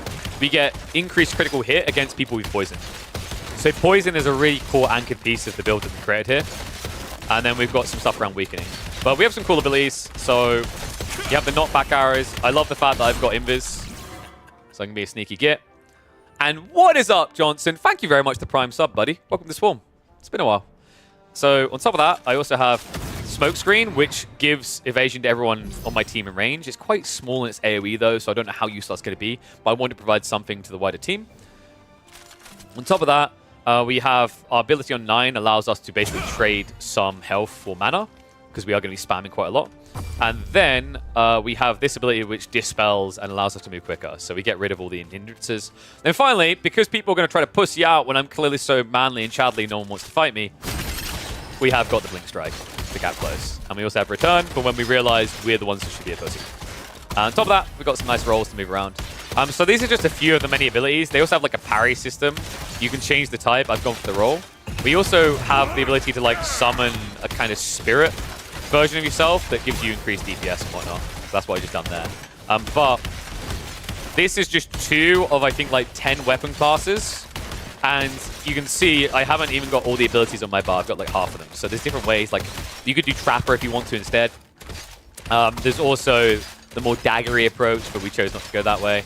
And then on top of that, you have like skill specializations where you can completely change the way that certain elements of the skills work. There's actually a lot of customization.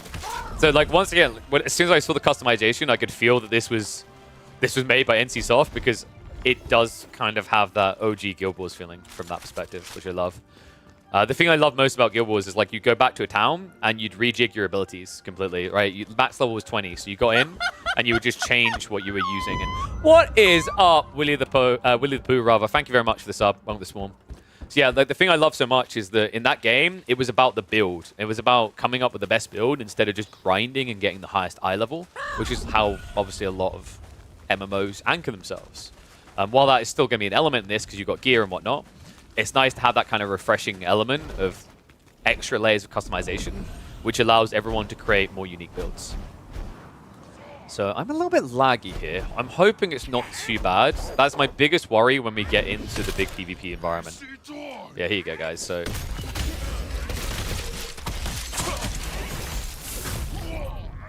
we should be able to... The only annoying thing I don't like is you have to click, in the action mode, you have to click on your new target before you'll start attacking, so it doesn't automatically switch.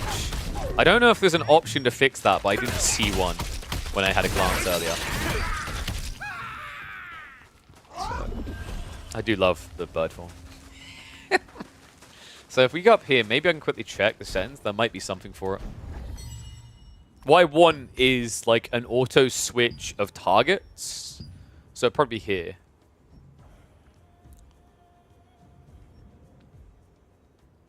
When attacking classic mode, automatic selects the target. When you attack, if you do not currently have a target, automatic selects. Okay, that might be it then. So I think now, if I go in range,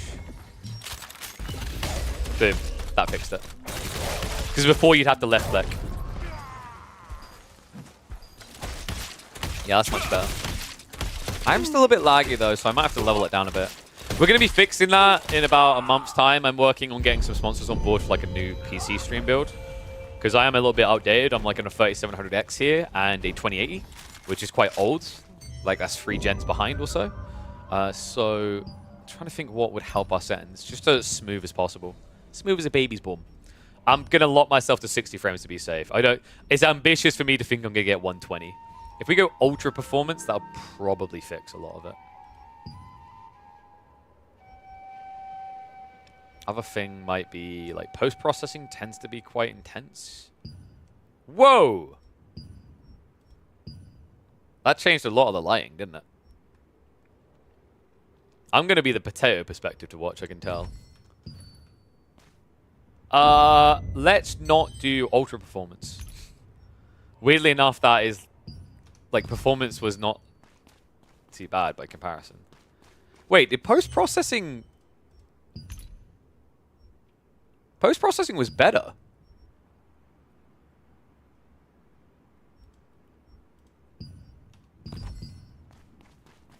Oh, I think it's just the environment I'm looking at because we're rendering really far. So if we... Why am I... Okay. I might restart the game. I don't know if it's because I changed settings and continued on. Let's quickly restart game. Because changing the settings and coming back to it has like made my performance much worse, which sometimes happens with games. Because it's like if you're loading different assets, it's almost like the equivalent of like changing your texture pack and it has to load a new one, then you come back in. So we'll quickly restart. Might be a cheeky memory leak.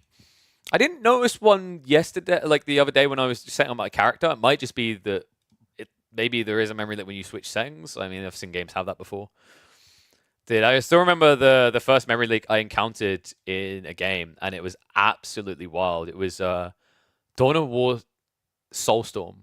Dawn of War Soulstorm was funky because you could, like, if you didn't have a really good PC, you really couldn't play the campaign because on the start screen, yeah, it would flush your RAM. They had this cool vortex in the background. It was meant to be like a chaos vortex, right? But the way it had been coded, it was a full memory leak. So if you stayed on there for like more than 10 seconds, your PC was gone.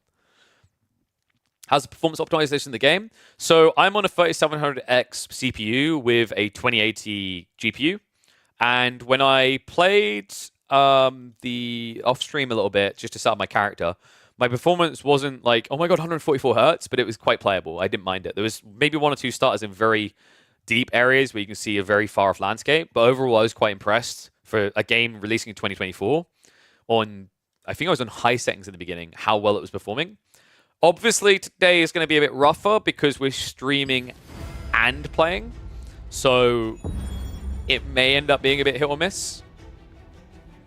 Let me double check, because I just need to keep an eye on what the plan is with everything.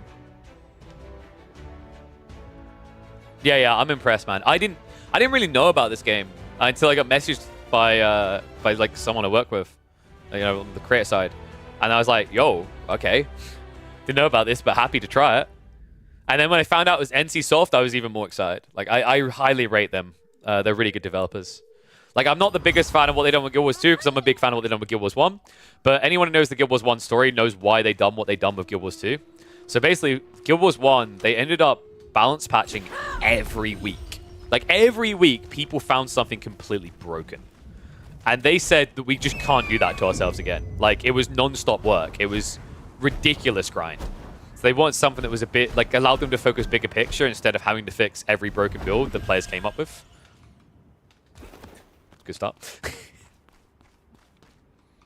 Oh, I think I'm getting a bit of lag spike. Maybe I jumped too fast. So... Wait, am I stuck? It might be stuck. Let's TP out.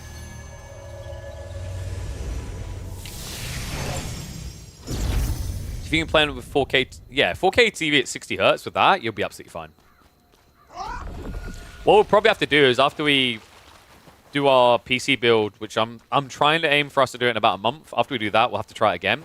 Because a little preview of what we're looking at here so far, we're probably looking at upgrading to 9900 CPU, as well as the latest and best AMD GPU. Probably shouldn't reveal that ahead of time, like we're confirming the final details, but that looks like we're probably what we're probably heading for. So really excited for that. But I just want to test the performance. What do you guys want to see PvP, or do you want me to explore the world a bit actually? The world is pretty. Say pretty more times. Considering I'm on like medium to low graphics, I'm quite impressed by the graphical style. You want to see Bird? Da, da, da, da. And now I unmorph and die. So I don't know if there's a way to... No, this is... When you start the game, you get to fly for ages because there's a guy who like buffs your duration. You can get pretty far like this though. Good devs are super nice. I met them a long time ago before I PC gamed. Oh, that's cool, man. I've never met them. I meet a reasonable amount of devs in my line of work. Haven't had a chance to interact with too many MMO devs though, which is a shame. Different like avenues, right? Like I exist in the esports world, and there aren't really many esports element MMOs. The closest you really have on a high caliber, is, on a high like scale rather, is Race to the World First for World of Warcraft, right? But maybe, I mean, this one feels like it's PvP focused, so who knows? Maybe there'll be someone to go there. I think if there is, I think what will be really cool is like for the grand scale, the 70v70 conquest, things like that will be really cool. But from a PvP perspective, I've always found it challenging to make those storylines really matter. The logic being, like, if there's 50 players for you to focus on, you're not invested in 50 players, right? You're invested in, like, 1 or 2. Parchment. I'm such a bully, man. I'm bullying up on snakes that are half my level. Wondering, actually. Where else could we check out? Maybe Daybreak Shore? What sounds cool? This is going to be a low-level area, right? It's kind of weird because we're maxed out on level for the PvP event. So it's kind of like... Obviously, we're not going through this like most players would, leveling and experiencing the world. So I at least want to check out some of the locations to show that off.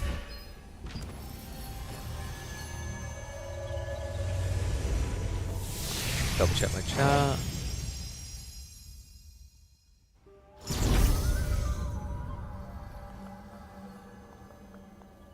Alright, I think we're good. Whoa! There's a lot of people on this test server, actually. Oh, do we start on like a high point? We do. So this is actually good because this is one thing I want to test before we get into the sweat of the PvP. Is how my frame rate is going to be affected when I'm in an environment with lots more people. So we said that the hair thing was off. We should be safe. I am going to go full screen. I'm not sure. Like, I know newer games, full screen versus borderless. Like, newer games, full screen versus borderless doesn't really affect much, is my understanding. What the hell? I don't know what those codes are for my monitors. But I'd rather be safer rather than sorry and just set up, just in case. So, quality-wise... Probably vegetation is going to have one of the biggest impacts, right? Maybe. Or maybe Distant Shadow. I'm the budget gamer today, guys. Apologies for that. I'm just really... Oh, wait. Optimize? Frames... Protest frames in large scale. So we should probably have that on just to be safe. I don't know. This is like considering I am pretty much scraping the bottom of like the graphical settings. I'm still impressed by how good it looks. Like, am I just coping with that, or what do you guys think? It looks pretty good. Is this where the sieges happen, by the way? What on... I think this is where... Yeah, this is where siege happens. What the hell? What are these? Oh, these are little avatars of people. What?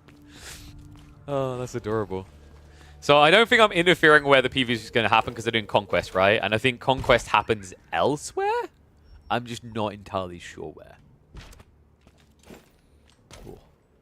Treat me as an absolute newbie, by the way. So if there's people who have things that will help me find where I got to go, when I got to go, feel free to drop that info in.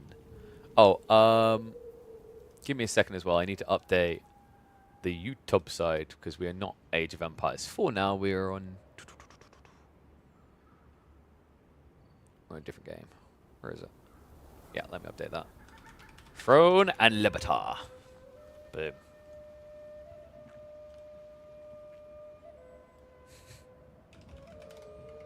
Caster / host turned pro raider. Boom.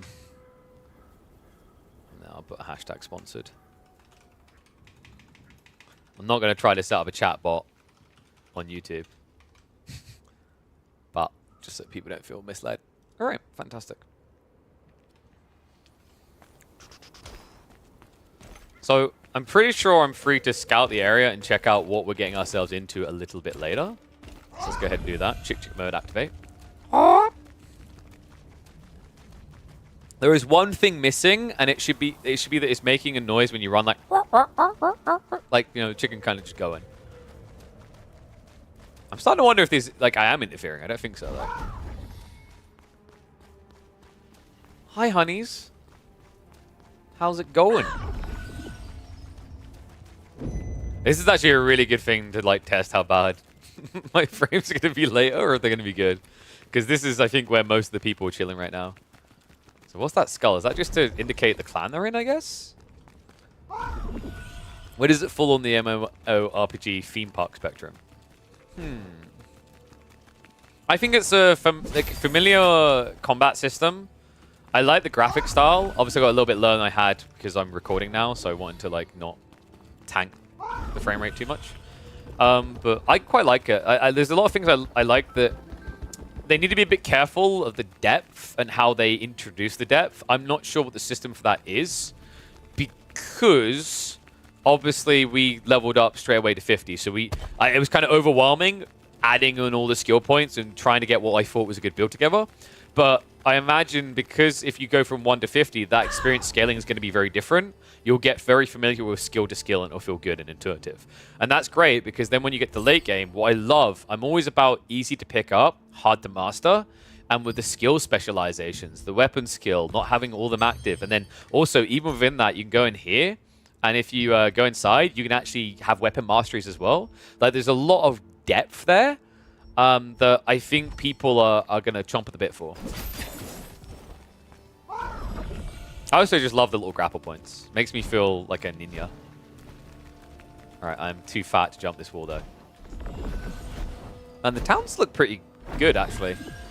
It's like, I'm used to MMO towns just looking pretty vanilla as you walk through, but I just love all the vegetation and the ley lines. So this is the castle we're going to siege, right? I've got some people in chat that know a few things, I think. So I believe this is the castle we're going to be sieging because we're one of the 2 guilds that are going to be attacking in about an hour. And then one team is going to be defending against us. And obviously they're going to get wrecked because, you know, I can't lose with a cape like that, man. Yeah, so there is an initial hit to my performance when I load in new players. But once you're in the combat, maybe it isn't too bad. We'll find out. It's a lot of people, actually. Is there a limit to how many people can render in? That must be. Most games kind of hard cap it, and then they... So, like, a lot of games of this type will design it in a way that it's instant. For anyone who's played games like Destiny, it kind of does this where it shifts you from people to people when you're in their vicinity sort of thing, and it caps the amount. So I imagine there's a cap, but bare minimum, it has to be 140, because I know Conquest is 70 v 70. Maybe it can go even higher than that. Alright, is anyone yabbering in my guild? I don't think so. I think they're getting ready for their stuff already underway. So I reckon let's go check out some of the other areas, shall we? I think that was the starting island, if I remember correctly. And the starting city was Castleton. Oh wait, no, that's the starting island. So that's probably like PvP island or something. But yeah, considering this is the NC Soft guys and Guild Wars and everything that came with that, I think you probably could see a really cool PvP environment around at least definitely the 3v3s. Because I still remember back in the old days of Guild Wars, I'm not sure how it progressed in 2, but they built an entire kind of like almost tournament scene. They were a little bit too early for esports, I think, at the time with 1. But they were well balanced enough and cool enough that there were tournament events, which I think the developers ran actually for the game. So I hope they're going to do something like that.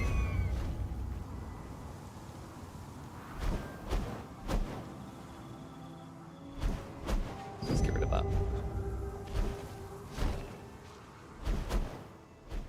I think this could be esports easy. We'll have to see, man. What I think would nail it, I don't know what the plans are around the player versus environment side of things. Because, like, if you think about it, other MMOs that have gone big before them, what really sold them wasn't the PvP. It can be eventually PvP, but obviously, I feel like you're casting a net thinner if you go PvP without any PvE supporting.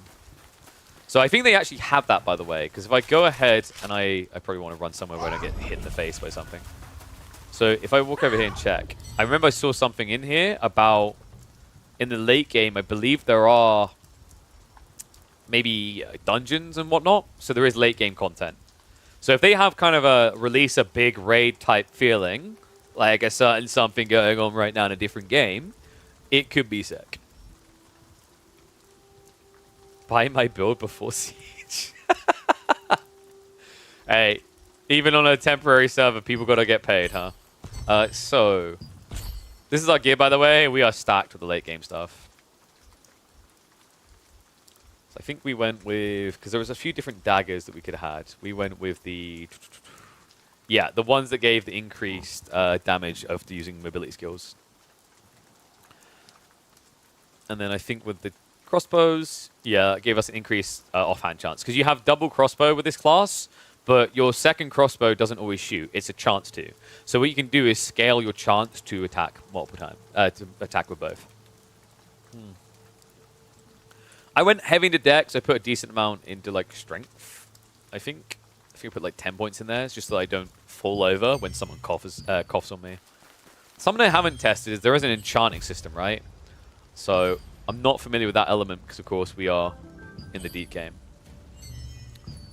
I was tempted originally to do like crossbow, sword, and shield, so you could just switch on the go. Whole idea is you just tank, and the moment they like show any weakness, you just all in them.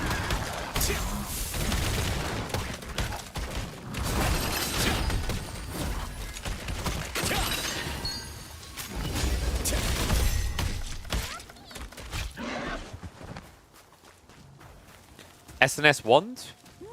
Interesting. Yeah, I usually lean into like range classes. Not because I'm a pussy who doesn't want to be in range of a fight. Don't read into it that way. No, I just like find usually bow and crossbow classes, or like bow more than crossbow usually, have really sick kind of combos. And also, I'm used to traditionalist kind of MMOs where those classes start off as the hardest to play, but scale the best, right? Because they usually scale attack speed crit builds in most MMOs anyway. Obviously, more modern MMOs have changed, but it's kind of like instinctually that old habit for me has held out. So, for example, like Maple Story, I think I've got like a level 240 archer or something. No, I'm not a virgin. I swear.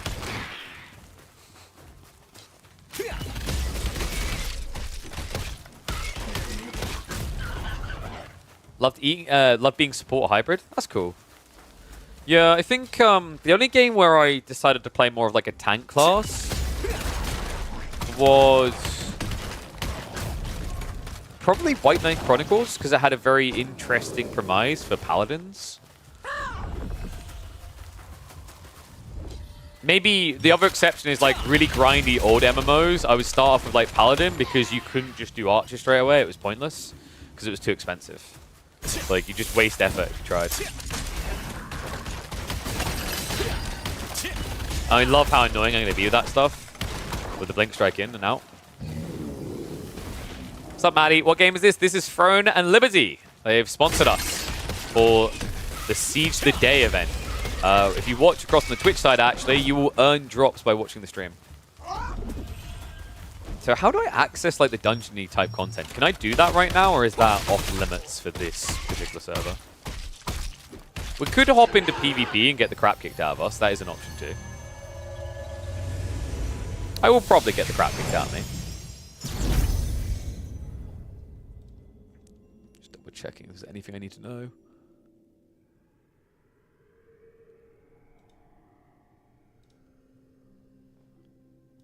Yeah, we still got ages.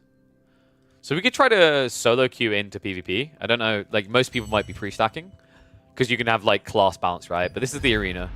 So you can queue individually or you can like queue with teammates. And I think that's custom games. Friendly match is custom. So I don't think ranked really matters.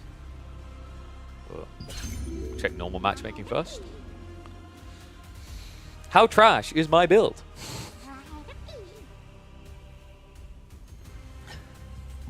Because I think I didn't play in the earlier beta tests, and I know we've got people who did, and I know we've got like hardcore MMO ARPG players that have probably already done YouTube videos and deep dive breakdowns on optimal builds. Whereas I'm just going to have some fun, you know? I've got nothing to prove, which is typically what the person who knows he's going to get the crap kicked out of him says.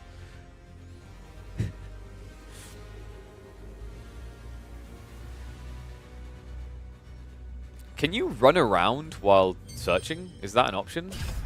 Yes. Okay, that's nice then. Oh, what does this do? I guess I just make it pretty by stat. No! I feel a bit baited, to be honest. Waited until I stepped off. I feel griefed. I want to go up there now, actually. That's probably going to be a gorgeous span of the landscape. I look forward to my potato PC giving it a 10 frames per second look. I know what's going to happen now. It's going to come back down. I'm going to hop on it. And then it's going to, like, it's going to connect me, right? The moment I do it, I'm going to, like, get in. Oh, let me double check. The timer command has been working for this, right? Yeah, Seize the Day is on. It's popping up every 15 minutes. Here we go. All right, let's hop up there. Sorry, I think it's lagging a bit because I'm alt-tabbing out now to check something. In fact, I'm just going to check if I've got anything in the background that might be hoovering up CPU power. Oh yeah, a few clients open. Let's close those. Nice. Drop snail for this stream. I haven't been getting percent progress. You should be. Yeah, refresh the page. As we're one of the content creators for the PvP event, so all those should have it enabled. So if you refresh, should be fine.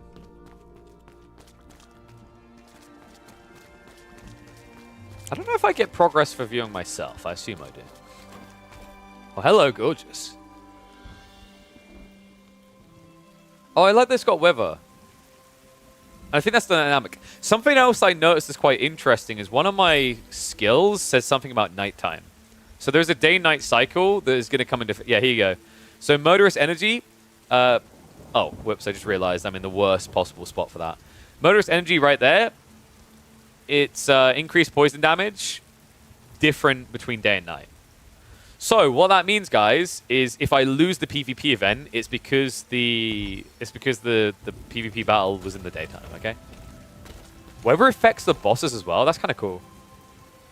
Hyperlorb, I already answered him, Barman, but thank you. This stream will give you progress.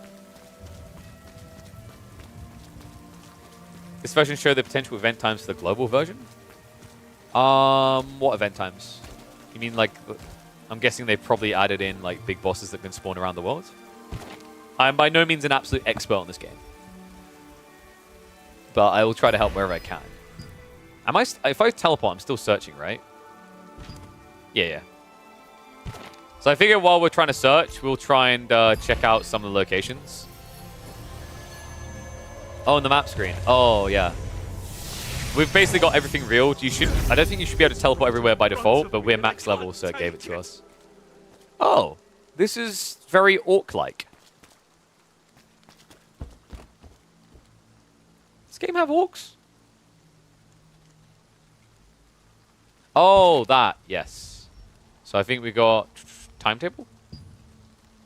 Yeah, so I'll have events in there, but we don't have any events happening on here, I think.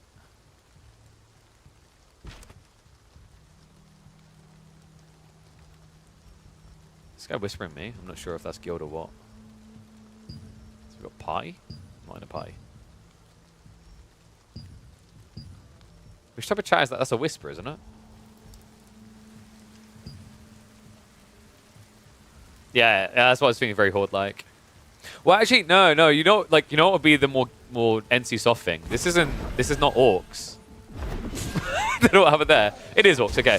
But the more NC soft thing would have been giant furry monsters, because GW, right? I've forgotten their name. It begins with a C. I can't believe I've forgotten their name. Gatling gun. That ability is going to make me feel like I'm a god in PvP until people just roll out of it, and then I'm going to feel cringe.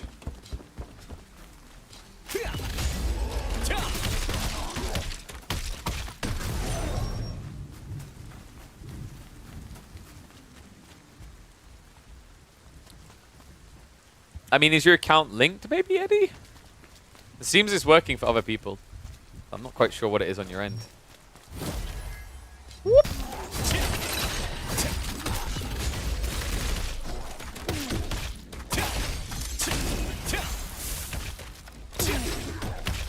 I'm starting to wonder if it's worth having Forceful Arrow. I'm kind of underwhelmed by Forceful Arrow. You get charges. You can use it when you basically use mobility abilities. So it's the one on my 2. I don't really. Oh, sorry, my 4. Recoil shot is the one thing. So I'm not sure if it's really worth it for the repulsive force stuff. In theory, it does a lot of damage, but it never feels like it whenever I use it. Might just be I'm using it like a pleb, though. Bro, do you mind? I'm trying to spec. You can wait your turn. Oh, damn, I just dropped the milk. Oh, it auto picks up. That's actually quite nice. Thank you, Farmman. Appreciate you, buddy. So, is trapping worth doing? Okay, so I was a ranger main for years on GW1, and I absolutely hated like trapping. It's the one build I refused to do. I even was willing to do spiritualist or ritualist builds. But admittedly, there's not a lot of traps here, right? I thought maybe there'd be like 2 or 3. Weak point shot.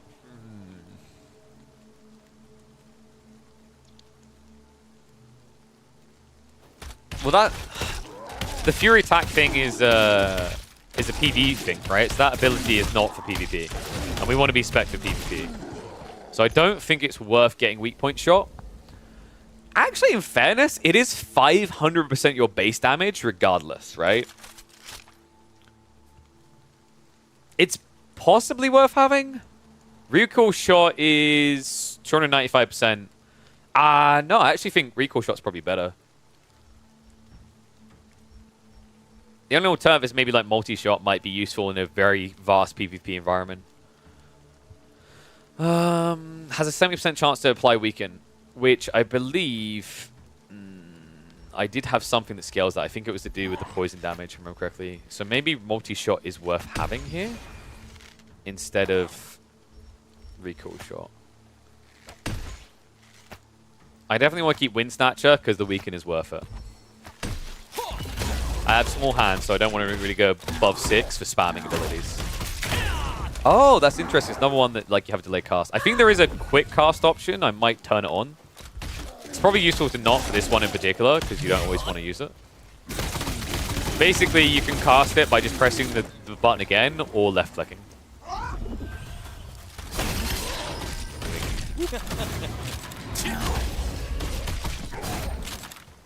Damn, you have such a big window to return to your original point. I think that ability might be a bit too good. The Blink Strike is like, look, I can go in, and I can wait, and blink back. That was just without extra abilities, by the way. That was just normal attacks. Yeah. So you like, I mean, you're meant to kind of be an assassin with daggers, right? That definitely fits the role.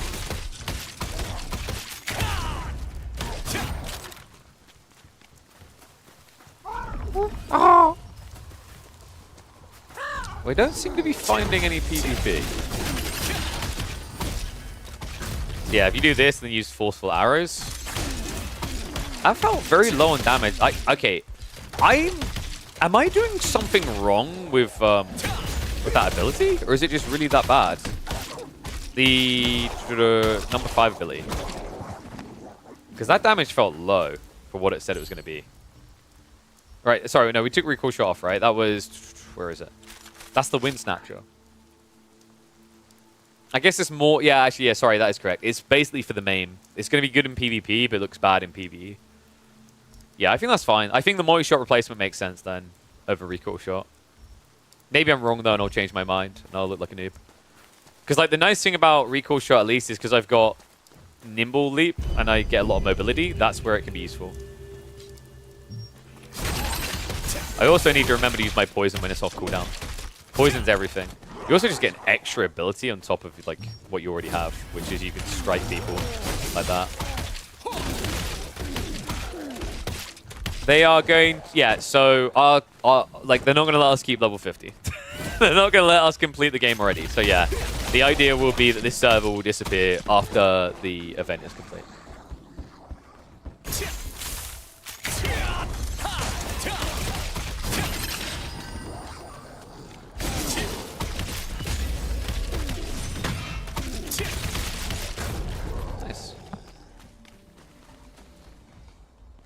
MMO stream arc begins. I find when you put that you have drops, people come. I mean, maybe. I don't know. How do I rate compared to MMO streamers? So like obviously, you know, I've worked on like Race to a First broadcast, right? And I imagine that it takes a true champion to keep the energy up. But like, you know, when you have to grind the same dungeon for 5 hours. Those guys are the unsung heroes, good lord.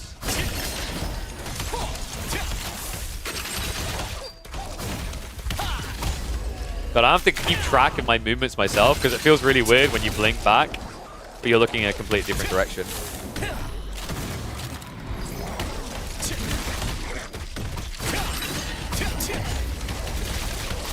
I am unstoppable. Dude, my 2 is like my best ability for sure. You're going to get so many rewards per day? Playtime. I don't know. Are they doing that system? I'm not sure if MMOs are still doing that frequently. I know more move towards it. So basically, like the philosophy in the game development industry for MMOs, the reason why you want to like limit people per day is it keeps them coming back consistently instead of people grinding hardcore for like a week and leaving sort of thing. So I kind of get it.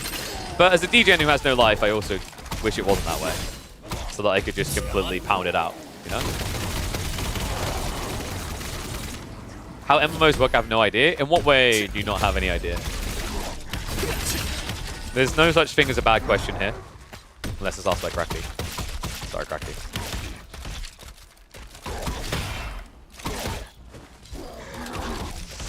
It depends on the MMO. Some MMOs require that you just give up on life. As in, you can't have a social life or anything of the sorts. Like, guys, you have to realize that my partner dragged me into MapleStory when I was a kid. And that's a hole I weirdly returned to in my 20s, to be a DJ.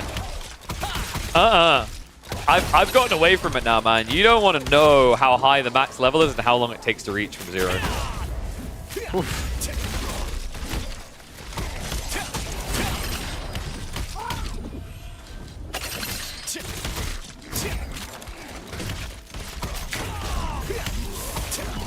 I don't know if my clear speed is good. The weird thing is I don't want to... So, like, I haven't set up for PvE because, like, I only have limited abilities that are good for multiple units. Because, obviously, like, in the PvP, I think it's going to be more, like, 1v1 focus. Is there any advantage of using GS as the main weapon instead of SNS? I don't think so. From what I've seen, there doesn't seem to be a difference between slot 1 and slot 2. It's just preference of placement, really. One thing I really like about this game, though, is you can press tilt to switch weapons, but if you have different abilities in there, like when I do the stab, it automatically switches to the weapon. Whereas I've played other games that have these sort of systems, and one thing I never liked is that you have to toggle manually to the different weapon to unlock the type. The only advantage over this that has is that it is handy when you have limited keybinds, because basically you can just press the button and then you switch to the other type, which is nice. But you can kind of achieve that here anyway, if I'm not mistaken, because you can have multiple bars. So if you were to keybind tilt to the bar, then you would be able to switch to the other load, right?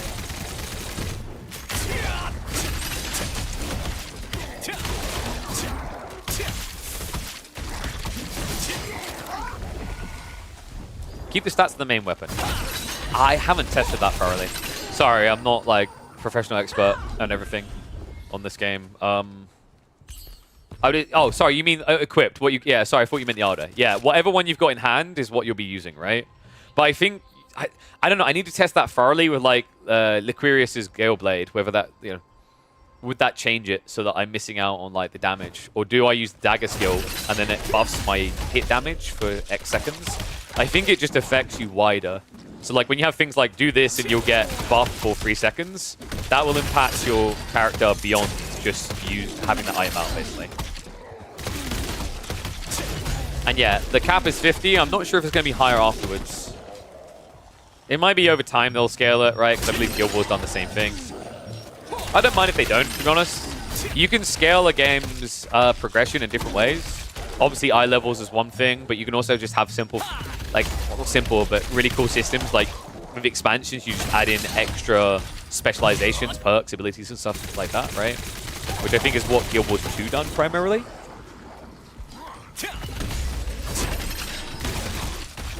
I'm not entirely sure because it's been a while since I played Guild Wars 2. I stopped playing where I think it was after they released the first expansion, the Nature one.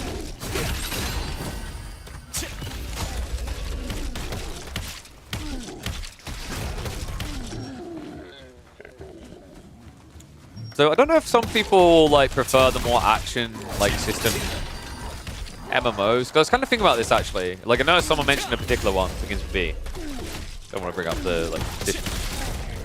I actually think I kind of prefer these systems because they've got cool little things. Like you saw that purple thing, you can parry with that. But outside that, like having the more traditional kind of approach rather than having it be more action-based I like, because the problem is when you have the system being too action-based, the issue you run into is the action-based, like where it's super action, like you parry, you sideswipe, direction, everything matters.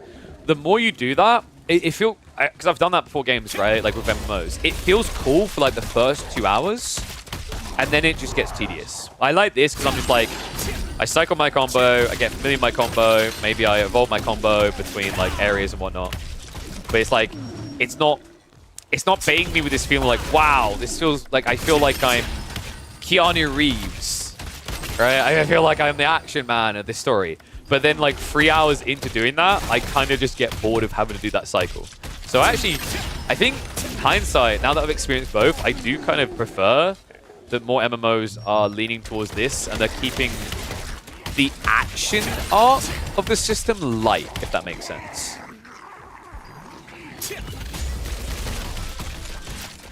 Top map being world versus world, would love that. Always up for that. I'd also just love like a clanning system where you have like overarching. I think though, I can't remember, there's an MMO several years ago where you had like 5 kingdoms that people could choose by. There you go, so we parried there. You had 5 kingdoms you could choose from, and they would run around into each other's territory, like stealing things from each other, which I thought was really cool. The game just didn't have the player count to sustain it, sadly, because it was a pretty interesting idea. So definitely love to see that type of thing.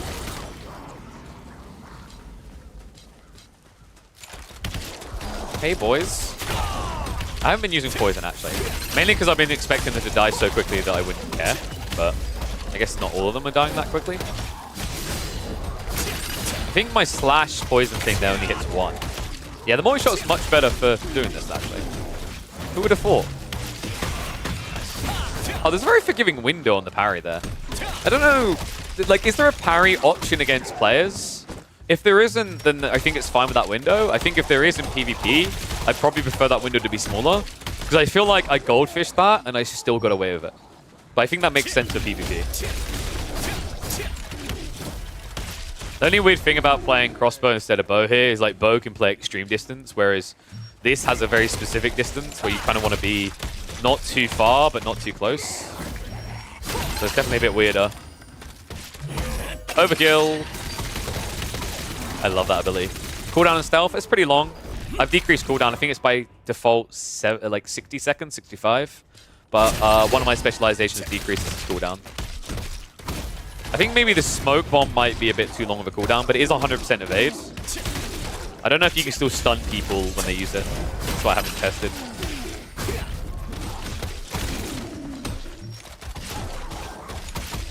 Come on, boys. That's right, get here.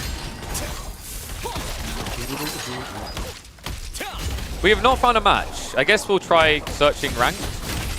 Maybe we'll find one.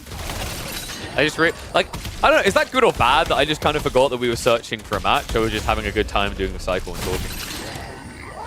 I guess like, maybe I would be suited to just like doing some MMO streams. I think the thing that's nice about MMOs compared to like, obviously when we do Age of Empires 4 and stuff like that, is there's more opportunity to chat. You know what I mean? It's very chill. Okay, so Siege is going to be about 50 minutes from now. Sorry if it flickers because I was alt-tabbing out to check. So what was it we were about to do? Oh, we were going to change to search with thingy. We were going to try again with rank matchmaking because I guess people were searching that. So yeah, in here, in my skill specialization, here. Cooldown decreased by 10% is what we went with. You can increase the duration, I just didn't think it was really necessary. One thing that I do need to change, actually, I just remembered. Because we've gone off a recall shot, we can refund. Oh, that's why I liked recall shot. It gave me the off-weapon attack chance. What was the alternative I just took? I just took multi-shot, right? Rapid shot skill, upon the change, cooldown decreases by 6 seconds. Collision and move speed are removed. Isn't that just good? Or you can become collision shot.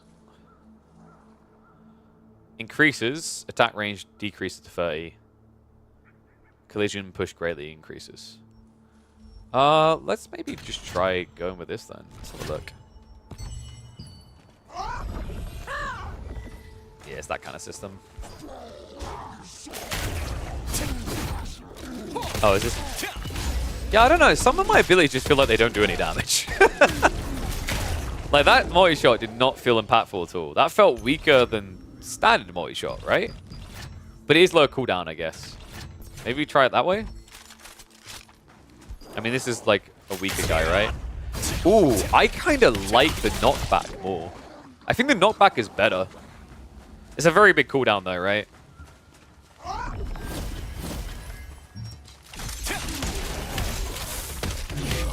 Death!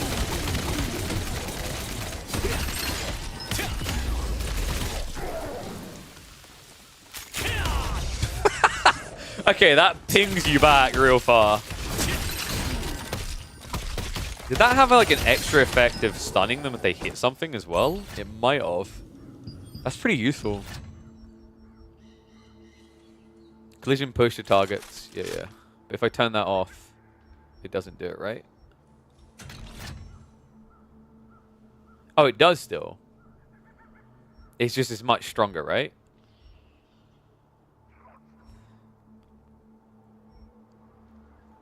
No, no, it's coming from that. Where's the button just linked to Steam? Not sure on that. I think you can, I think it's on the Amazon game page. I think I've done that like ages ago without realizing for different products. Oopsie. Yeah, you do have to parry early, so you can't wait until the very circle to be perfect as before, which is a bit confusing. Yeah, so... Oh, there you go. Thank you, Willie. Dude, Willie's like my boy on this one. He's got everything.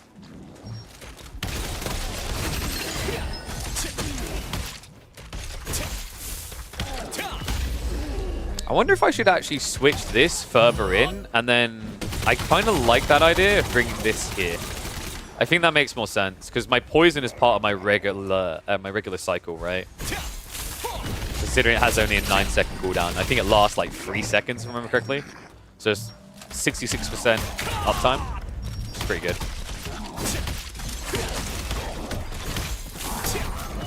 Oh no, now I'm muscle memorying to 6 for poison. Yeah, I've never run out of mana though. Like, I'm starting to wonder if I actually do want the mana exchange ability, where I trade health for mana. Is there something happening when I kill that's giving me mana back? I think I got mana on hit, so I legit think that this skill I have isn't needed. What character is this? This is a crossbow dagger combo. So I think what we'll do, I think we're going to change this. This doesn't, I don't think it's useful to me. I just feel like I've got too much mana, so it's pointless. So you might as well get extra abilities here. Fatal Stigma might be really good because it decreases healing, so that might be good for PvP.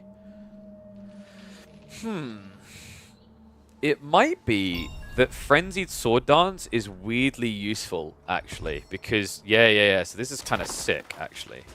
Because if you go for the poison, and then you strike the crap out of them. Yeah, that's actually pretty good.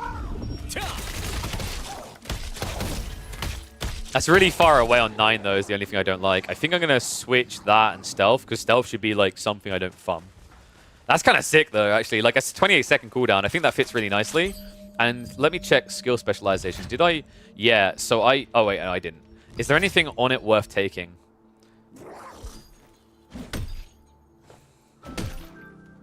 Oh, you could... So you can make it a double use, but it attacks 3 times instead of 7? I don't really need that kind of style. Go hide here for a sec. I want to double check. So I reckon... Ooh, it applies Thunderclouds. Decrease their melee, ranged, and magic endurance. Stacks up to 20 times. So that's really good if you change Inject Venom into Thunderclouds as well. Otherwise, I don't rate it highly. And we want to keep Venom. We want to keep Poison because Poison gives us increased crit. Cooldown reduction might be worth it for 3 points if I can find a way to finagle. So you get like a certain amount of these points to spread across your abilities. So you can't have everything, folks.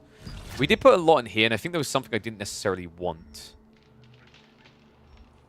What was it? I want a collision shot, call it that. I want to remove stun and sleep. Yeah, so keep selfless diffusion that way. I like the double charge. Becoming immune is quite nice as well if you're good at dodging. I probably won't be.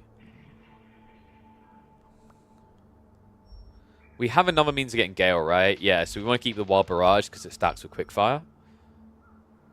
Maybe Wind Snatcher. That's the... It bounces to someone else for the weaken.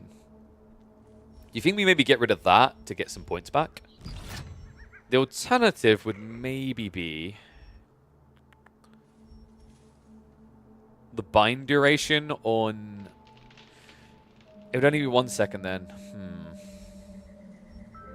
Maybe the... I think I... Like, you know what? I shouldn't have to use Cloak that often. I think it's worth getting rid of that and then decreasing the cooldown on Frenzy's Sword. I like that more. Because it should be treated as more of a get-out-of-jail situation than you're going to spam it every day of the week sort of thing, right?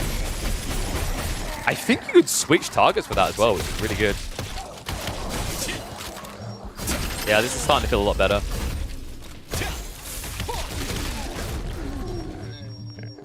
Come on, I want to off cooldown quicker. Let me do more damage.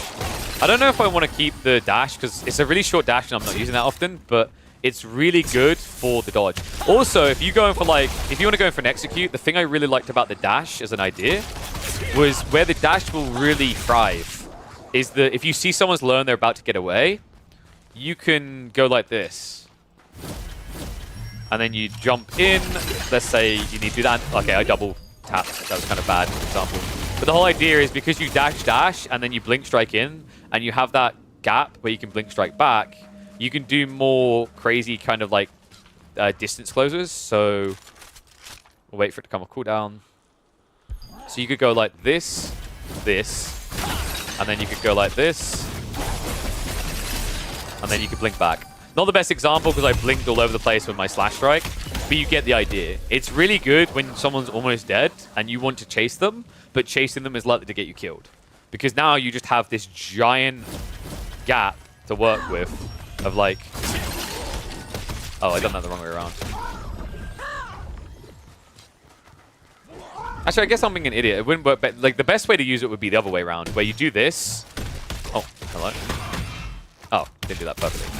The best way to actually use it would be like this, where you then chase them to finish them, and then when you finish them... Oh. I think it has a max range where it stops working. Let's try to find that. That's going to be important.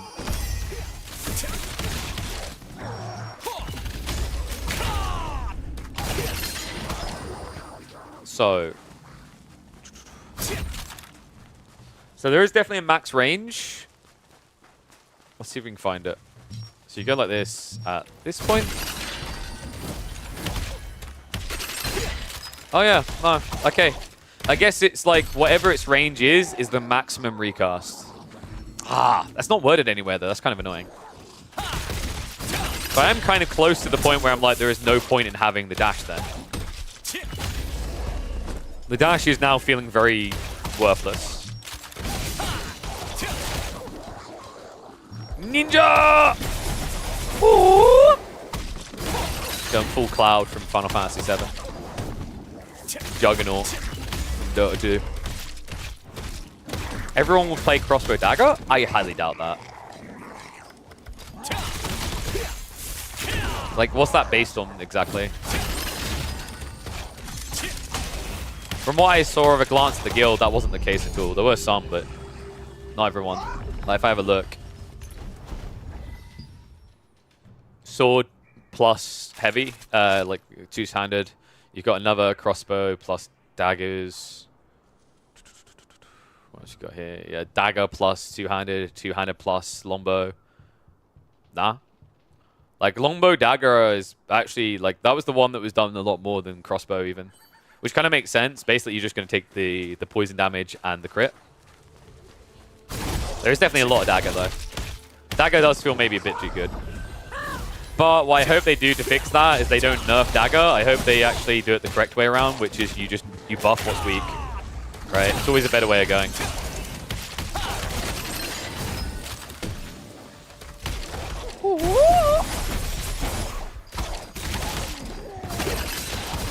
Yeah, you really want to use your poison around the dagger attack. That's where your maximum damage will come in.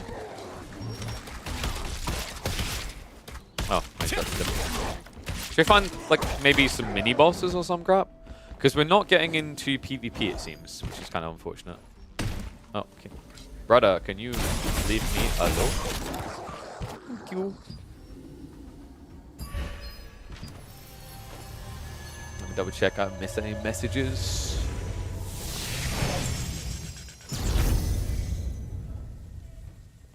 Yeah, I'm just keeping an eye out in case of when I'm needed for the PvP event. Alright then. Let's see. Just give it a little bit to catch up.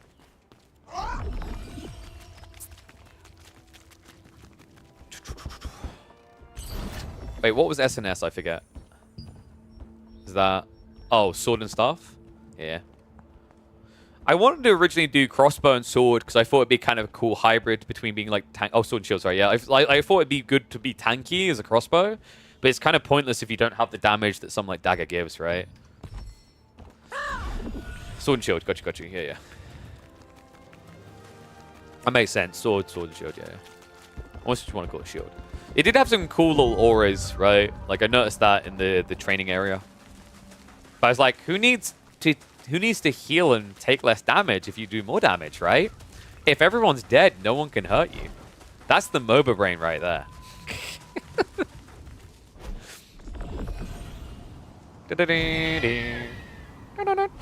Oh, wait, there's a boss type over here? I believe so. I think it's this guy. Honey! I am here to kill you! We'll see. I farmed the wrong one there.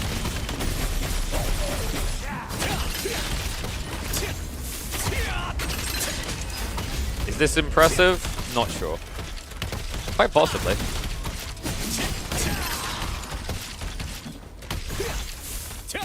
It looks impressive.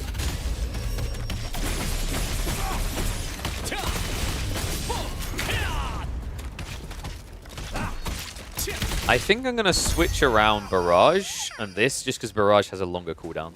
And I think the Barrage is more situational than the Stab. You like to run into a Zerg? So what I'm hearing is you wish that that Slash had some sort of spread ability thing. Almost like a lightning charge thing. Like a Maelstrom from Dota that could spread. Or Tesla from Deadlock.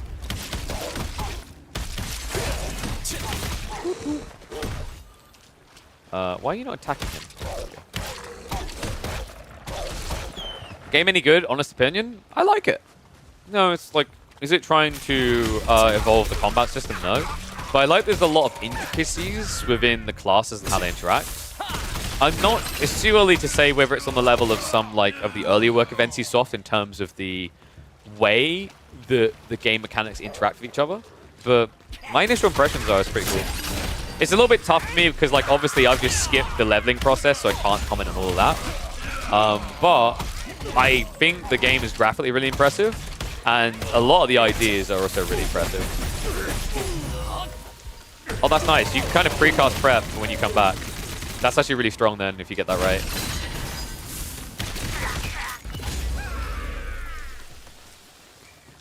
Sword and Shield Greatsword?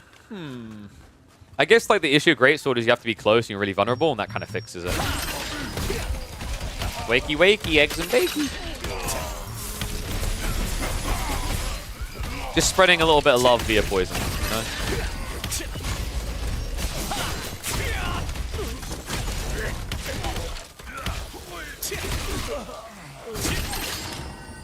Dun dun dun dun. Oh, another boss.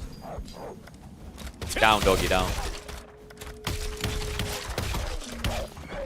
Alright, son. It's time to meet your maker. Don't know why I'm Scottish all of a sudden. But damn. Don't question it. Full hour. I love this ability.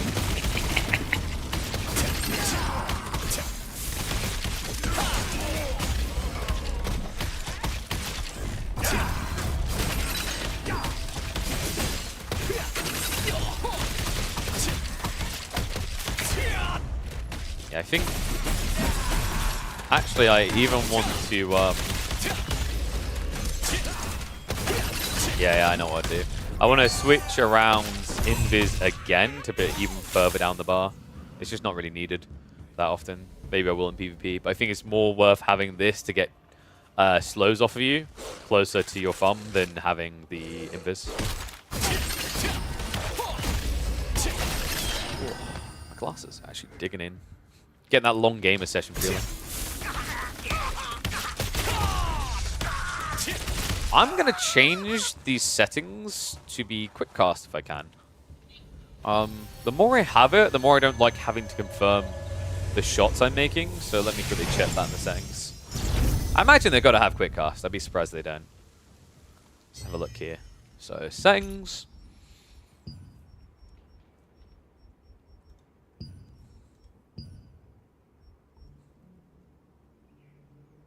Sword and Shield 1 is top for tank survivability. Makes sense. But still lacks mobility. Maybe there's like a class that can give you that mobility.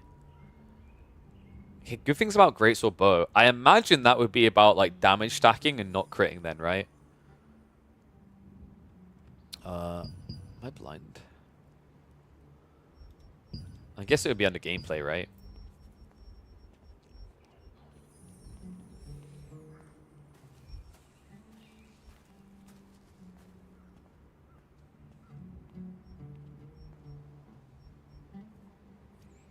There we go. So what that means is now when I do like 7, it's not going to ask me. That's much more fluid. I prefer that. I'm like a MOBA nerd, and whenever I play MOBAs, I can't stand to have like confirmed clicks. I want the response. I've even had it in situations where I go to make a jump and something else happens, and I'm standing there holding a key for like 20 seconds, so I don't waste it. You know, we're like, use this ability, like, kind of like that standing on a landmine feeling moment in a movie. All right, let's Flakbird around. This is the best mount, without a doubt. The best morph. Yeah, I guess I'm just not going to be able to get into PvP before the official thing, which is a bit annoying. Because it could be that my build is absolutely terrible. And there will be an awkward way of finding out about that.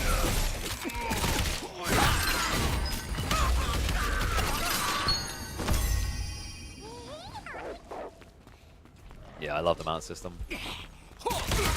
No, it's like, you have hopped on a horse. Like, nah, dog, we're just a bird. I also love it because it's a really cool way that they can provide extra customization that they can monetize. And I know some people don't like to hear the word like monetize, like, why would you want them to monetize? Like, because if a game can't monetize, it can't really exist. It's much harder to exist if you can't make money. I know that's a very big revelation, but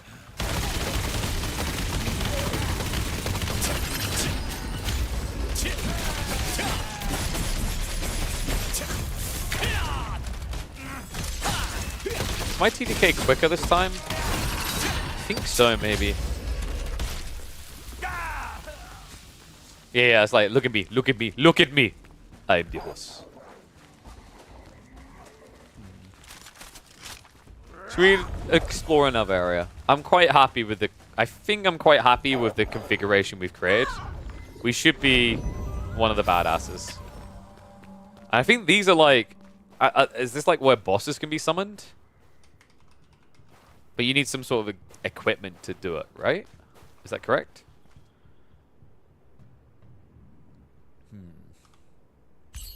Now I'm happy with my build. I'm like, is there really nothing else you can change, KP? Is there nothing you would like to have different?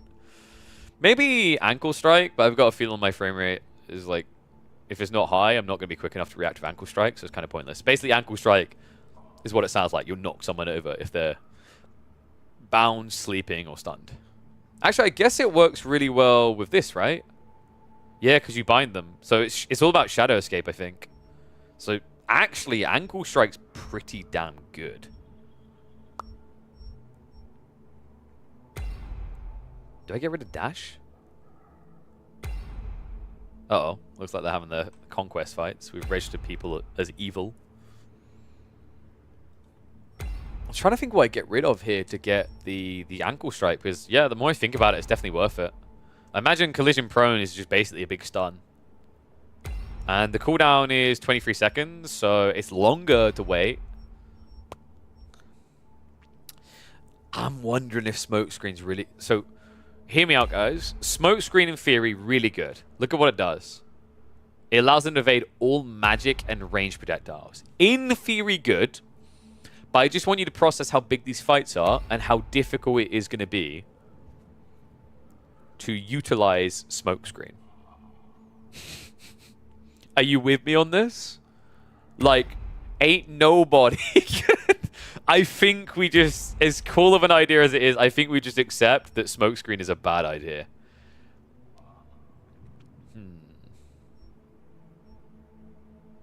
Is there anything else alternative, maybe? So we just got rid of Smokescreen.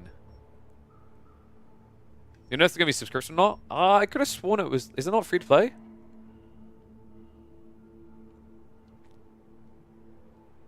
Oh, there's a battle pass. Okay. Yeah. Pretty sure, like, I read up was free to play. So... What did I just switch out? It was an assassin skill, right? So we got rid of Phantom Smokescreen. We brought in Ankle Strike. Upon here, offhand activation rate raised... okay, increases for 3 seconds. That's actually worth it. Oh, so wait, I thought we were already knocking them prone. Oh, no, it's only 92%. Actually, dude, it's a 92%. I'm not going to waste 5 points to guarantee an extra 8%.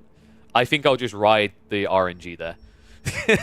So what we want to do is we want to get our hands on the offhand activation, which costs 5 points. So we're going to have to sacrifice something that's very valuable. Maybe Wind Snatcher, where it spreads the weakened, is worth taking out there. Would be nice to weaken 2 players if they're in range. 5 meters is quite wide, right? Actually, I don't think it is. From what I've been... Because I think I have like a 13-meter range, so...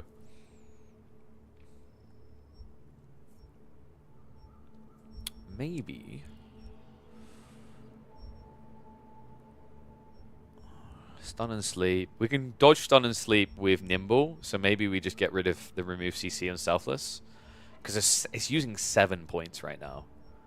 And the ability I want to get is only 5, right? So I'd be able to get a 3-pointer if I do that. Which isn't too bad. Either that or the Gale I'm just like whip to do. I mean, it's good for AoE clear. Yo, what's up, Groovy1? Thank you very much for the sub, man. Welcome to Swarm. Appreciate the support. Because, like, right now, it's just going to attack in a very thin line. I changed it to a cone, so it's more hittable, even in PvP. I'm probably just going to discover that Wild Barrage is a waste of time in PvP. It's possible. Plausible. Thank you for the hydration. I'm trying to figure out what I lose here. Because Ankle Strike is definitely worth having. The improved version, the offhand activation. I'm not going to nerf my poison. Poison's so important here.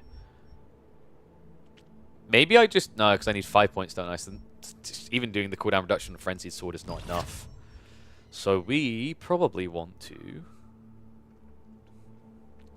I like the collision. It's a really big knockback. And the cool thing is, because you backstab, you can backstab, sweep, and then knock them towards your team. It's a really cool combo, actually. So maybe the detonation mark. So you lose the accumulated damage. And you get the bonus damage back again. I think I'm just going to get rid of the chain damage here. It's either that or the remove CC here. Let's remove the CC here, screw it. That frees up a lot of points in general. So we can now go for offhand activation, and we still have 3 points remaining to get something else, which could be the cooldown for camouflage again, or we go in a different direction. I think that's the only one, actually. Yeah, okay, so we get the cooldown back. Yes, it is crossplay. I think I could plug in a controller and I could just make everything work. I haven't tested anything with that. I don't know how good the configuration is for controller. I imagine some serious thought has gone into it. And Sop, Opalot Games. How's it going, buddy? So let's check out a new area, because we've been going the same area. Akadu Valley, maybe? Maybe. Don't know what bonfires do exactly. Because JD, creators have exclusive access. We have an event going on. Seize the day! ! T. What do I put? TL, I think I put it in as. We'll bring you info on that. So currently there's an event going on. Click that. lets them know I sent you. Check out the event, see what you actually think. We have a few different PvP situations. The Conquest is currently going on, and in about 25 minutes, we're going to start doing a siege battle, which is going to be like two attacking guilds rather, versus one defending. And we are the cannon fodder because they've loaded the defending guilds with the better players. So now I can do this, and then I can swipe. Yeah, and it prones them. I like that. I don't like having to reach for 8, though. What's the switch up, man? So tough. It's almost like I want to use maybe the other keys. That's classic. B's to teleport. What could I use here? Oh, what the hell? Oh, there's a ping system to let you know what's nearby. Oh, that's kind of cool. That's actually very thoughtful. So, I think what I want to do is I actually want to customize some key bindings to tighten it up. Because I don't have an MMO mouse. So I have 2 on the side that I can use. So maybe what we should do is say to hell with some of these key binds, the default ones anyway. And then I think, like, once we're at 7, anything beyond that you want to have somewhere else. So maybe...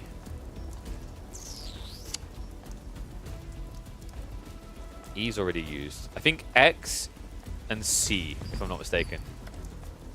Yeah, because that's Summon Guardian, which I think is just like, it's so rare, I don't want it on C.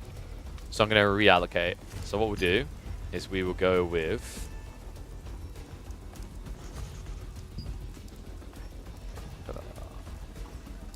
So we're going to put Morph... Wait, is it Morph? What's the ability called? Oh, that's UI, sorry. Wait, no. UI, character, C. Let's say it anymore, I'm going to become Spanish. Put that on 0, I guess. Accept. And then on key bindings. On shortcuts. Yeah, it switched it already, which is good. And then, I guess X and Z. Oh, stop. Yeah, I forget about that. It's fine. What's PvP counterattack?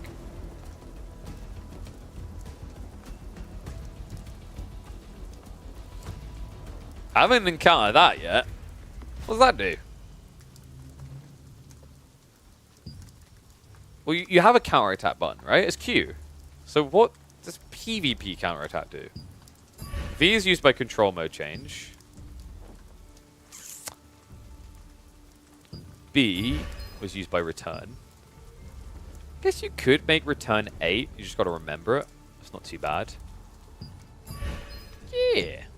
There we go. I guess that'll work. It's kind of nicer actually than going all the way behind yourself on Z. Alright. And I think, finally, I'm going to do this because it's very fluid. Because then you... Yeah. So now, this is really nice because you go... And then you swipe. It's a quick 1-2 because your thumb is just there. You're just fluid.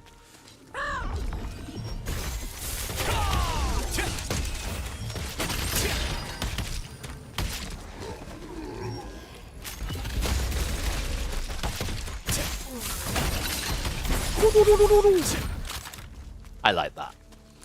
Who needs an MMO mouse? Come on. Oh, mate, this guy's already on the floor. Let's put him firmly there.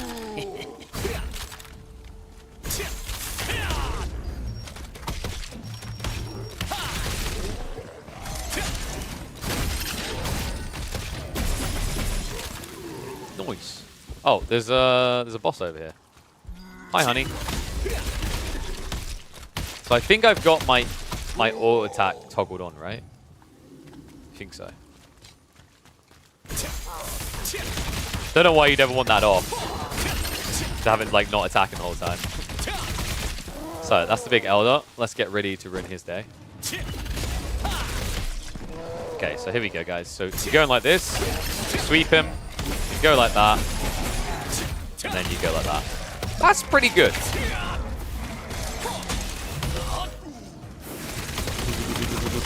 I should have activated poison first, to be honest. That wasn't great.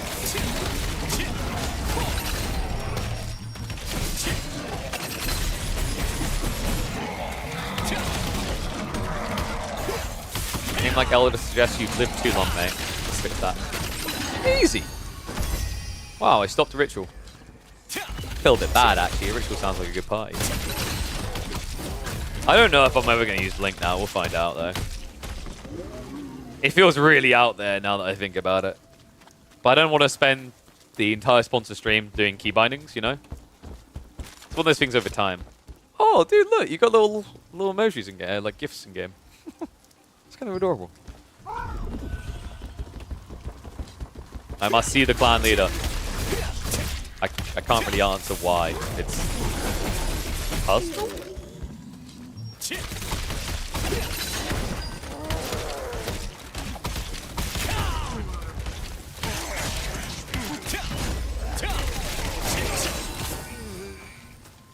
Okay, I think our combo is pretty good. We haven't really encountered anything that could kill us yet is the only issue. Oh man, I wish there was a way to... I was about to say to kick him off, I almost kicked myself off. Oops. Oh, bonfires. Okay. Whoop.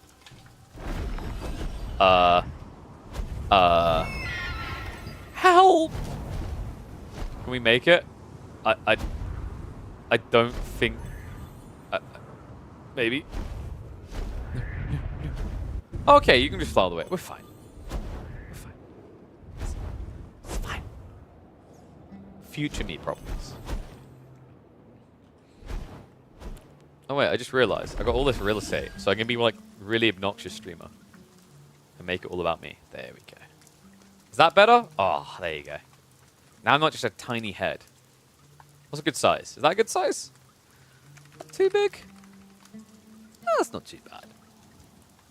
I kind of like that. Okay. How are we looking? I think we've got about 18 minutes. That's speculating that they are on the money with the timing exactly. We'll find out. I have been searching for PvP this entire time. I think people have probably just been coordinating to do like closed PvP, I guess. So they can keep their top secrets to themselves. How are we looking on guild? Because we've got quite a few people, right? Why do we have an NA guild advisor, huh? We're meant to be the Europeans. Ah, so yeah. You can basically mark guilds as hostile. I don't know if you can PvP them in the open world with that. Oh, look, you can donate money. I am greedy, though. I mean, we've got 10k in reserve. I think... or 10 million, rather. I think we're safe. There is a big bad boost above me, isn't it? Oh, for God's sake. How do I get up? That's a long climb. But I think the chain there can be used to quick climb. So we can quick climb this. Boink. And then I think... yeah! Orcish ingenuity. Okay, that... my little follower is getting a little bit too close to the sniff there.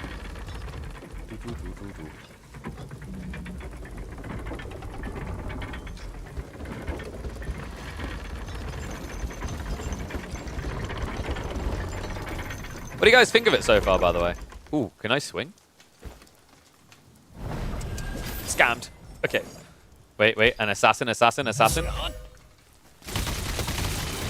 hit the wrong key. That almost looked really cool. Okay, hit me out.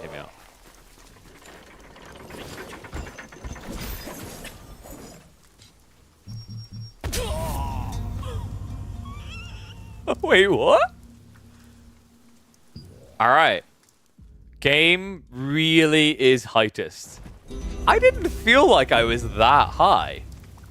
I wonder if I can actually bypass that by blinking, though. Sorry, Alt-Tab by accident there. Alright, let's check another area. What we got over here? Abyssal Contract. Apparently, we can only access this place when it's raining. I don't know if this is a dungeon, but time to find out. Whoop, whoop. I guess it's a dungeon. Looks like a dungeon. Smells like a dungeon. I thought it was only accessible when it's raining.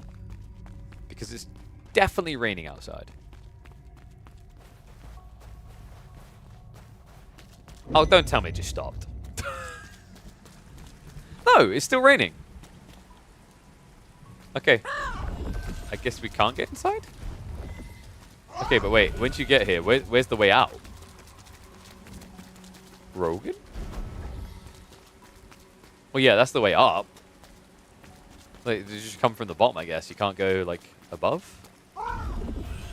Let's try this one more time. Guild members are carrying out the Stolen Peace Guild contract. Where's that? How do I get to that fun? Let's have a look. Maybe the map will help us. Oh no, we're stuck in this place.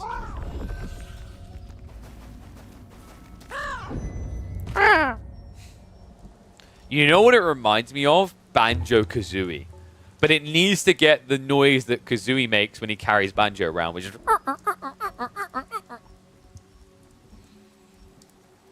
That wasn't a bed squeaking, by the way.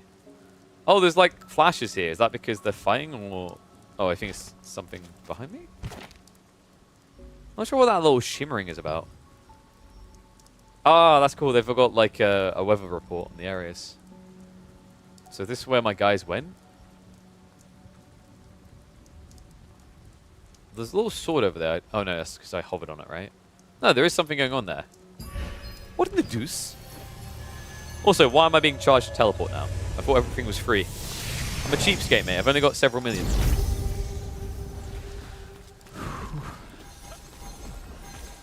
What is going on here?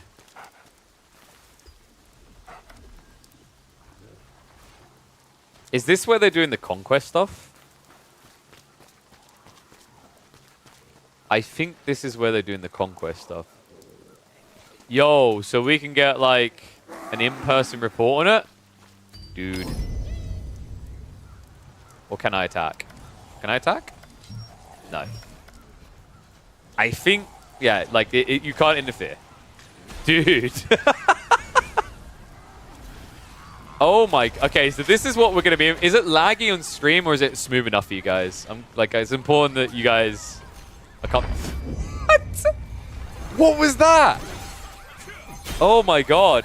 The bind? Holy crap. Big Freeze coming in. Looks like Red's being able to hold here. Goodness gracious.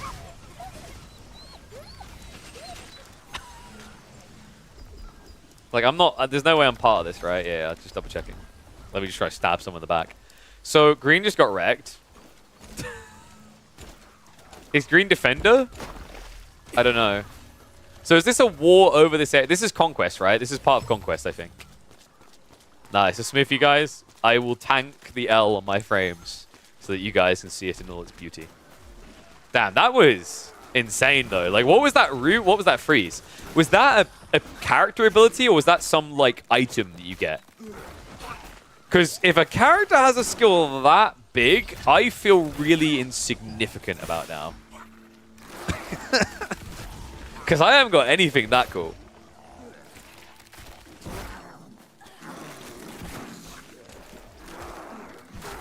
Damn. Oh, am I stuck? Whoa, be careful.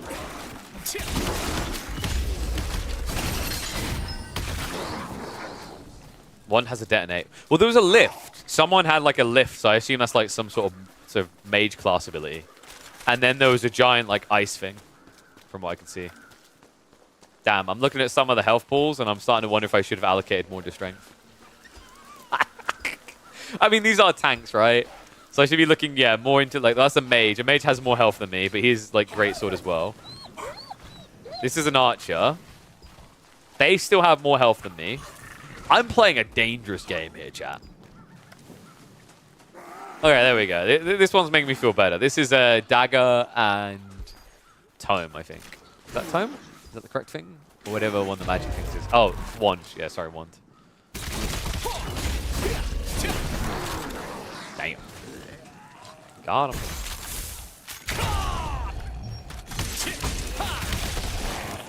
You are, to the extreme, I'm a glass cannon, yes.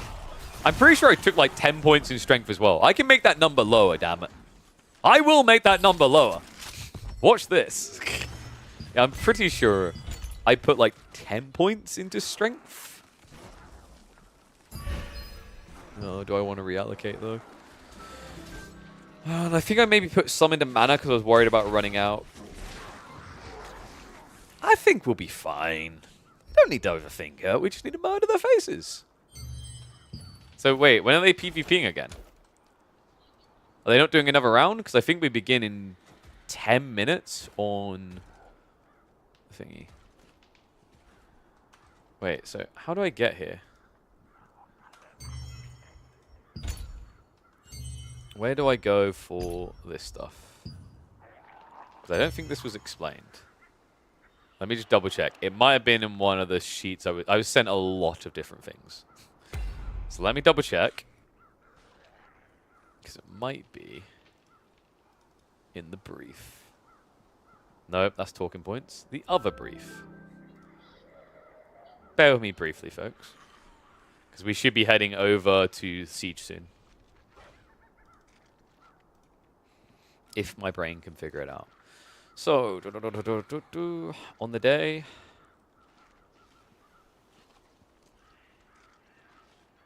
By the way, confirming the rewards you can get is you get the title season of the day for 30 minutes watching, and 90 minutes watching will get you the Cerulean Cygnus reward.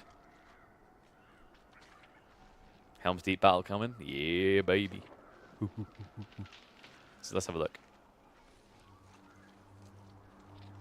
Okay, they linked to a Max Roll article. That's going to be a lot of reading. Jesus.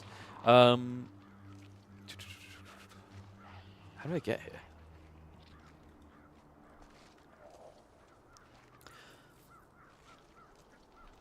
In the right guild. Teleport to the waypoint Ruins of Terrain. Oh, wait. That's for the Conquest, right? Yes. So we joined the guild. The waypoint Stoneguard Castle. So we, if we can find day 2, are attacking. Yes. Teleport to the waypoint Stoneguard Castle. Okay. Oh no, sorry, we need to go Titan's Reach. Okay, guys, I know where we're going. Let me take you on a journey. So we need to go here. I don't know what else I need to do. I'm going to decide which you're going to main. Well, keep on watching for the party. So how do I get... Oh my god. Dude, what is this? What is it with all the adorable oranges? Can we just battle in orange form? How do we... What do we do next? Maybe guild has some info? One sec. Checking the Discord. The green... Alright, I need to join the green room. Bear with me, guys.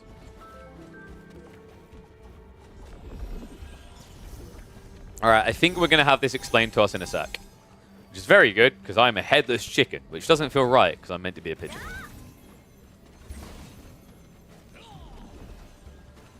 Alright.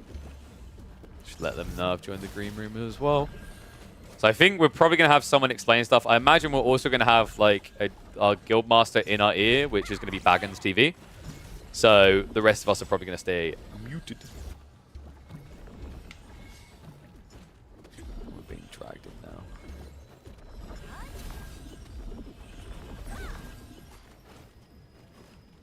Okay. I think we're in. There we go. Oh, I do not have permission to join the room I've been asked to join. Okay. So am I just automatically going to be dragged in from being here, or do I need to join a party? I'm not sure on this piece. I quickly want to go refill my water, but I also don't want to be the clown that holds it all up. Guys, I'm going to rush. I'll be like 2 minutes and pray. Be right back.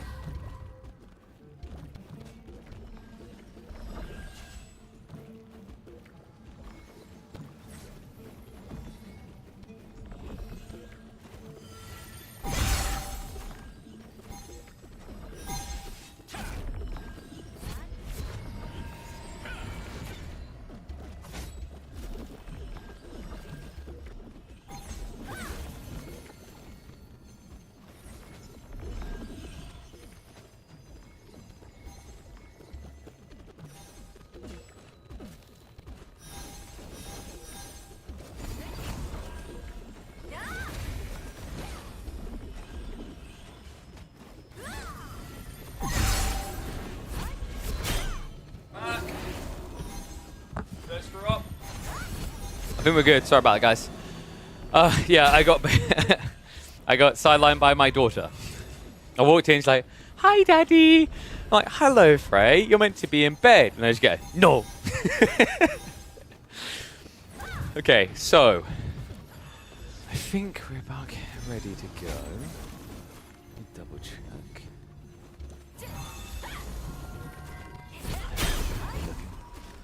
Is this game out or early access? It's early access for streamers. Early access for everyone else begins on, I believe it was the 27th. And then full release is to the public is going to be 1st of October. So not too long to wait. Eyebrows. Am I missing something still? Has anyone whispered me? I guess it's going to be hard to track the one monkey being me that is missing, right?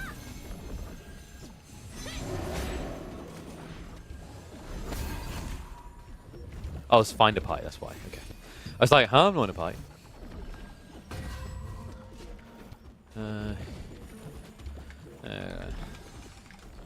Be in a party. Let's find out. How to orange. I don't know how to orange, and it's kind of upsetting me. Does anyone know how I orange? I need it now.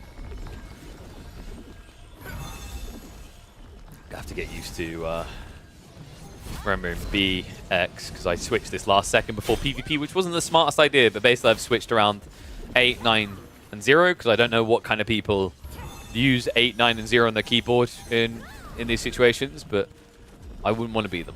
I guess those that have MMO mice, probably. Ha!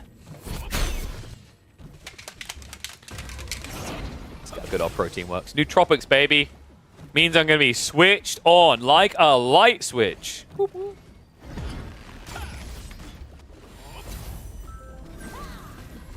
Is this game? I don't know. I haven't seen anything on pay to win, so what's going on there? Oh.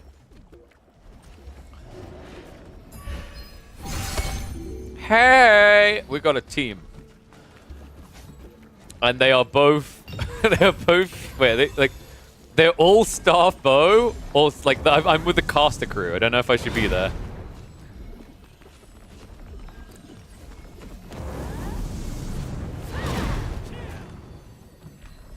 So I may be in the wrong pie. This feels like the people are going to stay far back, and I'm just going to be making monkey noises and running in. Pay to win means in game. I know what pay to win is. Pay to win means something you can't obtain. So I think people get pay to win and pay to progress confused a lot. If the thing is that you can progress quicker than by paying, then that's not pay to win. That's pay to progress. It's different. It only becomes pay to win if the entire premise of the game is around PvP and only PvP, right? Because then you can't win against people because you always lose against people. So I always like to highlight to people there's a very big difference between pay to win and pay to progress, and they have been locked in. The logic of pay to progress is, you know, if you have money but less time, then you can progress, and you have lots of time but no money, then you can still progress, right? That's the trade out. What's this done? I don't know what this is. I'm confused what this little bar thing is for.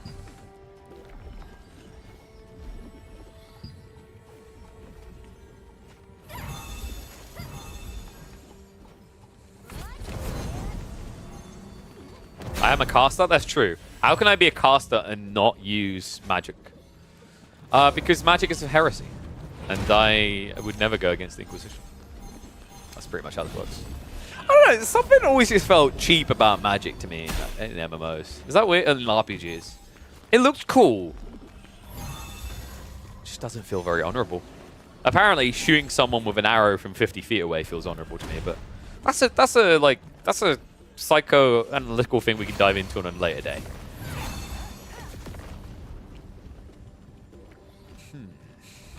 How wrecked do you think we're going to get? Chat. On a scale of 1 to 10. And like it's balancing between attacker defender. 1 is attacker wins, which we are. 10 is defender wins. Where do you sit? What classes are there? There's quite a lot. There's like 10 different weapon schemes, and you can choose 2 of them. So you get quite a few different ones. Here you go. Oh, sorry, not 10. The combos are much higher, but there's 7 classes, and you can pick 2 of them. I feel quite confident today. I think I'm going to say we're like a solid... We said attackers, right? Solid 3. That's pretty good. Should probably have more Do this and faith. Ooh. Alright, someone's talking. So I don't know what the Astral Vision does. I don't know if anyone knows that. I'm just quickly alt-tabbing out because I want to move the chat window to somewhere less intrusive. That's probably the spot, isn't it? Yeah.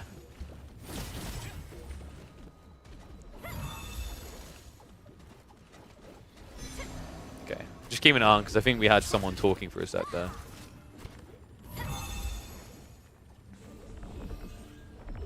Okay, so we're staying in the voice chat. You're going to hear voices occasionally because we're going to get instructions on what to do, how to do, how do, and what do. Because we're going to get so many instructions, I need to say the words twice. So, tech support, got good. Have I missed any chatter on YouTube? I don't think so. I think we're good. Is this the MMO? This is indeed the MMO, Louis. Looks like a fun one.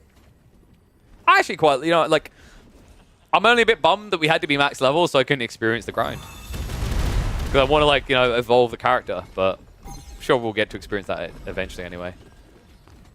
It's crazy. Like, you know how I said how instances or whatever? It does, I think it stores a temporary tracker to each person, but then doesn't, like, render them until they come within a certain vicinity if there's too many. Which is why we're getting this effect. It's like cells? Yeah. And I guess because it's a teleport pad, they've also created like small cells within cells sort of thing. So, we should be getting instructions in a sec. We're being judged, by the way. There's actually a broadcast that's going to be keeping an eye on us. Although, I gotta say, I do bring the Riz, so that's clearly why you want to be here. I always pick bows. They're my fave. I hope they don't suck here. So, I feel like most modern MMOs, we talked about this a little bit earlier, Storio? Is that with modern MMOs, they tend to balance it quite nicely. There will be a class that's kind of OP, usually it's unavoidable. But nowadays, MMOs tend to, on average, have a very different tracking progress than older MMOs. Like older MMOs, for example, you'd have situations where archers suck at the early game, but they scale really well for late game because they get attack speed and crits, right? I feel like in the last several years, most MMOs I've experienced don't encounter that issue anymore.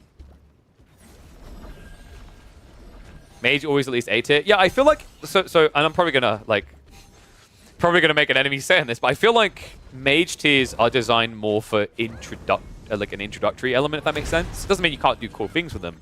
But I've always felt like mage and warriors are the classes that a lot of MMOs try and lean towards the more casual players. The logic being is like mage does big magical explosion, wow, that's cool.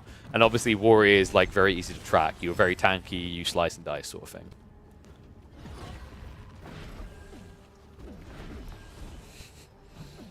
Standby 1 users equal win. Dude, have I got like a lot of 1 users? I think I have. Half our squad is staff boys. We've got a Sword and Shield plus Greatsword. I'm kind of wondering how good SNSS is. And who am I getting spammed by on Steam?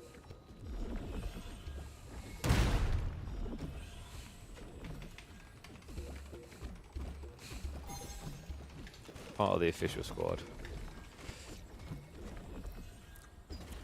Guild scenarios, mages are always OP. Yeah, because I think that's what we were trying to figure out earlier. It looked like we saw mages where there was a bind and there was like an ice explosion and everyone just died. So, yay. I don't have magic, but I do apparently have a wish to jump. Anyway, so I don't have magic, but I do have stabbiness and pokiness, so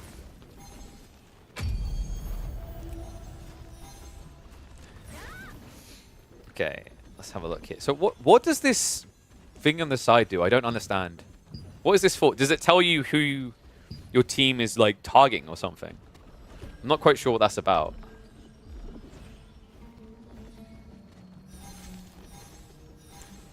Oh, haha. Someone I know from Dota. Hi, Leia. It's always funny when you meet different people, right?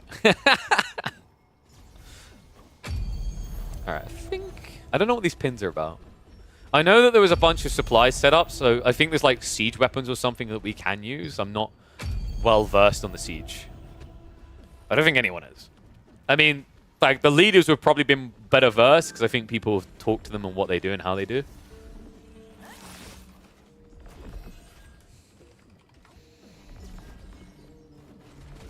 But I think what's going to happen probably is the guild leaders will be the only ones you'll hear talking. Because we've got right now about 20 people in a Discord chat. Oh, wait, am I not in there? Why am I not in there?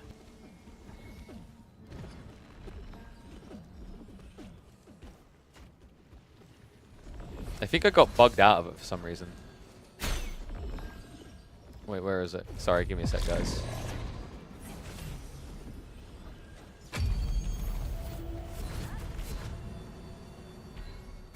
So the drops will come automatically over time from watching, guys.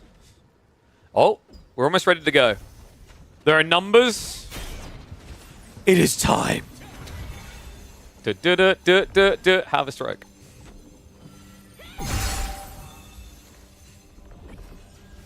Do I need a hat?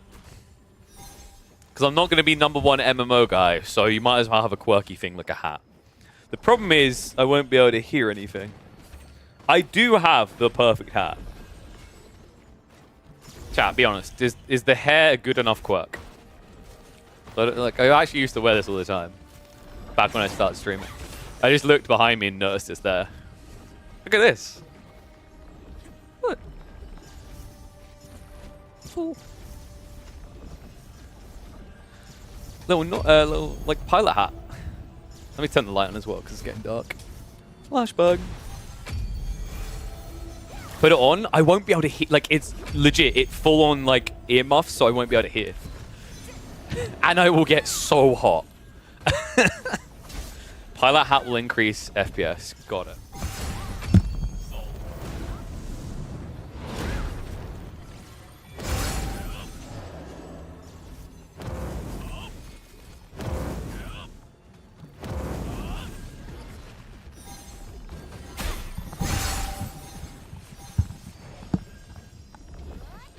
Oh no. My headset is... I don't think my headset is big enough. Alright, like the best part is this type of headset makes me look... Oh my god, it's making... I'm worried it's gonna snap. How wide are these meant to go? Good god. But yeah, like the headset is now making it look even more piloty, you know? We don't strap it though, like you never strap it. I could barely hear the game. Should I just like sound it up so you guys will go deaf?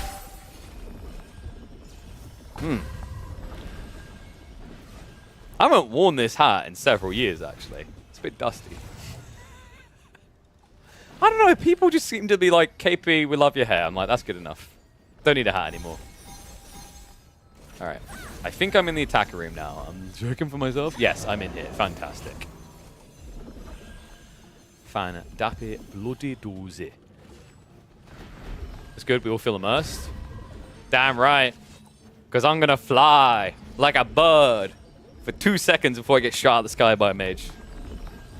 And then I'm just going to have a command on my channel that's !mage, and whenever you type it in, it's just going to respond with mage. Pretty good, right?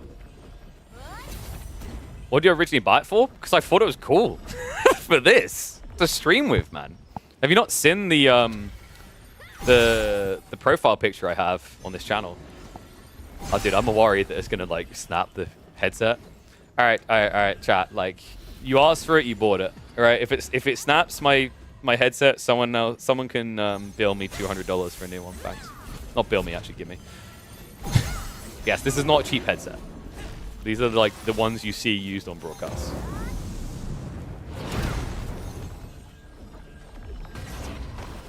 Oh, for God's sake, you're going to say Thai, aren't you?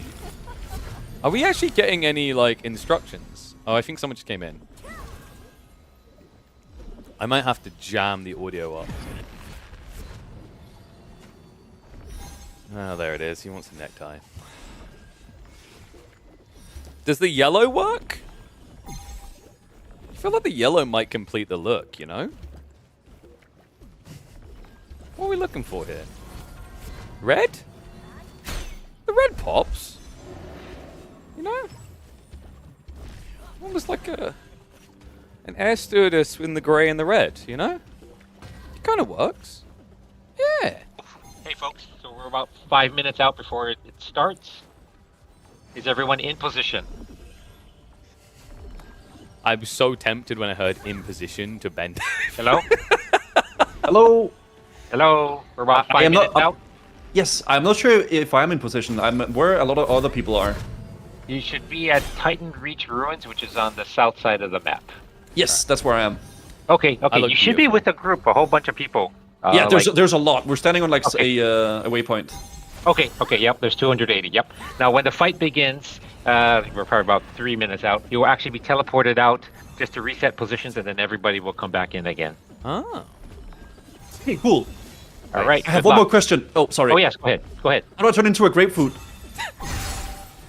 I see a lot of like people like oranges. Yeah. That's in the F10 menu on morphs. It's the special morph option. Oh, okay, Left-hand okay. Sorry about that. No, it's all good. All right, You're where? good luck. Left hand menu. What do you mean right?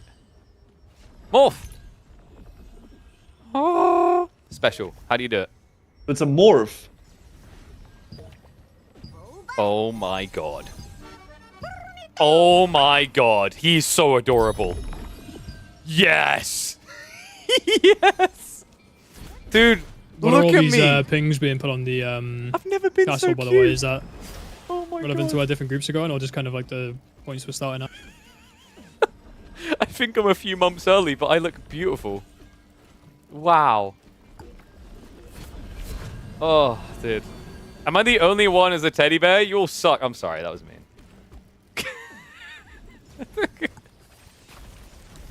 Yeah, I'm just gonna walk up to the castle like this. I'm like, look, you don't want to kill me. Do you want to just surrender the castle?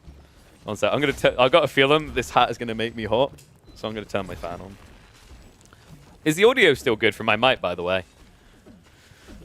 I got a good feeling, guys. I'm gonna nail this. Okay, just double checking if there's anything I've missed. Character draw distance, dude. I mean, we'll have that fixed when we build this new PC later this year. We'll have that What's the course of action here? Has anyone done this before? Someone play the Leroy Jenkins piece. Like this guy asked. I guess the the perfect call time. will come through One second. and start Me giving too. direction when we I get got like, flaps closer up. to the time. I would imagine anyway. All right, sounds good. I say I would imagine. I would hope. You know, It's just Surely. gonna start rolling surely. towards them as a bunch of oranges. You know, hoping for the Honestly, that best. might work. Oh, so Maybe- let me communicate. I was pushed to talk. I can't be asked to fix. I haven't got push to talk set up. Am I just going to be a mute amongst the fellas? What would be a good button very rarely to use for push to talk? Let's see. Probably. I mean, tilt would be dumb. Give me a sec. Push to talk, push to pork. Push to pork? That's something else. So we... F1? I don't know what F1 does in this. It's like an item, but I haven't got anything on it. That didn't work. F1. Why can't I... There we go. Alright, it worked that time.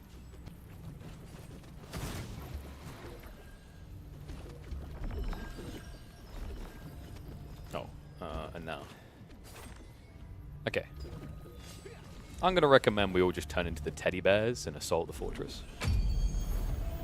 Sounds like a good Just moving plan. a cycle towards them. You know. There we go, we figured it out. Huh, I'm not going to take that advice, Cammy, funnily enough. Alt? Oh, alt might have been good. I don't know, like... I would have used alt, though, sometimes instead of V. Because I think alt is temporary. Yeah, alt is like... I don't know why I've got V, actually. I should have used V for someone else, because alt kind of does the same thing, if I'm not mistaken. The V does. They just, for some reason, I've got different colored Hello, cursors. hello. Hi. Hello. Oh, we're starting now? Looks like Uh-oh. occupy the throne and claim the castle. All right, it is time. How's that? Unleash the horde! Oh! Oh my god. Someone play Flight of the Valkyries. Holy crap. Alright, wait, are they here? What are we getting hit by? I can't tell. Yeah, they are here, right? Oh my god. I can't. Who's enemy? Alright, he's sweeping down. He's gone. No? What? He's still alive. What the? Okay, so why did that guy take no damage from the entire combo and I just got 2 hit? What? I feel a bit scammed right now. That was wild.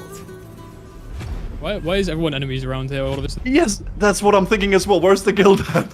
Yeah, where is our Also, yeah, guild where's now? the bombs, dude? Are these enemies or are these allies? Nope, there we go. Nobody. Oh. Why are you Surely full we have HP, dude? like a collection of people somewhere that we can follow, right? I'm the only one who is lagged out, guys. I'm just freeze. Yeah, I'm not lagging. I'm okay. Okay, I'm I will just- reset Maybe I'm my lagging. I don't know. confused at what Like, we I should feel do like that here. guy. What? Yeah, there's. What happened I to think his we're health? supposed to go to those golems, but I don't even know where the most of the people from the guild are. Look, we were all together, right? And now all of a sudden, Everybody's enemies. I'm heading to the pirate. Oh my god. No. Oh, Go in, Biz. We're never here. I'm heading over to the pirate boys on the west side. Summon gate? I don't know what that does. East side. I think I'm bugged. It's like I can't use my. I don't know. I can't seem to. So I can't dagger strike someone if they're walking at all. Apparently. I don't know what that lagging was. or Wait, these are enemies though. Why is everyone an enemy now? So like we all spawn here? where's Baggins? Where's our leader? Baggins, help! Dude, there's so many enemies. We trusted in him. I don't like okay. So just for context, guys, so you know how messed up this is. Like the attackers are like 2 guilds, so theoretically we should have a much higher count than they do. Oh my god, dude. My.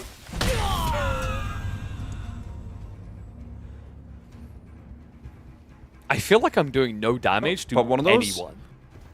Right? Like, what is so wrong with my build? Holy crap. Have to cap points and move to... There you go. Okay, but like, there's so many people, but I don't know where our guys are, right? Like, those are all enemies, correct? I'm pretty sure nice. those are all enemies. So, we need to go around here. Keep in mind, by the way, my frame rate is about half of what you guys are seeing. Because these are allies, right? Look, yeah, finally! Outnumber him! Kill... Wait, what? Oh, crap, it's because I pressed it twice. Taking damage. Wait, is he even dying? I can't... He's once again, I can't... on dagger him! strike. We didn't even kill him! Oh my god! Why is he so hard to kill? Alright, it took like 7 guys. That's a healer? Okay. I think we're somewhat grouped now, somewhat. Yeah. This is progress.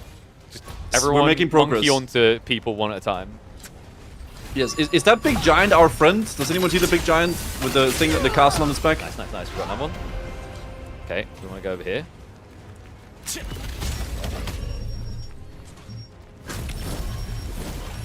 God. Oh my god, what? I don't know, crossbow's reach feels really Nice. cool on a stick sometimes. I also have lost my crosshair entirely. I don't know what happened there. Oh, nice. We got Leah. I know her. Good, God. Good, Anakin. Good. Monkey noises, dog noises, and bird noises are all acceptable forms of progress here. That is all. Where we get on? We're in. We're in. No. I don't know. Oh, F. Click F nearby it. We're at side gate. What do we do? Oh. Oh. If you say I have no idea, dude. We were just inside the castle. We just got ported in there. Alright. Well, Are there like bombs or something? Someone got to pick up? I would assume maybe, because we can like breach the walls. Maybe we can like use the golem to like breach the wall. That's what I would assume. Because they're all sitting on top of the wall, right? I mean, we've got a free entry on 11 if someone knows what to do here. Like, none of them are defending it. The gate's just closed. Oh, so we can go from the back door. Yeah. I mean, I'm a Dota player. Backdooring is all I do. Oh, yeah. And always lose. Golem smash walls, but you can't, like, hit them yourself at all, right? Alright, I think... Wait. Have I got Like, people coming? I might have people coming. Wait, is that an enemy? It's an enemy. Like, get people, like, locked. What happened there? Yeah, we're moving to the siege column here on the east side of. What? Okay, yeah, see I it? keep coming out of my target Maybe mode, just though, try to which I don't support like. that siege column and go from there. Weird.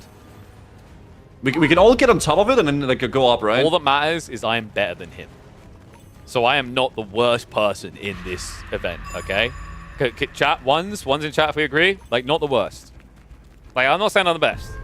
What's important, like, it's not about being the best, it's about not being the worst. Like, anyone's watched those kind of, you know, those get me out of here TV shows, Big Brother, those type of things, right? As long as you're not the worst person, that's all that matters, I think. All right, I got people here, but we just still don't have anyone who knows what they're doing when it comes to the walls, right? So where do you get the golems? What do we do once we're inside the keep? We're still not inside. I guess right now let's try and secure the wall. Yeah, let's do that. Man, I love that Those- combo. Are they back here? Yo, hello? Damn. Okay, Hi. jeez. Big abilities. Can we change the voice chat room to like a toggle? Because the push to talk is killing me. I don't have a keybind set up for that. I've been trying to talk to you guys. I'm sorry. I want to give give some comms. Is it possible to change the voice chat room to like a toggle chat rather than the I am push to just talk the mode it's currently initiating in? sweep. I jump in, I knock them over, and then I say kill. That'll be the I AGS haven't- guys, I imagine. Oh my god, let's go. Okay, we Yo, what the occupied a central resurrection stone though in the okay, keep now. this I is did the that. plan. Now I can make. Nice, oh nice, my nice. Is that 5? We want to get 5 if we can. If we can get that res point, it's going to be Ow. huge. And then we can Yes, just that's respawn the one I somewhere. got. That's the one I just got. Okay, nice, nice, So nice can I work. jump All up? right, How do we- let me look over the pins to see where we go next. I think we should push towards 4 if we can. Push towards 4. We'll go and try and grab that point over there if we don't over. I think If everybody makes their way towards 4. What do we do? Yeah, sure. Oh, is that ours? Wait, but we can attack it. So if it's ours, why can we attack it? I'm a bit confused by that. Oh, no, those are enemies. Oh, those are lots know. of enemies. No. How do I click this guy? Wait, why are you shooting that way? That wasn't where I was By the way, the way the capturing of objectives works is you have to be a guild guardian or a guild advisor. So there's certain people in the guild that have roles. You are the guys that will be able to capture the point. Everybody else just got to sort of hold around that area and allow them to channel the capturing effect, if that makes sense. Leave me alone. Okay. So if you press G real quick, you go through the members list, you can see who's got the role, whether you're one of them. But yeah, ultimately what we're trying to do here is just we need to get into the throne room and then stay in there for 3 minutes. That's the play. But we're just going to capture But points on the way the there to weird make part it is easier to has do. you spawn on the same locations as each other, as far as I can tell, which is kind of funky, right? Like these are enemies. So what's happening with that? I don't. What is that? And he somehow got away. What? Ah. Wrong button. Might change the V button. I feel like the V button is screwing me a bit. Wait, you can't. Post optimal, I don't like guys. that. You can't It's actually okay. open the settings while you're dead. It'd be nice to be able to keybind while I'm dead at least. Because I think I want to get rid of the classic mode button and put it somewhere else. Oh. Well, wait, but with the attackers, okay, we're now able to spawn inside. Really? Yep. Nice. Let's push up the central stairway altogether. Be careful going in if it looks like we're going to get ganked, though. Yeah, maybe drop heals in the doorway here. Just don't push in immediately. I can't even use my abilities, and I don't know why. Is it because I'm in morph form? Because I thought it would just turn morph form off and then you jump across, but that's not happening.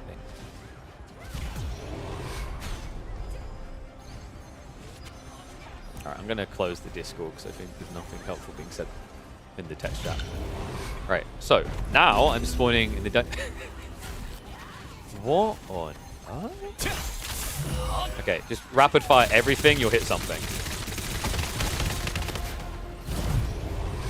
This is so ridiculous. You can barely see what you're doing. Oh my god. So I thought it'd be like you spawn in different locations. Are we actually spawning in different locations or are we spawning the same? Because we're spawning deep. Let's clear up around pin 10 if we can. They're trying to take our respawn restoration point away from us. If we can clear up around Save 10, them for, pin like, a 10. good moment. Yep. On my way. Resurrected default point. What's the default point? No! Wait, why am I... And why are they... I'm starting to think we're not meant to spawn with each other. Right? That must be it. Unless we just got shoved out and it's reset our spawn. But even then, like, they're spawning with us, which is a bit surprising. Oh, this guy's with me, right? Yeah, he's... Wait, is he one of us? Yeah, he's one of us. He must be, because I would have blink striked him by now. Or I should have blink striked him by now. Okay, we got big... Okay, this... Dude. I prepped myself for, like, assassinating people, not for this. So we got big golem coming. I can't attack people when they're in morph form. Right? It seems like it anyway. Am I lagging? I feel like I'm lagging.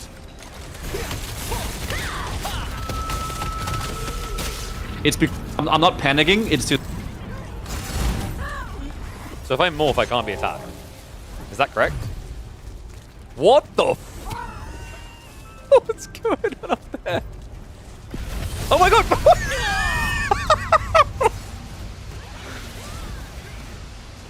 Again, I thought we were attacking, but like, they're literally coming from where we're meant to be.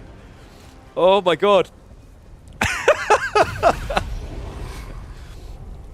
This is why my mum said to stay at home, play video games, don't go outside and make friends, because you never know what they're going to do to you. They might, like 50 of them might just storm over you and kick the crap out of you. Like, just happened to me there. So orange is friendly. It should be enemy, I think. Okay, he's too far away.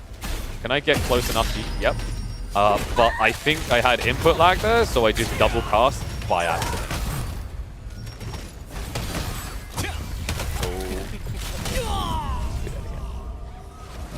This feels a bit hectic. Maybe make more, like... I'm probably not helping myself with my frame rate. I'm hoping it's smooth for you guys at least.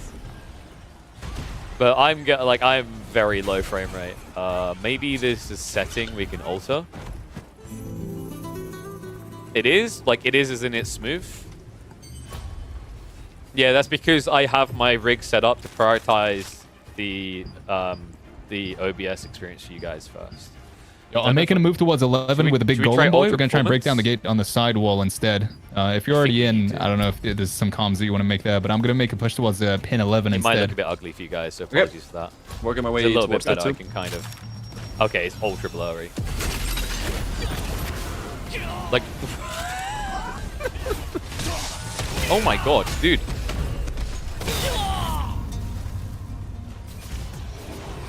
I don't know where we are, you know? Like... I almost feel like we're outnumbered, but we're not the defenders. We're the attackers, right? I'm pretty sure we're the attackers. So I've got to figure out where the hell we are, because every time I walk up somewhere, I feel like we're the outnumbered ones. I also think it's not worth decreasing the quality. It doesn't look better in Ultra. Okay, so this guy... All right, change of plan. Turns out the golem can't do anything on that side. If you are a rogue, you can sort of go in through the sewers that side and then try and open up the gate from the other side. But it's probably going to be heavily guarded. I don't know, man. But anybody who's got the ability to sort of teleport, if you go towards pin 11, you can teleport under the bowels of the castle basically, and then open the door for us from the other side. So if anybody has any luck doing that, wait, where I do want you to give say? it a go. Like in teleport? I'll give it a go, dude. I'll Is this see my what we can moment? do. Is this how I'm going to be useful? So if you manage to make it in, there's 2 levers on the other side of the gate, but you have to pull them simultaneously with an ally to open the gate, and then we can get in and cause havoc.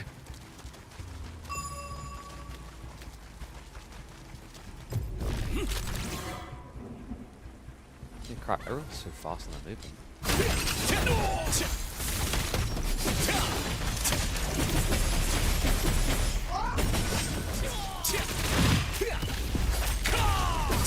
Kinda going okay.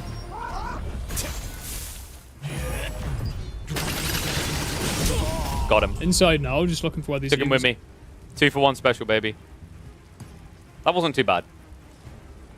It's kind of like my build is kind of playable when I haven't got 15 people treating me like the parcel in a game of Pass the Parcel with like 4-year-olds that know that the time is going to stop, so they all just grab the parcel and start yanking it between them, you know?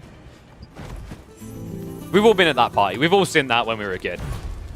I didn't care, but the other kids did. They really, really, really wanted that small bag of skills. Okay, so these are friendlies, thank God. Oh, are we doing it? Leia's here. She just disappeared. This is a bit awkward because the way that enemies pop in, like it's not as bad with allies, kind of forgive it, but like with enemies, it's really tricky to keep track when they appear last second.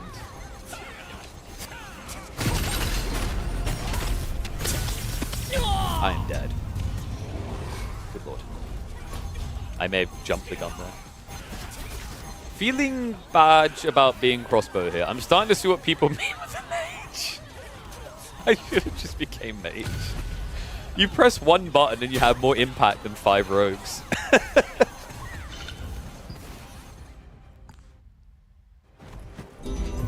Found my allies and ran to them. Yeah, because I'm like, I'm trying to help the back. No, not back here. And I don't want to.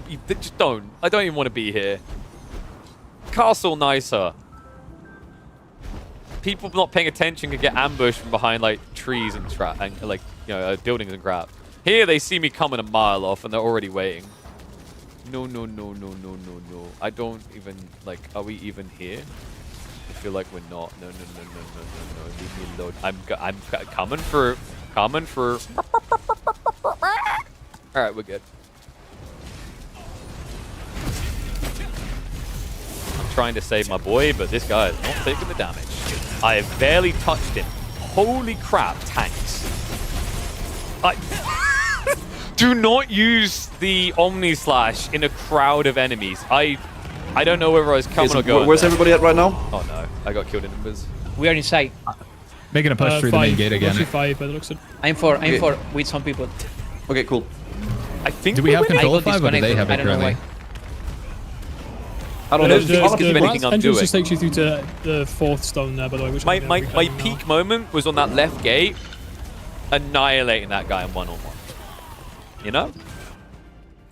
I've got to try to... So what I think I've got to do here, guys, is I've got to ignore the tanks. I need to identify, like, the ranged, their magic, those type of things. And then, like, that would be a bad target, right? Wait, are these... I don't understand if these are allies or not. Because red should be bad, but... It's almost like with the action targeting, things are a little bit awkwarder to initiate.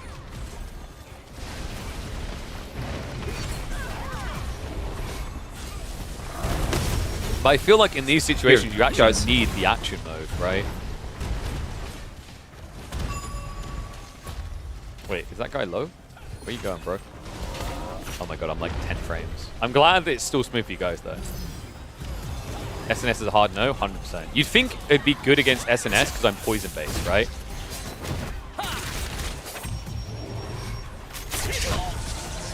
Am I stunned? So, and now I'm being lifted and dead.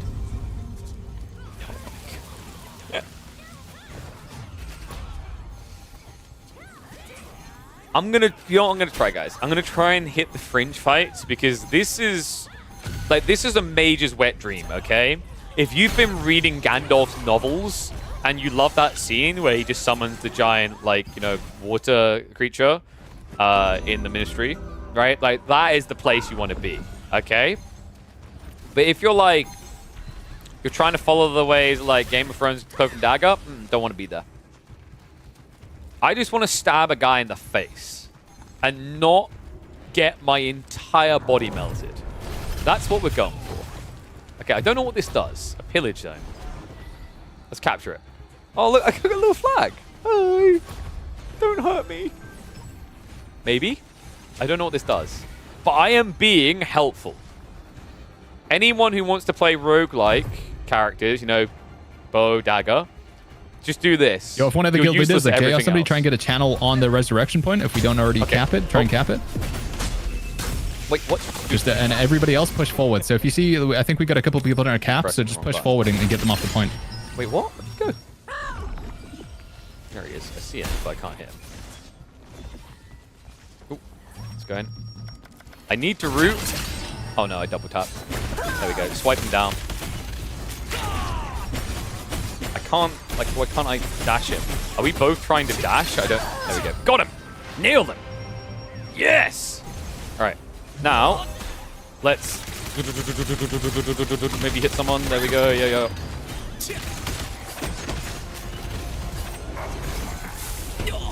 Am I dead? No, I'm stunned. Okay. The door makes you think you're dead. Holy crap, I'm stunned for a century.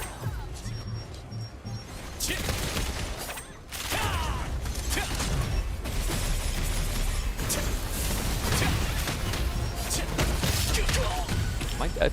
Dude, the stuns last so long. I don't have like a dispel either, which is kind of weird. Once again, the 2,000! Holy crap. So I don't know if I like the action mode. The action mode just doesn't feel very reliable. Okay, I'm trying to capture number 5. No, I'm trying to do it now. I don't know why. It just because it keeps bringing me out of focus, so my cursor I keeps think coming I did up. it. I think we just need to change the key binding properly. It's just difficult because you have to be alive to change the key binding, chat. You can't open that if you're dead. So Yeah, I think we do it on the resurrection spot. Nice. Have a look. Good job, Yeah, guys. I think we should have it. if we go, Okay, so what's the plan now? Let's Fearsome try and leader? regroup at 5 if we can. Let's just get a bit of a regroup at 5. So if you're not at 5, make your way to 5. We'll give it like 15 change this seconds. to Then we're all. going to make a push from there. So just hold around 5, but try not to die, okay? So maybe play the high Five's being grounds, pushed. drop heals. Okay, yeah, they're Maybe pushing I'm 5. farming Let's just it try and when I go regroup around from on the 5, keep them others. away from it if we can. If we can just hold this res got him. spot, if that's like all the thing Like, that our I can guild fish does, for it's still like kills with huge the for the swipe. team. So trying to die. I am alive. play the 5 for 5 for Can't now. set, guys. Just got to do this. I'm on top of the world. Okay, back to the action they need. Because without me, the entire plan falls apart, chat. There's a lot of pushing in from I am behind on the that main hero. gate. Get back, you little worm. Okay, he's got friends. No. Can I? Like, how can I never seem to be in range for a grab? There we go. So I got a guy. I don't know where he just went. Holy crap.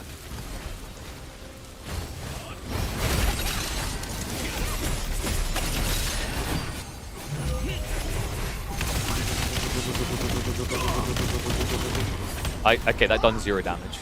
I don't know what that is. Something's going on there. I don't know if there's like a no damage zone here or something. Okay, let's try now. Swipe him. Yep, swiping, no swiping. Boop, boop, boop, boop, boop, boop. So guys, do you want to know why Mage is so good?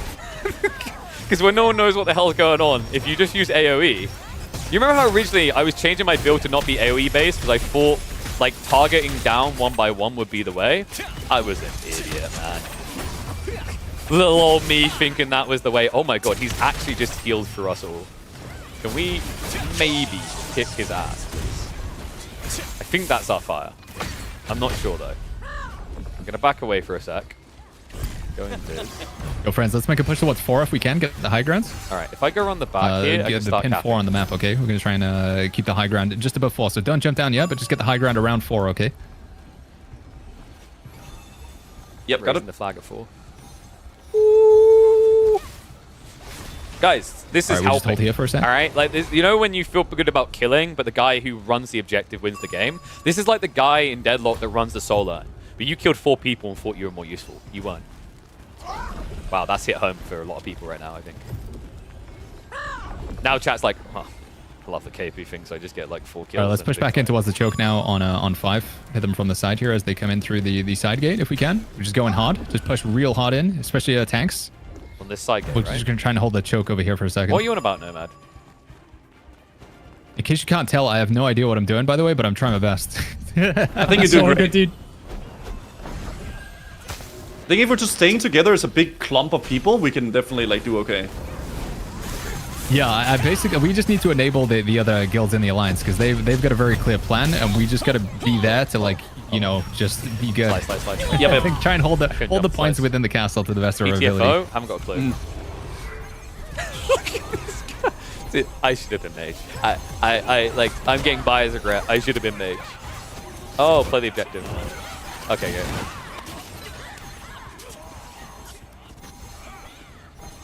I need to go find like the little rats that are lingering in the corner and be a rat as well. But like be a murderous rat, you know, like nibble on the dead face. Or soon to be dead face. Like this guy right here. Why can I not attack you? Like, it's weird because like my whole initiation of stunning them comes from the blink thing, but I can't use the blink thing while they're in that. Get another golem coming in through there we 5 go. soon though. Through the middle. We can help push with that. Yeah, tinker harder, Leo. Bye. Bye. Have a good time.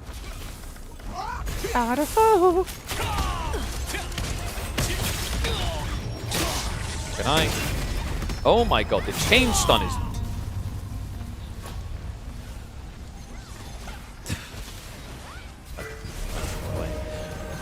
So the weird thing for me is like I've got abilities to block Heal. stuns, but I can't use them if I'm stunned, sort of thing. So like I have multiple abilities for that type of thing. There's a large I group think on the the left CC of, may be a 5 bit here. too good on like warriors. Pushing him with the big fire golem. they have Danny's like 5 occupying it right now, seconds going of through stun the time. sort of You've central seen it, mid. right, I'm just guys? kind of Like, hanging around the I've been golem for now. stunned for a century. Like, Cool. dude, I've been stunned so long I can go for a toilet break, read a book, come There's some back, people on the and I'll roofs. still Gotta probably be be careful about those guys. like that. Ooh. Alright, I'm bleeding out. Good lord. What's up, Groovy? That's not main game you stream. And a big damage. Your laid back man and respect. If you beats the reason for my support. Oh, thank you, man. I appreciate the support, man. Appreciate the combos. Get back here. Oh, I keep double tapping. Okay, I am actively griefing myself by having the thingy ability. You can die in the slash as well. I don't like that. So what I need to do, I have a skill that lets me return, but because my frames are kind of low, I need to turn that off. Because what's happening is I'm pressing, but I'm actually registering twice. So what we're going to do quickly is we go in here, and it's this ability here. It lets me return. That's cool because that now frees up 10 points. So what we want to do is put that into action here. Approach the target and deal base damage tax-free time. Do we gotta get to marker 12 to win? I think we're going to change the Mad Sword because being Frenzied Sword Dance is not good here. Yeah, we need to get in there, and then we need one of the And then guild we leaders to hold the need- throne for 3 minutes. So we got to get in there and stay in there for 3 minutes, basically. That's the objective. Okay, we have 100% 17 damage minutes, to so we inflict gotta like first 1 second might be push, good, I guess, soon. if I can use it. Selfless Diffusion is not coming out very often. You know, people are like, oh my god, crossbow plus dagger is going to be OP. I'm here to get it buffed. You might say I'm playing it wrong. Don't matter. At the end of the day, I'm going to get it buffed. Uh-oh. I may be making too many friends. Bye! Dude, what? Okay, you can target people invis? Because I just got target invis.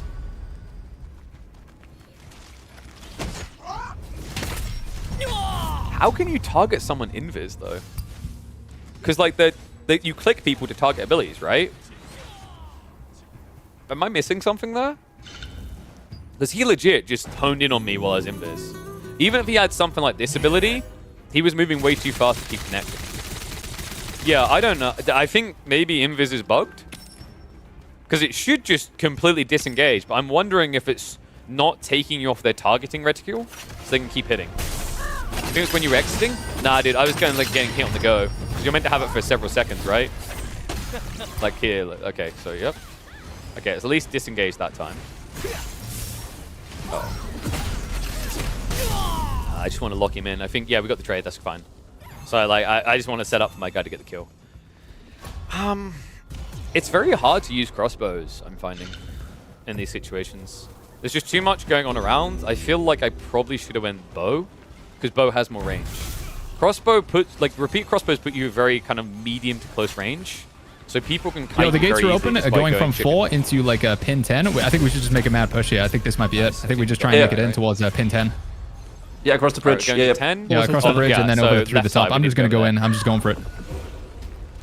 I'm doing big CC Yeah, here. I think I should have stuck to what I love doing, which is longbows. I think longbows would have helped a lot more. Okay, there's not many of these guys in there, which is good for us. Never mind, the gate is closed. I That's guess right. they have control These guys over when are they raise and me lower the 5 gates. minutes ago, going in on their okay. own.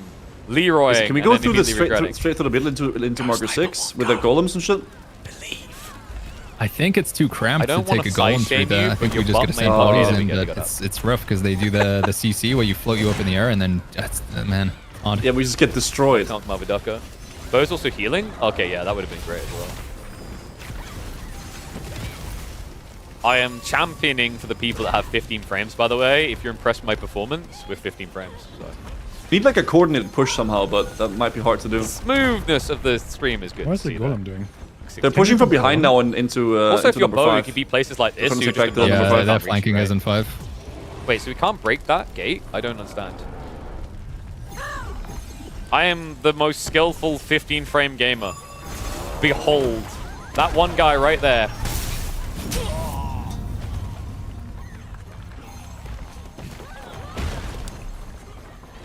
I've done that so that he thinks he's the best. So in the final minutes, he will do something stupid, and then Okay, what's this? will punch. I wouldn't mind a damage recap, actually. Because I'm not sure what killed me so fast there from 10k HP. Should I, like, respec? I feel like having all this dex isn't really leading to kills. Best is a cooldown on your burst. Yeah, but the problem is it's one target, so unless you can find someone on their own. And goddamn, how did he teleport like that? How is he... That's so silly. I don't know what class he is, but he should be dead. 4 of us were attacking him. Good lord. Can you attack someone in there? Come on, then. Nah, I can't. I think you can unmorph and then, like, normal attack them, right? Yeah, so how is... There must be a cooldown on attacking people that are fresh spawned. Because my blink never works. And my blink has, like, we tested it on PvE, right? The blink has really good range. So I don't know if that's because, like, where they are and where my game is registering isn't correct. Like, here. Oh, is that Jesse? Jesse Rock? Where are you guys? Jesse Rock now. Oh, God. I'm sitting around 5. Oh, no, I wasted it. They ran away. Nice. I just Got this respawn. guy. I'm way back at 13. They got like roaming bands now, like sort of killing people on the respawn as they come in. Got him. Nice, got another one. That is All on the bridge now. We're all on the bridge trying to push into 10 now for some Monkey reason. noises, monkey noises. What resolution you playing at? 1440. Oh, no, no, no, no, I don't like this area. No, no, no, no, no, no, no, no, no, no, no, no, no. And immediately lost 4k. Nice hat. Best hat. Whoop, whoop. I look fabulous. If I do say so myself. So I don't know what this pillage thing is about. Are we winning? We're doing pretty... Dude, okay, I'm responsible for 2 of those, by the way. Can we just, like, can we get a Pogon chat? Like, I'm actually... I may not have the frames to win the fights, but we are winning the objectives. Alright, let's get back to it.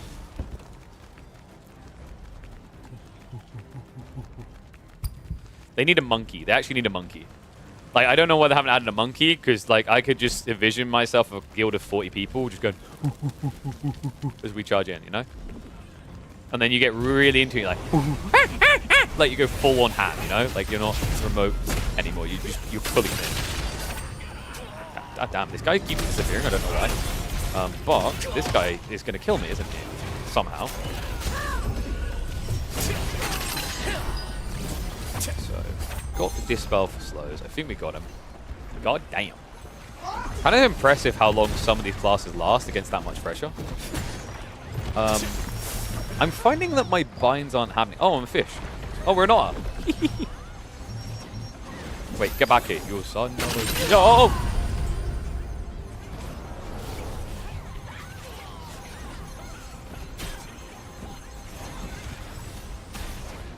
Oh, hello, Grim Reaper. I didn't realize it was my turn today. So that guy has the thing I have. Only his actually kills people, and mine mildly gives them a back scratch. I've missed something on the setup. Okay, I feel Jake, like I'm just sacred so ground. weak compared to a lot of the people here. I must have missed something when we were setting up. Oh, thank you, Willie. Appreciate it, buddy. Okay, this guy has to die, right? Yeah, it's so hard to use my thingy strike.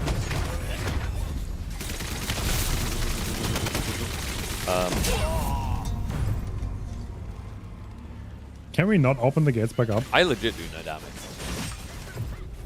I'm not sure how to Have do I that. got any actually. like crossbow experts? There's that can surely explain something what on the the other problem is side, here? right? There must be. Well, I think there's no point. I feel like they're doing such a good job as just holding us back. There's legit no point. We have in, such a good choke point. Yeah, in it's Wild only like Barrage, one because choke like point. if I I don't know. cast Wild I don't know how Barrage, else I'm too to stationary make to it die, through. right? So Yeah, Wild because Barrage there is must be like a kind way of we can like get wasteful. around somehow. Because if there's only Well, this that entrance, side, that Maybe side this, gate is projectile attack the fires rat an entrance additional just takes you in projectile. through to like Might just be this better. part already, right? Lava's We're nature already might in here just be anyway, better. so yeah. Okay, so is there really only this one way into the throne room? There's no side? It's just well, the only other entrance is that gate there, but you need to get Oh, in obviously to we get have to to that wait bridge. quite a while. But I mean, I'm down for just a mad dash if we want to just give it a go. We've got 8 minutes. still We'll probably not just do get it? 'Cause I CC to mean- death, but you guys want to Yeah, get we- your stone, whatever the cleansing cooldown. stone, and Wait, just am I go for getting it. attacked in Yeah, we the should small- try. What? I did try and All rush right, through and it let's ended go. very badly. Want to give it a go? 10 seconds? Might as well, dude. All right. Try and 9, full push through. 8, 7, Dude, 6, 5. we are 4, on an entirely 3, different level of 2, cringe. Just let me change 1. my skills. Let's please. go! Rush! Holy crap. Like, yeah, I don't know, man. I would have thought I'd have spawn protection on here at All right, I'm least. dead. But legit. Any wait, luck? wait, wait. Can we grief? Like, can we No, ruin this no, guy? no, no 'Cause he's luck, being no a luck. Okay, piece of okay, crap? all right. Well, Maybe.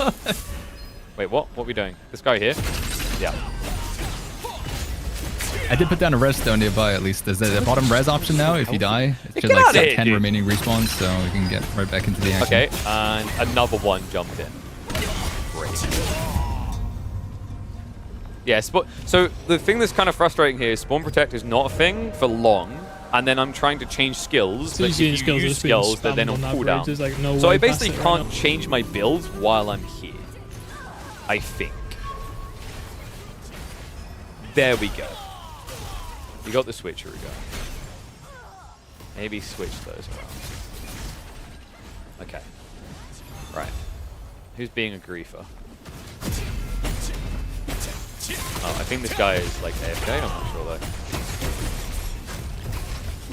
Yeah, I think he's AFK, and yet I still do like no damage.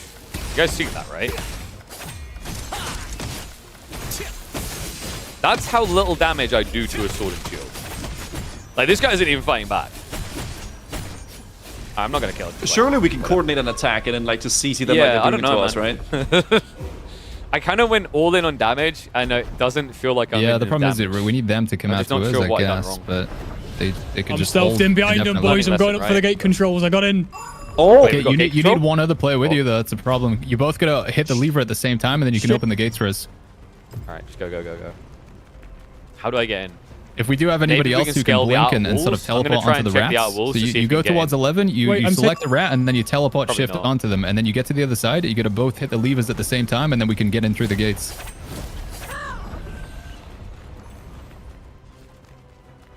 You can't go up here, right? No. Is that an enemy? Yeah.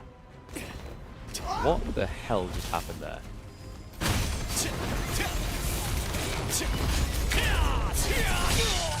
And I just got stunned out of my slash thing. Kind of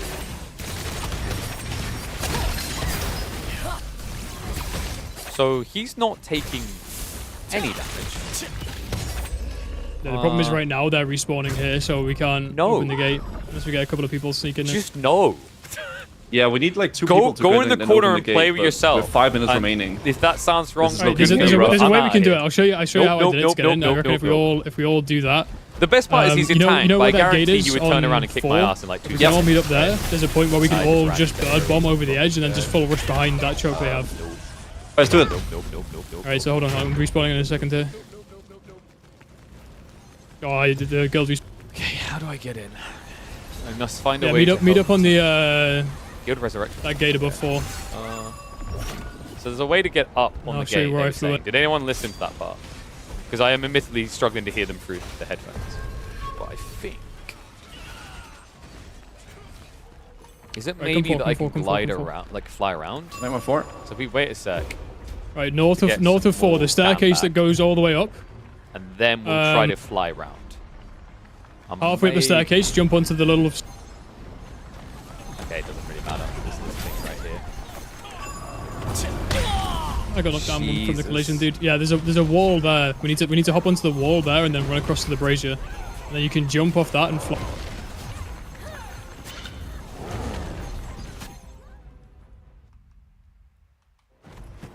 Oh no, stop. I was hoping it was going to spawn me in the center. So maybe there's an objective we need to snatch to get us back towards center. Is it? Yeah, it's here. This is the Okay, respawn okay. point. So we need to somehow take center if we want to get respawn points back. Yeah, this... I don't know if you guys can see where I am here. Whoa. This wall in the brazier here, above where everybody is. We don't want to be here. This is bad. Get out of here. I don't think we can capture center. Are you Either. at There's just so much. Yeah, so just Maybe like we directly can east of sneak 4, there's a this, wall with a but brazier on it. I'm standing on top of it probably right not. now. Okay. You guys see where I am? It's hard because most of the guild isn't in comms, right? So Yeah. Alright, I'm just gonna jump from here. I'm just gonna jump down and try and fly behind again with these guys. This is pointless. Through the sewers. Okay, yeah, got you. Ah, thank you, Groovy. Right, so I think we were close to where we need to be then with sewers, right? Alright, I'm gonna get. Oh wait, there's a guy here. No, you don't. Dude, none haven't of this got stealth, cast so a you big can't help, AoE can crap in my team. Get out of here. Yeah, catching on. There's like so many of us who's still alive, I think. I don't think we killed him. Holy crap. So.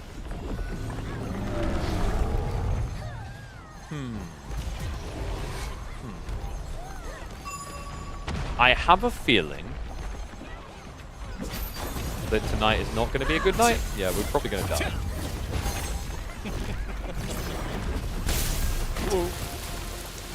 Alright, we got through the other side.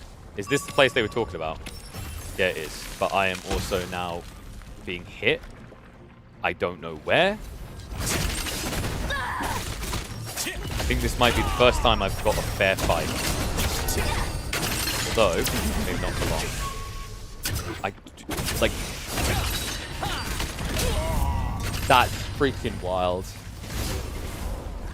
I don't know, man. It's But so the main hard. gate's Like, clear I right feel... now, I guess. What class is here? Flip it, let's just Does go. he have I mean, teleports we've got as 1 well, minute. or am Maybe I we can just see the lagging? throne room. Because I That'd felt be like kind of he nice. moved in That'd really be weird nice, ways. yeah, just to get in there in the first place. You know? That felt weird, right? Like, I felt as if I was just not connecting with attacks at all. That should have been connecting. Okay, dagger, yeah, that might make sense. But, like, it was weird, because I think we both blinked at the same time, so we ended up in completely different locations. Maybe I blinked too soon, and they blinked again, I don't know. It felt weird. I couldn't track him at all. I mean, in fairness, like 15 frames, right? So, yeah, kind of not going to be able to track anything, but that was still pretty wild. I think I should have changed my key bindings as well. I don't like my key bindings. So. Okay, so... I'm dead because I'm like no HP, but you might as well go out with a blast. Yeah, the AoE just killed me as I ran by. I'm not getting through here if I don't have full HP at all.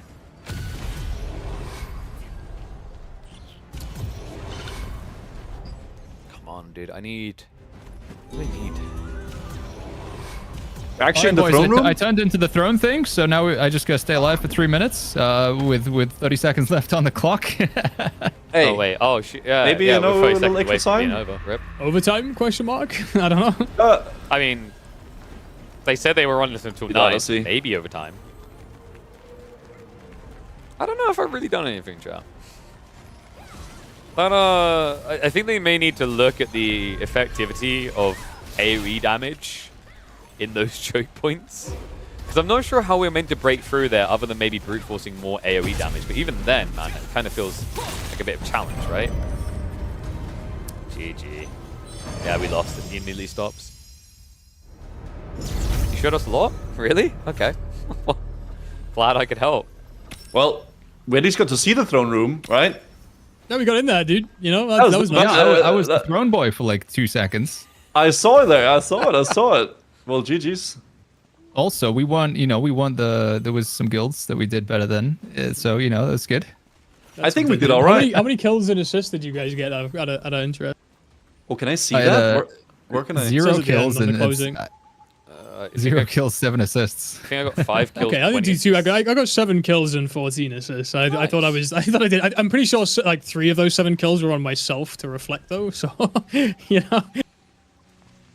Yeah, I probably didn't help myself as like a rogue dagger guy trying to kill the tanks all the time, but every once in a while it worked. I feel like everybody's so tanky, man. Yeah, and I'm not. Yep, the same. I'm like, I know I'm going to be a glass cannon, but glass cannons kill, right? No. Surely. Surely, dude. It's hard in those big, Dude, I don't massive know. battles. You want lots of tanks and you want lots of like people with CC, right? Yeah, I Yeah. feel like I I feel think like the mage is difference OP is- here, right? Yeah, well, for sure. I think that we were pushing against what was very clearly an actually coordinated group versus like just us on comms, right? So it was just, you know, it was difficult when they were coordinating sleeps and actual waves of damage versus all of us wandering around like, where do we go? I'm going here, killing this guy. Yeah. Yeah. It was fun though. Yeah, it was fun, it's yeah, interesting, yeah. It's insane how many people there are, though, man. There's so Yeah. many. The scale was insane. It was good Yeah. to see. I think Yeah. Yeah, these sieges are nuts. the main thing can that felt a actually bit get- weird was like You can the- get a lot larger than that. That was Really? a max of what, 840? Yeah, sometimes it'll be 2K. I think it'll Wow. hit 2K. Yeah, pretty large. Anyway, just want to thank you folks for showing up.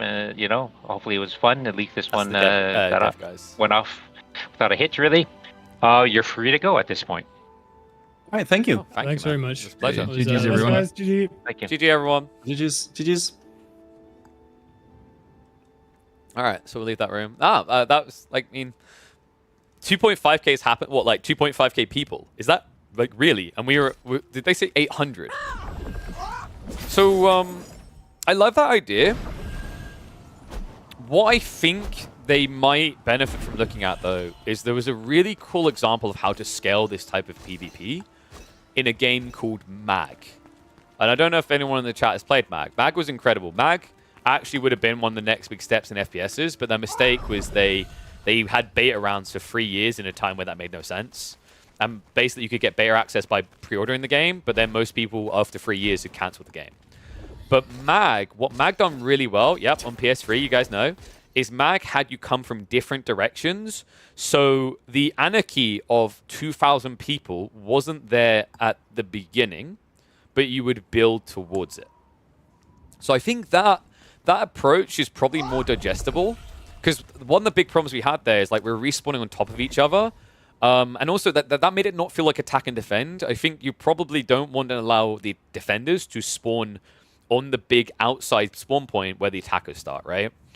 But I would love to see them create like a castle environment where you come from 4 different angles, and then you get that inside the castle, right? I think that would be my feedback. It was quite interesting. A little bit hard for me to track because my PC's poo-poo. For those who don't know, we're working on like getting a new PC campaign going for October. I've had positive talks with AMD. If people happen to know anyone who works at like the different component manufacturers, different companies, GPUs, whatever, please do reach out. I definitely appreciate it. !Discord, you can reach me through there. Because I'm planning to do a PC build live on stream in October. And I think that will, like, when I play this game with good frame rate while also streaming with good frame rate, I think things will become a lot more processable. But even with a better frame rate, I think the chaos factor, it's like, so like for those that don't know, what I do as a living, I'm a caster and host, right? And a big thing for me is narratives and how you weave narratives and build narratives, right? And this applies to game environments, stories, everything as well. Like a good story starts low and builds high into the hype. So like similar here, having this idea of starting in smaller battles and then building into the large battle, I think is nice because the pacing fits for people. Whereas, especially as a new player, like we jumped into 50 plus people passing me around like a baby shark in a dolphin school. You know, it was pretty brutal. So I think that would be my main feedback on it. I definitely found it was quite intriguing. There's definitely some tuning that needs to be done. I don't feel like, and maybe I'm just using my class wrong, but I don't feel like for someone who's spec'd pretty much all damage, I should be doing so little damage. Maybe I'm wrong about that. It could just be my build sucks. But I felt like my build was meant to have decent damage. It might be because it's poison based. They had a lot of dispels. So maybe a lot of my damage was just getting insta-removed or something. But yeah, some of the classes feel really tanky. But that's not something that's not a thing that can't be fixed, right? That's just balancing. Balancing can always be fixed. The core idea I quite like. It's impressive the servers were even running with that many people attacking each other. Because that is like intense over the top, right? It definitely felt a little bit stuttery, but I think that's to be expected with, as I said, 800 people. For those unaware, like there's not many games that achieve that type of scaling. You're looking at maybe things like PlanetSide 2, which does it in an FPS realm. And also, like, balancing is never going to be perfect in those environments. I imagine one way they could deal with AoE is AoE probably shouldn't be everything in the area gets that damage, maybe. Maybe you make it so that it's kind of like it spreads. Because if there's 20 people on top of a location, one fireball should do its full damage to 20 people, right? It probably should disperse a bit. So that would probably be a balance point around there. But, like, these type of things can be fixed. I think overall, it's a pretty cool idea. I personally love the skill profession systems. It'll need more balancing for sure, but that's always the case with these type of games, and they'll get there. I really like the world setting, actually. Like, I don't know, the kind of style and the aesthetic is really cool. For those that don't know, I've got this on, like, low-mid settings, so this is, like, potato PC or close to. And I still think it's quite pretty, actually, at that level. When I wasn't streaming, I tried it on, like, medium-high, and it looked gorgeous. Like, I'm actually really blown away by how this game looks. I think they've done a really, really good job with that. And the PvP elements sound really cool. As long as they balance PvE in, and it's not just a PvP-focused game. Because the challenge with PvP is, like, when it comes to MMOs, and I may be wrong about this, like, I'm not an expert on all MMOs, but I feel like there's a bigger audience of PvE than PvP. So I hope they get, like, some big raids as well, because I think that'll give them their longevity. But the mass battles, like, I think the reason why I was saying have, like, a castle where you start attacking from 4 directions, and let's say there's 800 people are split 200, 200, 200, 200, is people want to feel their individual presence in some inkling, if that makes sense. So by starting them in smaller battles and building into the larger, it gives a lot more weight to people's actions, and then you can build into epicness, if that makes sense, right? Like, I know this experience because I've had this in, like, PlanetSide 2 is a perfect example where I would run across and capture a big base when no one was looking, and I felt really cool about that, right? No one was looking, I got it, and I really helped my team. And we kind of had that when we were capturing the banners. We felt really good about ourselves because, like, yeah, well, this is helping, like, 400 people or whatever it was, which is really cool. So I think, yeah, I'd love to see it maybe whenever they build a second castle, because I think it's this one to begin with, maybe that. I imagine when I've got a better PC, and I'm glad it was smooth for you guys. That was number one for me. So at least it looked epic for you guys, even though I was a bit of a potato. But I look forward to trying this when I've built the new PC, so that I can stream it and show it to you guys simultaneously, because it should look pretty sick. They need to dial in. Yeah, new server tech's like awkward. I think a lot of people don't realize just how much money goes into making MMOs. So in the year 2024 of our Lord, in this day and age, a lot of people are able to create games and take an iterative approach. And what that means is that you will, you know, I'll change the way that this gun works. We'll see how it works. Go, go, go, go, go. So, like, there's two forms of kind of like development: agile development, and then there's waterfall development. MMOs have traditionally always been made with waterfall development. You plan everything else at the start, out at the start, and then you go to work for 4 years. And it kind of has to be that way because the network infrastructure is so complicated. All the deep, intricate systems, all the different things that have to interact. Like, it's very hard to approach with iterative developments because if you change one small thing, it has 15 different changes on design alone before we talk tech. So these type of things, if they're creating like whole new netcode tech, that's going to take time to fine-tune because they would have been in a lab cooking for a long time. It's not like when you watch these indie games that blow up where like one developer made them. You're talking about 200 developers probably, at least on this, waiting, or rather developing across 4+ years, which is a lot of time. And by the time you're able to start seeing the results of what we've cooked, you're so deep into the hole, right? So it's like, it's a bit different. So I'm actually quite impressed. I think they've done a good job. Getting PvP games to feel rewarding at scale is always a challenge. I think I felt it at times, like we mentioned, when we captured the objective. Also, just when we like actually sniped someone down, that felt good. I do feel like overall this class, we done something wrong. Our damage output, the way we built for full blast cannon, our combo should have been half HPing almost anyone we jumped, is my feeling. Right? Because I'm swiping them to the ground and I'm loading them full of bolts. So I must have missed something with my build, or maybe it's just Sword and Shield's a bit overtuned. But I had fun. Like it was, I think it says a lot that I had fun while playing at about 15 frames. Basically because like the frame priority with my setup, because I was really big on this, it really matters to me, is frame priority with my setup goes to OBS first, so that you guys hit 60 frames and I get what's left. But actually, when you think about it, that's actually not bad performance for a guy who's running on a 3700X and a 2080 GPU. So very, very old stuff. Like I've had this PC for probably like 5 years. So from that perspective, quite impressive. You've seen behind the Iron Curtain, so to speak, and it's very technical. I could believe it, man. Like, so for those who don't know, I have a background in development. I have a degree in computer games design. I was a software developer for 2 years before I got into esports commentary and hosting. So I'm a bit of a nerd on these things. You look at games in a very different way when you experience the development cycle. I still remember when I was in uni and I talked to one of the guys, and he started 3D modeling. He's like, wow, when I play games, it's so different now. Because I'll look at like the environment and he'll like look at the ground here, and he'll be like, oh wow, yeah, I can see where like there's a poly to here, and it's a planar and everything like that. It changes your perspective a lot. Do drops stay active here longer? I assume that you can still collect the drops until probably a cutoff point of another 15 minutes. As I know, the estimated time for this event was sponsor streams up until another 15 minutes. So I would assume that the drops still work up until then, if you haven't got them already. The thing I like, by the way, is like they're trying to mesh traditional, the traditional experience of approaching like a RPG, where you're clicking things and just spamming buttons, with this more action system of like looking around like this. I like small details like that. I think those type of things are really underrated because they're quality of life. I actually think these type of systems are much more enjoyable than just the click on the screen and have your unit move there. And also, I would point out that in that environment, in the PvP environment, you would be much better off using this system instead of this system where you'd be like pan or whatever, right?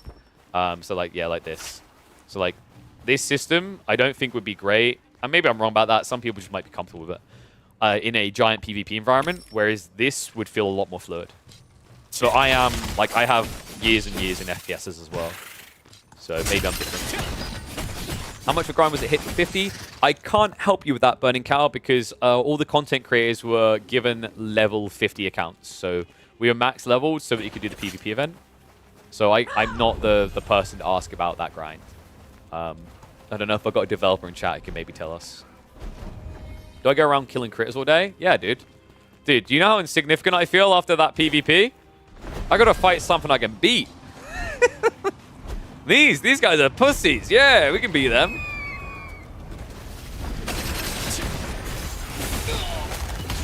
Right? We're definitely gonna beat this guy. Easy.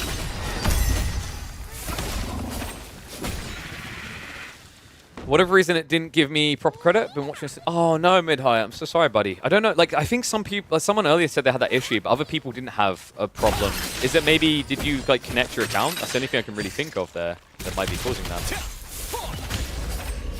Should we go to like at least the level 50 area, you know?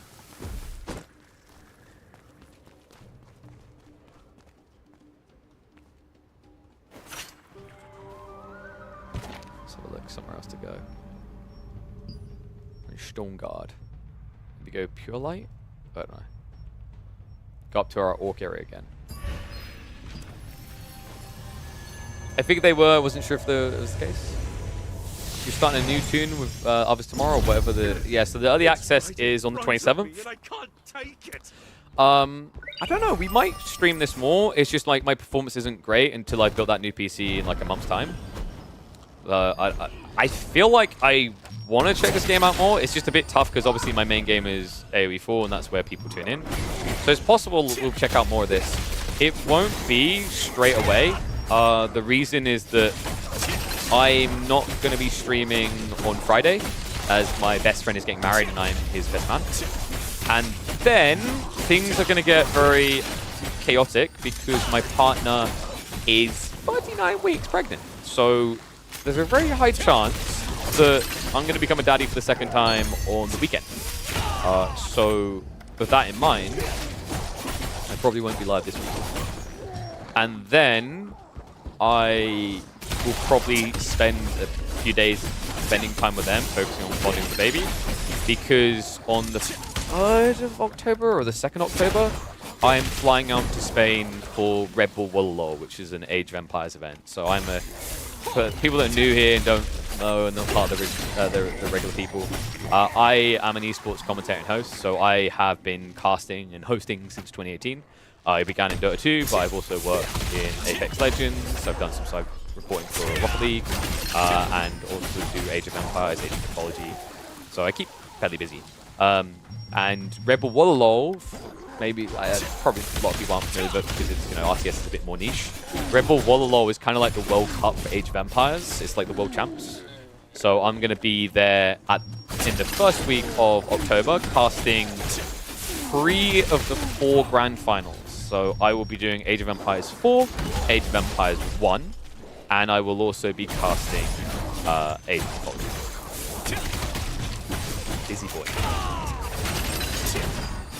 Yeah, I think we'll look to do more in the future. Like, what I want to do is get that new PC sword, and I want to start... I actually want to do variety content, so I want to be able to, like... I actually think I'd really enjoy just chilling out and playing this game. I mean, it's kind of scary when you go out of, like, what is your niche, because you're like, oh my god, people aren't going to watch you anymore, but hopefully people want to. I felt quite good about just being very chatty today, whereas when I'm, like, doing Age of Empires 4, I'm casting all the games, so it's kind of like, you don't get to talk as much, because you're focusing on what's happening. But I do talk, but it's in a different way. So, like, it'd be cool to do this stuff. I also want to be able to, like, start showing some Deadlock, because I'm going to be looking to do more casting and hosting in that, as I've already done a bit of casting in it. So I've already said that I want to get to variety content, because I also have started bouldering a few months ago, and I'd love to get to the stage where I feel confident about just, like, streaming that. I'm not going to be, like, I'm not a Magnus Bitbo, I'm not that good. But also, I actually think that's nice. I kind of feel like being the best at games is overrated. And this is coming from someone, and I'm about to, like, flex myself, who has grinded, like, top 0.1% in 3 different genres. So I've, like, gone full sweat. But I think for the majority of people, I think a lot of us are kind of tired of watching people that are the best, you know what I mean? It's like when you watch Instagram. The idea of watching those people who are living in a mansion and they're the best in the world and whatever, I think it's gotten old, you know? I think actually people really relate to other stuff. I know there was like this guy on TikTok who he makes a killing, and all he does is records him taking his dog for a walk, his walk to work, and it was something else, like I think it's just like eating his dinner or whatever. It's the most standard British stuff imaginable. There's nothing like special about it, right? Like it's just a typical Brits day. And millions of people watch it. Because it's just relatable, you know? Because I think sometimes when we watch the... I mean, Shroud's an obvious example, like, when we watch the best, it kind of makes us feel more insignificant. Whereas, I imagine for some people, watching me die so much in that event was... I'm not calling anyone out like being bad at these games. Probably very relatable. Like, holy crap, he's my guy.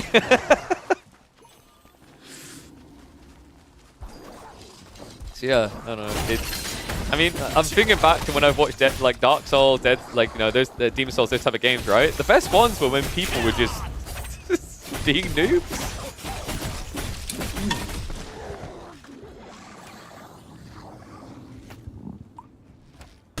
Thank you for the hydrate. Should we go kill the big horse? I like just chilling like this. I thought so. I mean, full disclosure. Like when the Like, so obviously we were sponsored to the PvP event, right? But my thought was like, I'll probably just do it and then go offline straight away. I don't know. I'm just enjoying staying live and talking to everyone while just grinding out the mobs. I could make a new character, and I probably would make a new character if the server isn't going to get wiped like tomorrow. Because we did get 2 character slots, so I could get wrecked, mate. I know how to parry. I used to play Dark Souls. Wow.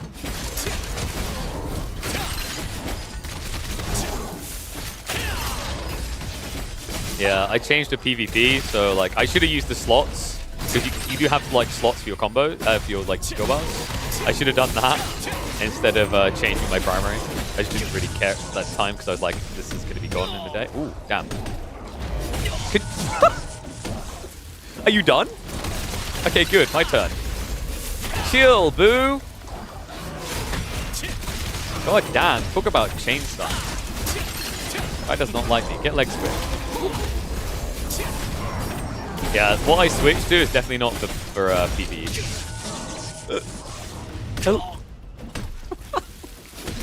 That is one hell of a chain stun. Precious base material chance. I've been getting like a lot of crap. Well, it's probably not crap, but like I haven't just been looking at it because obviously it's gonna be gone in a day. I'm kind of curious about the crafting system and things like that though. Sup, Alfred? You need me to stay alive for a bit? I mean, you know, yeah, you do that. You've got to drop the switch like that. I mean, I'm going to vibe for a bit longer. I don't know when the servers go off. I might be a degen and stay on for a few months. I mean, if there's people to socialize with, I don't mind. Lady from Essence, the remakes vids of Influence and she shows the reality of life. Oh, that's kind of interesting. I've noticed that people are very engaged when I explain production, esports, influencer behind the scenes stuff. So, like I said to people before, I've been doing esports commentating and hosting work on S-tier events for 6 years. So you learn a lot of what happens behind the scenes, what the reality of it all is. And a lot of people aren't aware of that, like what goes into getting sponsorships, what goes into organizing events. Like a lot of people still think a stadium event can be done for like $1 million when it's actually like 4 times that to make that event run with everything involved. So yeah, I've noticed before when I go on like long tangents and rants and we talk about that, people, they munch on it. They eat it up. Can you try to do a dungeon or event? Yes, if I can find them. So, I don't think the events are live for the test server. When I looked earlier, it looked that way anyway. Oh my god, yeah, I really need some AoE. Uh-oh. There's a lot of enemies I have attracted. Should we activate our zero? Let's see if this is useful. It has like a 10-minute cooldown, so you expect it to be pretty bloody.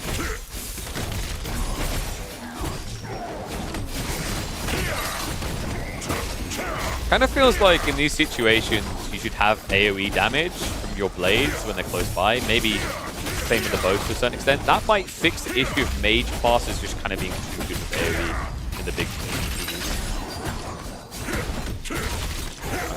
Probably move away from this area.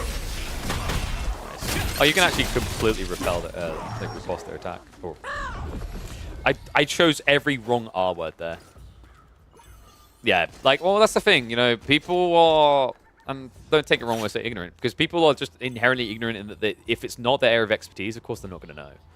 It's like, you know, a lot of people don't know all the stuff that goes on behind the scenes. I said that I've done, like, commentating and hosting. I've also done, like, sourcing of sponsorships for events. I do that for EGC and Age of Empires. I do it for some big influencers I work with. I've also ran my own events. So, like, we've got some small stuff I've done in Age of Empires, but also, I imagine I've probably got a few people in chat that played Diablo. Maybe you watched the Diablo Race to World First event. I was responsible for that. So if you go back in the credits, you'll find me there. So I was in charge of the entire event. So I brought it all together. I also commentated and hosted on it. It's like, yeah, I have a deep respect for the people behind the scenes because, you know, what I'm doing on screen gets more praise because people see it. What was happening behind the scenes, there's so much hard work going on every time with these type of things. So let's see if we can find a dungeon. This is a dungeon, right? I think this is a dungeon. I think this is yeah, this looks like a dungeon. So let's maybe go over there.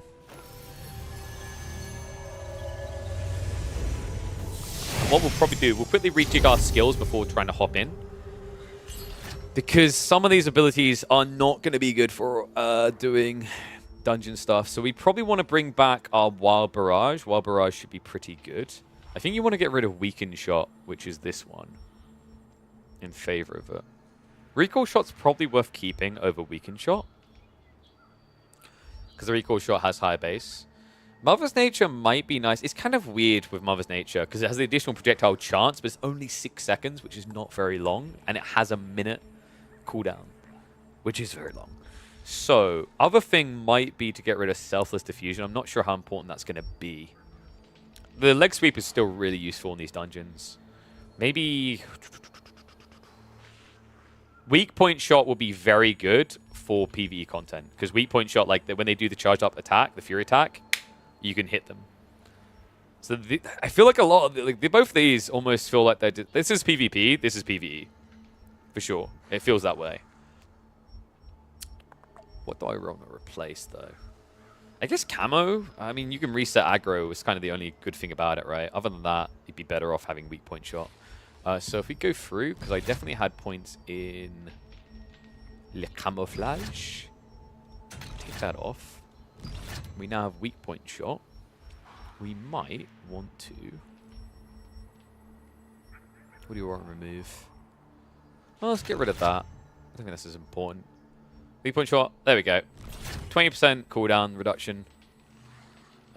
Weak Point Shot activates upon hitting a target affected by the bind. Yes, that goes well with our combo then. That's really good. So I think it's worth getting that point as well. So what we'll do quickly is we'll remove... What have we got in daggers? Maybe there's someone there we don't want. Bind duration is nice to have. I don't know. I think in PvE, having that instead of the full constant attack is worse. So it made sense in PvP to switch it up, but not here. So we'll enhance our Weak Point Shot, and we'll try to do the dungeon. How does the action combat mode feel compared to tab targeting? I personally like it, because it feels more reactionary. If you change a few elements, it works quite nicely. It feels better. I would definitely recommend it for the big PvP environments. I guess you could probably get away with zooming out. We probably should in some ways been zooming out more. Wild Barrage is really good with one. Yeah. If you got like a primary target, because then you can make them explode, right? So does anyone know how we get into dungeons? Because I'm here. Yo, what's up, broski? Thank you very much for the prime sub, man. Welcome to Swarm. Appreciate you. Thank you, thank you. Appreciate all the people that have been subbing today. I appreciate everyone who doesn't as well. Let me double check, because I just realized I've hidden the YouTube channel. So just in case anyone's been asking questions over there, let me double check. I don't think we missed any chat there, though. No, I think we're good. I'll tell you what, I'm going to actually end the YouTube.